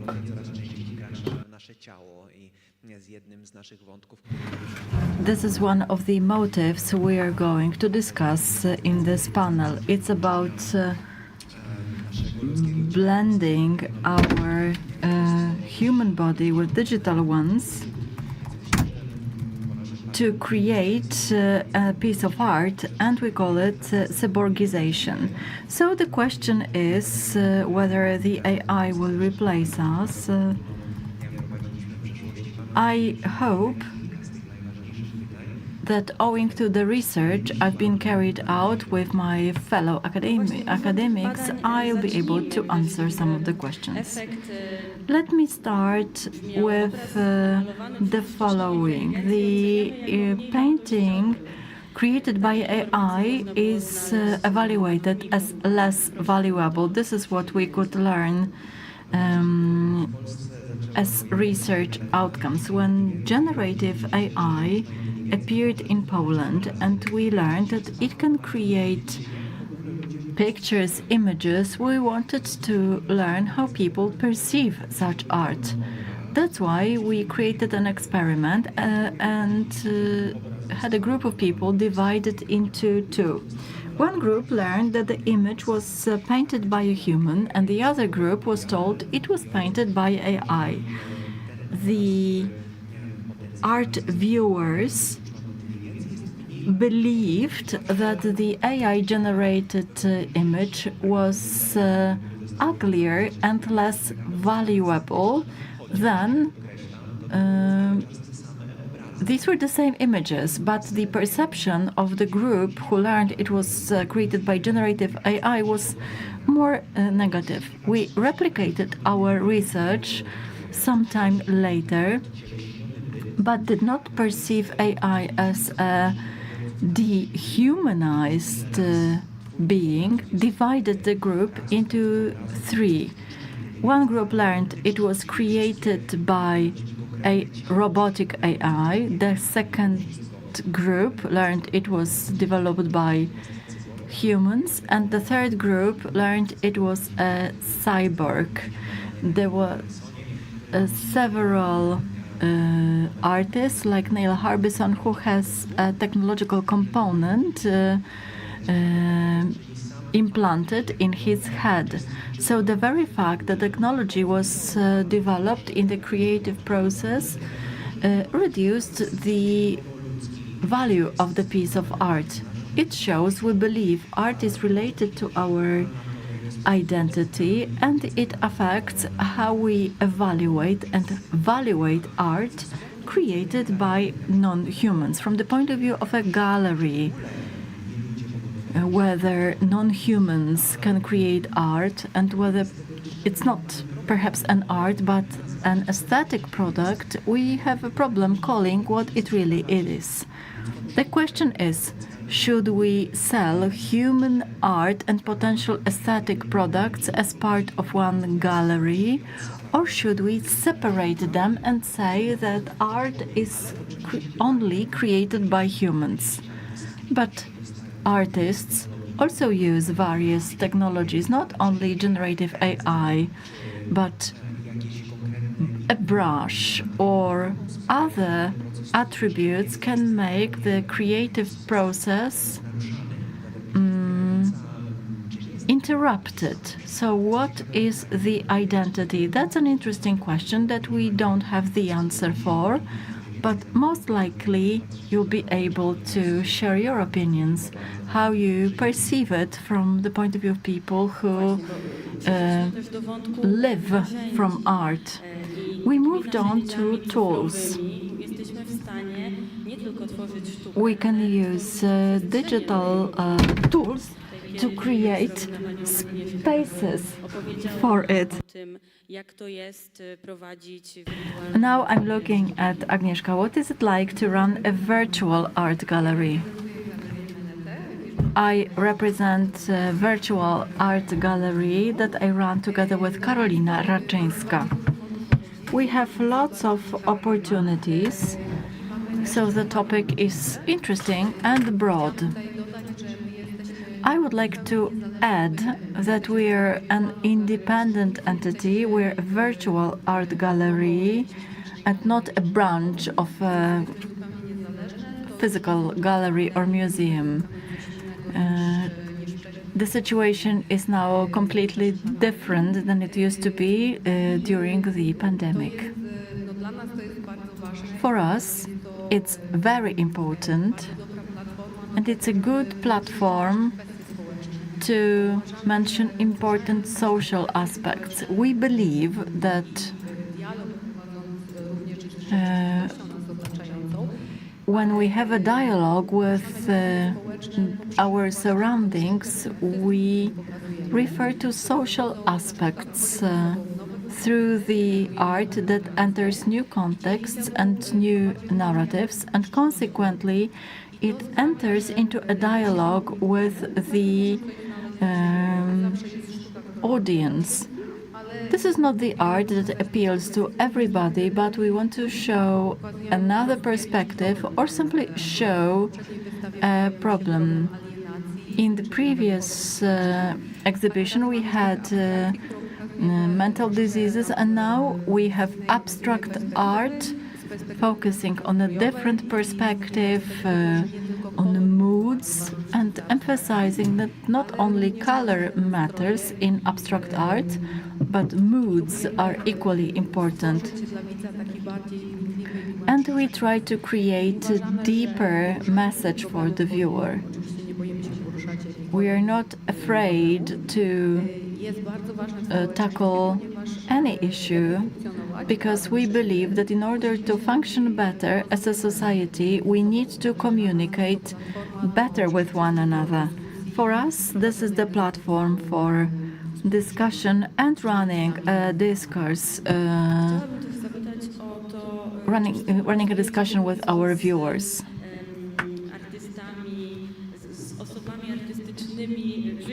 Do you work with living artists or with cyber? Oczywiście. Teraz mogę tylko dodać, że to, co pan Artur I can only add that what Professor Modliński mentioned, we've got a small exhibition generated by AI based on the prompt, which was the title of previous discussion. There were many images generated. We don't know whether we should call them images. There were lots of peculiar creations generated, non-material landscapes, fragility, and various anthropomorphic forms were generated, and cyborgs, so it was an interesting experience. We are going to announce this exhibition soon, but it's already available at the Matera Gallery website. We want to enter into a discussion which will be held in the social media. Let's now have a short tour of the gallery. Agnieszka recorded a video, so let's watch the video. Witam w wirtualnej galerii Melete. Welcome to Melete Virtual Gallery. Witam w wirtualnej galerii Melete. Naciskamy Enter Exhibition i od razu You po need to prawej press pojawia Enter się Exhibition, plakat, and na on the który right-hand najeżdżamy, side you na can którym see the znajdują się poster najważniejsza informacja where wraz z you can patronatami. find the most Ta wystawa to important kontrolowana information. eksplozja It is a nastrojów, controlled, kolorów i tekstur w multi-sensual abstrakcji. explosion of Po colors prawej stronie and mamy textures. tekst kuratorski mówiony po polsku On the i tekst right-hand kuratorski side, mówiony po you angielsku. have the curatorial texts, Każda both in sala jest Polish and in inna, English. każda sala ma inny kolor. Every I do każdej room is sali jest different. tak It zwane has a different wprowadzenie. color, Tutaj and mamy you can nastroje i see the emocje. introduction. Moods Najlepiej and poruszać się emotions is the przyciskami first next one. It is best to use do kolejnych next obiektów button to albo enter previous. successive Dzięki temu unikniemy elements, or you can właśnie, use previous button przypadkowego wejścia to na avoid przykład w ścianę. O. incidental Tutaj mamy dwie artystki, Anitę entering Lesek z into Jersey, pracy z biografią i a wall. wypowiedziami You oraz can see obrazami, two oraz Martę Zawadzką artists, z Polski their wraz z biografią i paintings, wypowiedziami. their bios and I przechodzimy do następnej messages. sali, We are now moving sali on kolorów. to the next room, Mamy the właśnie room of colors. pracę Marty Zawadzkiej, You can see Anity Marta Lesek, Zawadzka's and Anita Leser's Znowu pieces Marty. of art. dwie Anity i dwie Marty. Oczywiście Two wszystkie pieces prace of ułożone art są by według Marta and myśli two planu pieces of work kuratorskiego. by Anita. Tutaj They're też mamy arranged inną muzykę. according to the I curator's ostatnia sala to idea. sala tekstur i tutaj And mamy this właśnie is takie the schodki, po textures których widz room. może There are przejść i steps poczuć tą that teksturę the wirtualnie pod viewer stopami. Dodaje to jeszcze większej step onto and wielozmysłowości. feel the Pracę texture Anity, virtually under pracę their Marty, feet. wstęp You do can again tekstur, see Anita's pracę and Marta's Anity works of arts. i pracę Marty. Muzykę zawsze można ściszyć. Chciałam tylko You can powiedzieć, że po decrease the naciśnięciu, volume po of the najechaniu na music. dany obiekt i po naciśnięciu info, After pressing możemy go the powiększyć. I widać wtedy info, większe you can nałożenie farby, zoom widać in więcej or detali, zoom out widać to właśnie see the rozpryski tej farby, może details, więcej kolorów splashes nawet. of paint, Także or może to even nie jest more wejście w colors. 3D, ale Even widzimy though te it's not obiekty w dużym 3D, przybliżeniu, jeszcze you większym can niż wcześniej. see the pieces Jeszcze of chciałam art zademonstrować jedną enlarged. rzecz. I would like to To jest present ostatni obraz one akurat more Marty thing. Zawadzkiej na This wystawie is Marta i jeżeli Zawadzka's naciśniemy next, last painting in the exhibition. to przechodzimy do pierwszej sali. And once you click on it, you Serdecznie dziękuję. come back to the first room. Thank you Zapraszam na very wystawę. much and looking forward to seeing you in our gallery. To doświadczenie wirtualne, technologiczne. That was a virtual tour. And now over to Roxana as an artist representing Robosexy Duo. Właśnie wystawę technologiczną zamieszczoną na You had a technological exhibition on a 3D platform. czego nam zabrakło. What opportunities does it offer or what does it lack? The virtual space helps the people who cannot come to a gallery due to any reason, lets them enter the space in a realistic way. The very exhibition was the exhibition of my paintings, developed on a dedicated platform. It was also possible to watch it using VR goggles. It's an even more interesting way to enter this world. Anybody using VR goggles feels how immersive it is, how we immerse into reality. It's not artificial reality because we can absorb it with all our senses. This is like enhanced reality. Yes, indeed. I believe this is the future for all artists. The virtual space offers lots of opportunities. You can change the picture size. Those shown there had specific size in reality, but in the virtual exhibition they were enlarged. That's another option that the artists can use to arrange their exhibitions in a different way, which is not possible in our reality. But yet again, I want to ask, what about an artist as a person? We could see the proposal space arrangement, curatorial texts, but we missed the human who created the pieces of art. This is what I wanted to ask you about. What are your feelings? Isn't it a kind of hazard? I would like to add to that presentation this tour is slower and more seamless, so it's different when you do it on your own. There is an artist person. We've got Anita and Marta. We also run live interviews with artists with the participation of the audience, where they can ask questions or comment on what the artists say. So the artist is present. We've got the artist's photo in our exhibition.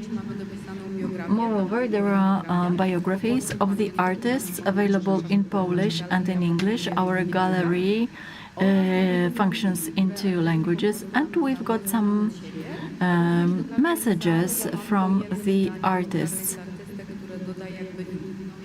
It adds to the intimacy of the exhibition, so the artist's figure is present in the virtual sphere.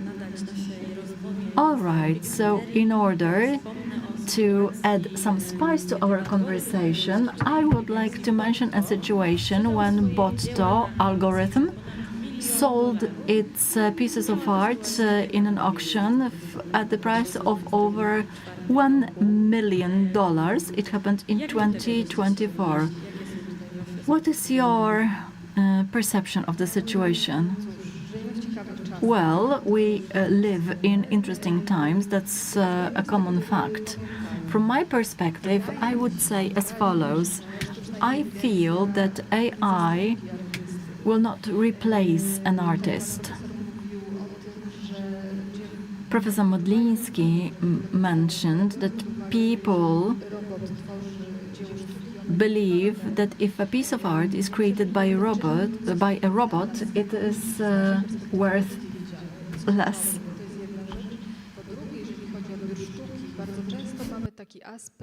When it comes to art perception, we also have the aspect of craftsmanship. If we know that someone spent hours painting it, will value it more than something created within 3 seconds. And hence another question emerges. At the stage of our research, we were wondering about the following.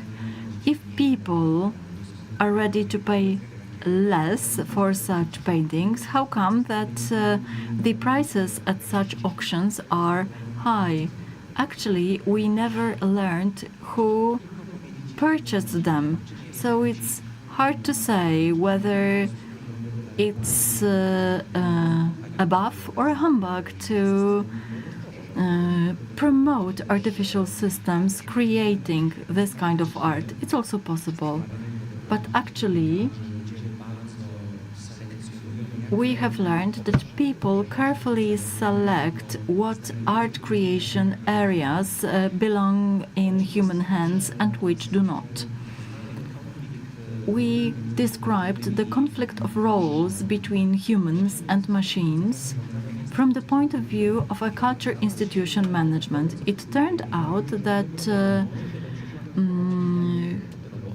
people do not find it problematic to buy tickets from robots or have invoices issued by robots, meaning things not related to art. However, they found it difficult to listen to a robot describing what happens in an exhibition. The conflict was apparent, and people who learned that such a situation happened, that the roles were reversed, didn't feel like coming to such an institution, or even pointed out they would be ready to boycott it to manifest their dissatisfaction. So I feel it's a matter of a psychological effect, which is called Kruger's effect. So we can recognize something more if we know that somebody has made a contribution. It's not better subjectively, more effective. We know that somebody used our time to create something, like school, for example. Even if we have a paper that is worse, inferior, somebody spent a lot of time on it, we can grade it higher because we know there is some kind of endeavor. With AI, robots, we know that it's just a few seconds, and inside this opus there is nothing. Maybe people are based on process rather than effect. We know the value of the way towards the goal. We've got a robot, a machine that is objective focused. There are technological processes, but it's less valuable to people's eyes.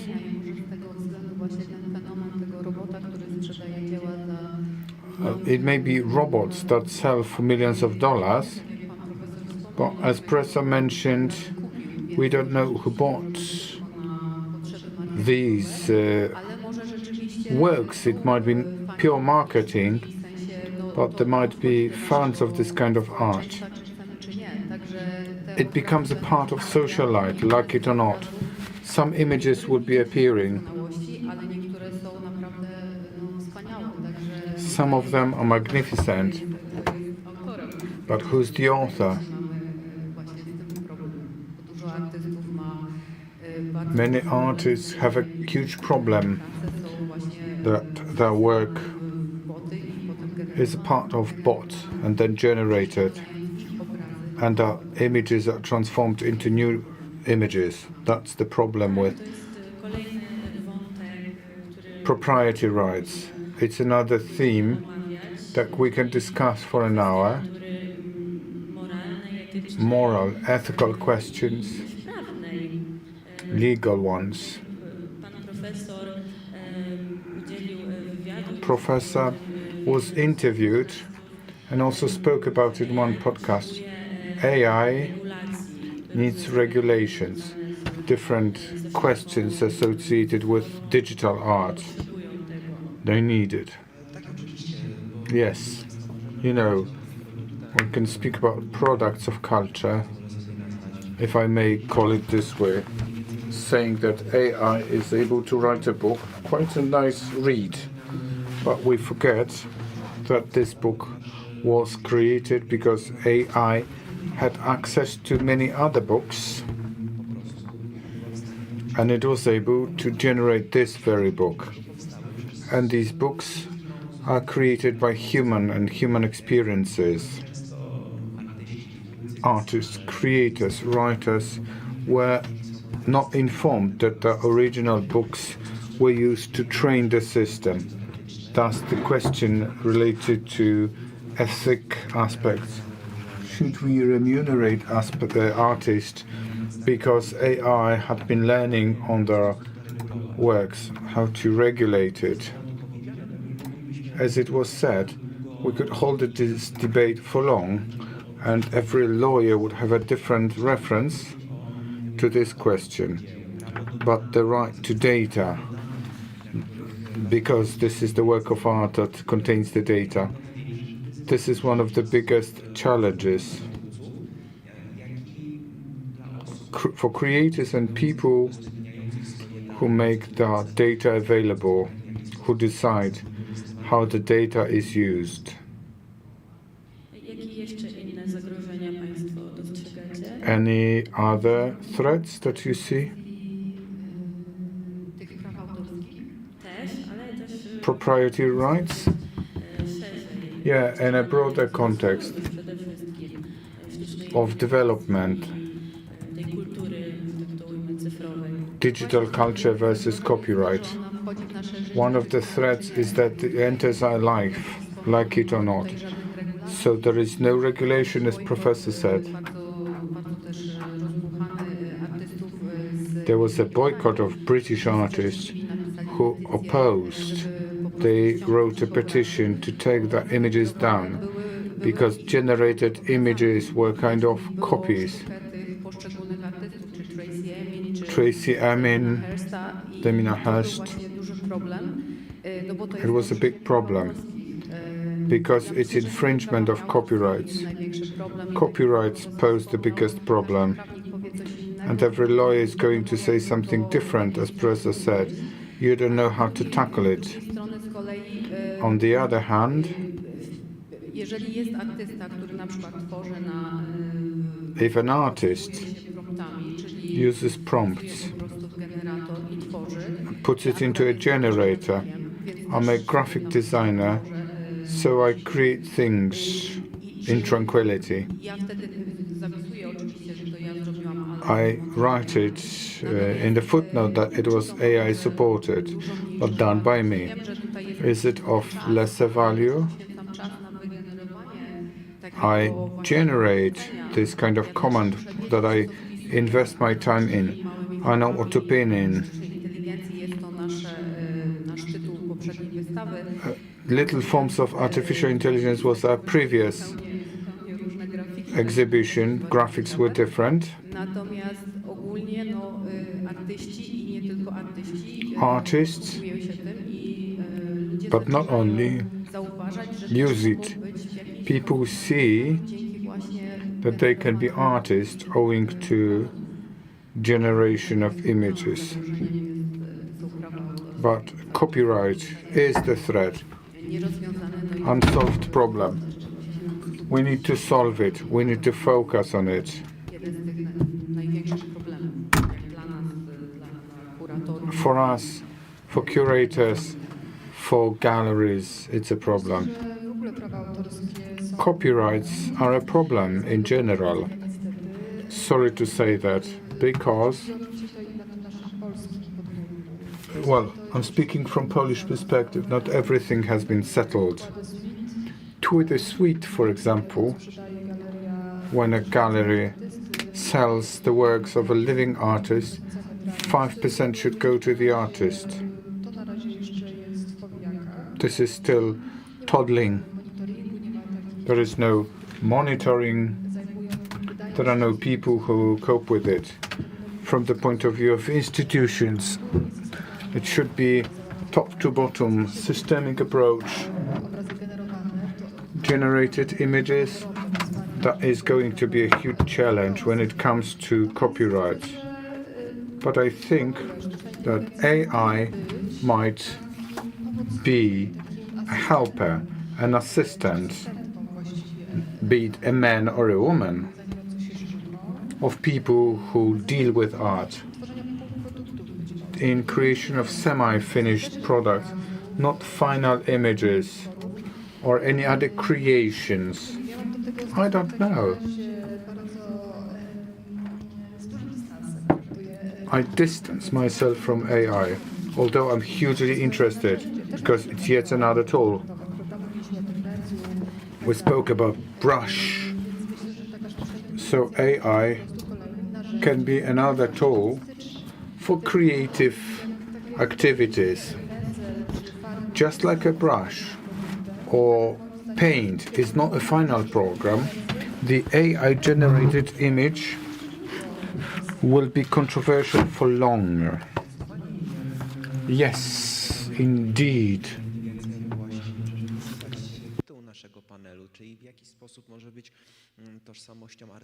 AI can be artist identity, as is the title of our panel.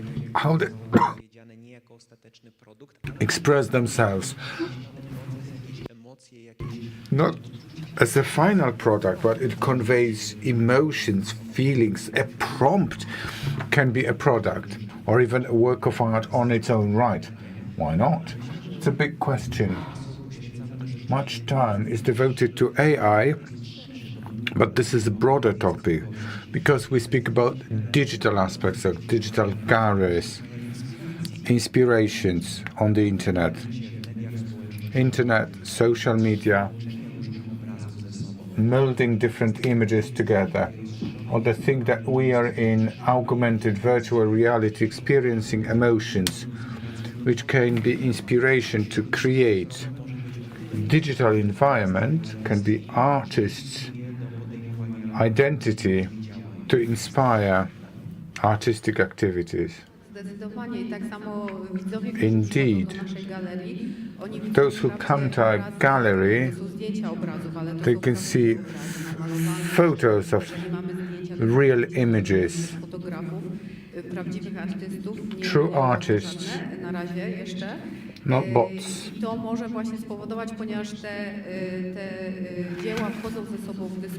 These works of art enter a discussion that may spur inspiration kimś innym, ale może właśnie do samego tworzenia nie tylko na Not only do we create on canvas or paper, but also in virtual domain. And a gallery is open 24/7, godziny na dobę i wszystkie dni w roku. all days in a year. One of the virtual galleries possibilities that I have forgotten to mention. It's fantastic. You can enter for 5 minutes, 10 minutes today. You can re-enter tomorrow. You are not pushed that you have to be there for the whole duration. And we are on their own. We can immerse. We can sense it and feel it from a more profound perspective. And this is multi-sensory experience. My virtual exhibition, I had a vernissage that people could log in. We had avatars. It was an interesting experience to meet people who have selected the outer skin of various types, to meet them in virtual reality. It was interesting. We're not alone, not just one observer, one recipient. We're all together. It's interesting technology's impact. I reminded myself that the area of art, bioart, pretty controversial. Not only AI, but technology to create artificial life with cells. The fluorescent bunny that was shining at night because there was fluorescent genome of a cuttlefish. Is it ethical to play with life, to give them forms?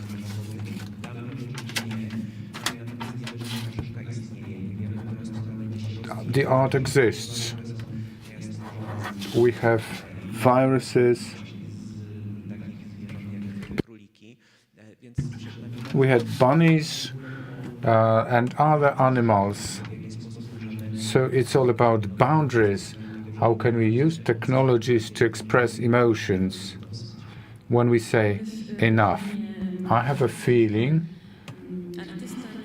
that an artist is no longer an artist, but brings together competences. They can be a programmer, an engineer, another specialist, to produce hybrids. So we can labor the point, asking Agnieszka, are you a curator or gallery manager, or do you have to take care of other competences? No, we cannot be curators only. I have different competences, social media. I am a graphic designer. We share. We are one-man show.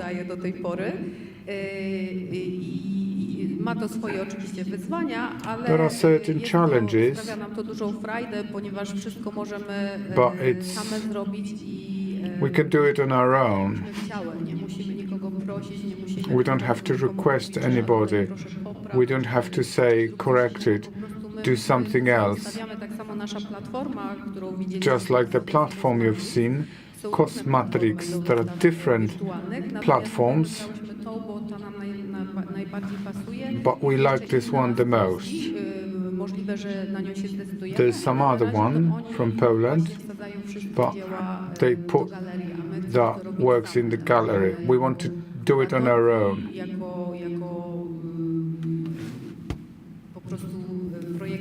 Designers of the exhibition and undertakings.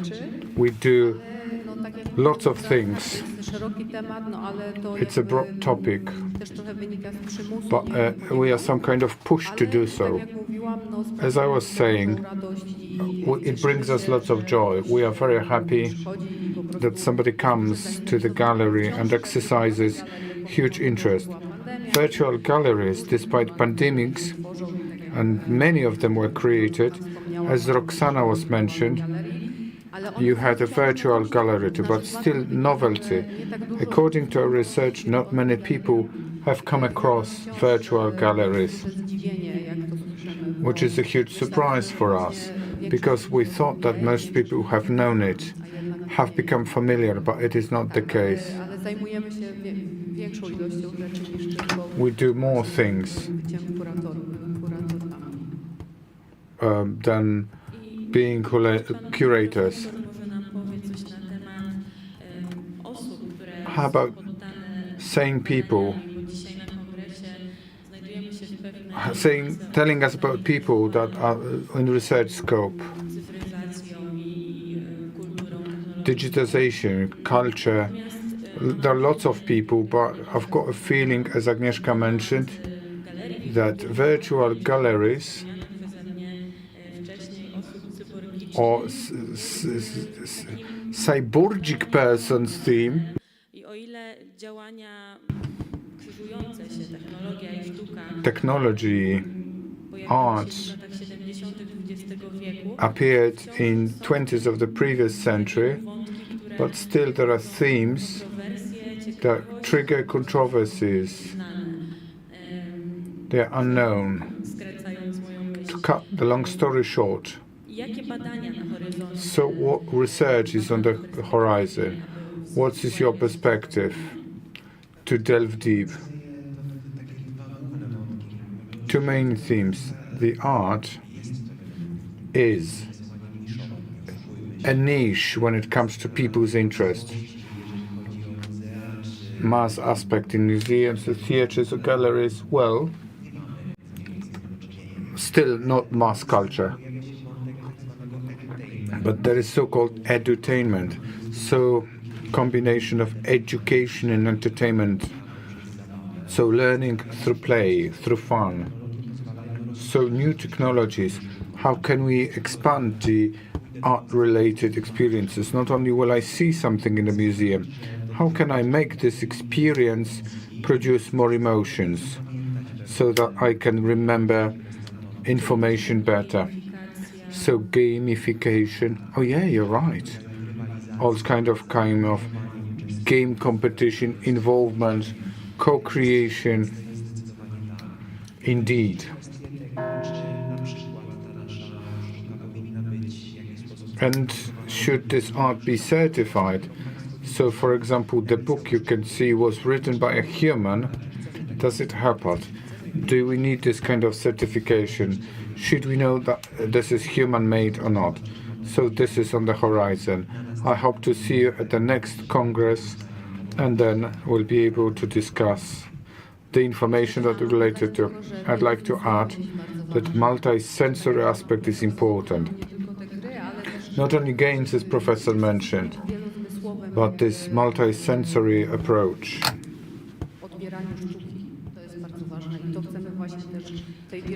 This is what we want to present in this virtual gallery, and thus the possibility. Roxana, a few words as a wrap-up? Yes, indeed. Considering some things, I believe a certificate is a good idea. Perhaps there'll be human and non-human galleries. That could be the conclusion to this meeting. Yeah, it's possible. This is the topic which is hard to summarize, as many of these aspects have just emerged or evolved. That's why we'll leave you with an open topic in order to consider what technology and its development will bring. I believe our panel had a positive message behind, because you focus on the positive aspects that technology can bring to us artists and to us all. Thank you very much.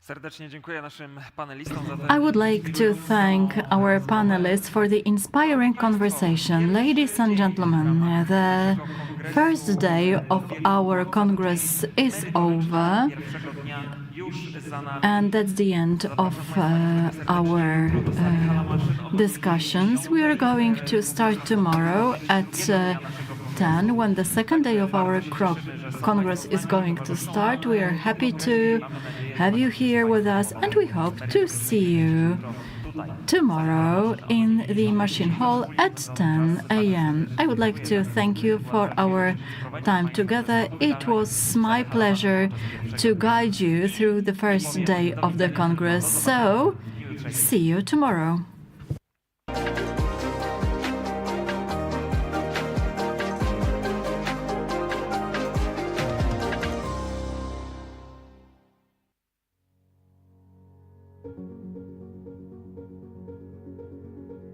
Świat potrzebuje silnej i zjednoczonej Europy.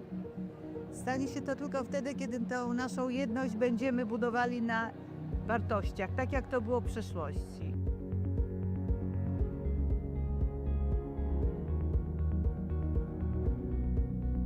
Ukraina jest potrzebna Unii Europejskiej, jest potrzebna Europie, chociażby dlatego, że to, co teraz się dzieje w Ukrainie, ta trwająca już prawie 3 lata wojna, jest wyzwaniem egzystencjalnym dla nas, dla wszystkich Europejczyków. Także Ukraińcy nie walczą wyłącznie o przetrwanie swojego państwa i narodu, tylko tak naprawdę o pewien model życia, europejski model życia, który stworzyliśmy po II wojnie światowej, z którego jesteśmy dumni.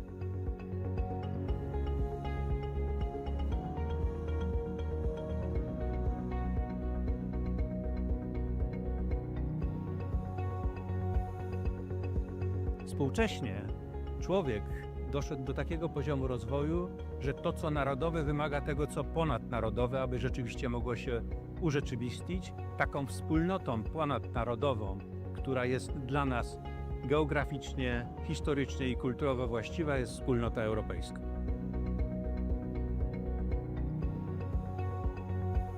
Uważam, że rolą uniwersytetów jest wzmacnianie tożsamości europejskiej. Nasi studenci, obecne pokolenie studentów to prawdziwi Europejczycy. Osoby, które znakomicie się odnajdują w relacjach ze studentami z innych krajów, nie mają barier komunikacyjnych, przemieszczają się, są mobilni, no i wchodzą w różnego rodzaju właśnie formy współpracy, integracji ze swoimi rówieśnikami z całej Europy.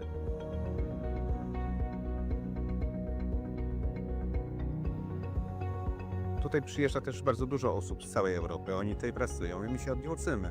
My się uczymy od nich ich wrażliwości, ich kultury, ich potencjału i wykorzystujemy ich potencjał społeczny, więc to jest taka obustronna wymiana, zarówno kulturowa, społeczna, jak i ekonomiczna. Ja myślę, że tak będziemy czerpać przez najbliższe lata. Im Kraków bardziej będzie otwarty, tym więcej tej wymiany będziemy tutaj na miejscu mieli. To właśnie w tej różnorodności drzemie siła Europejczyków i jeżeli wszyscy zostaniemy zaproszeni do stołu, do czynnych debat i dyskusji w zakresie tego, jak powinniśmy regulować otoczenie prawne, jak stabilnie je zaprojektować dla rozwoju nowoczesnych technologii, będziemy wygranymi w tym wyścigu.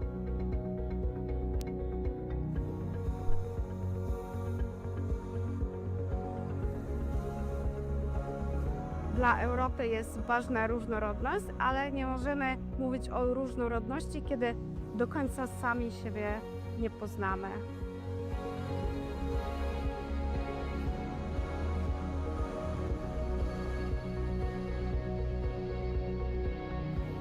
Kultura europejska jest przede wszystkim spoiwem, który pozwoli dzisiaj, w momencie tak wielu kryzysów, które dotykają zarówno Europę, jak i świat, pozwoli na połączenie sił, na wspólnotę i na stworzenie wspaniałych perspektyw i przyszłości.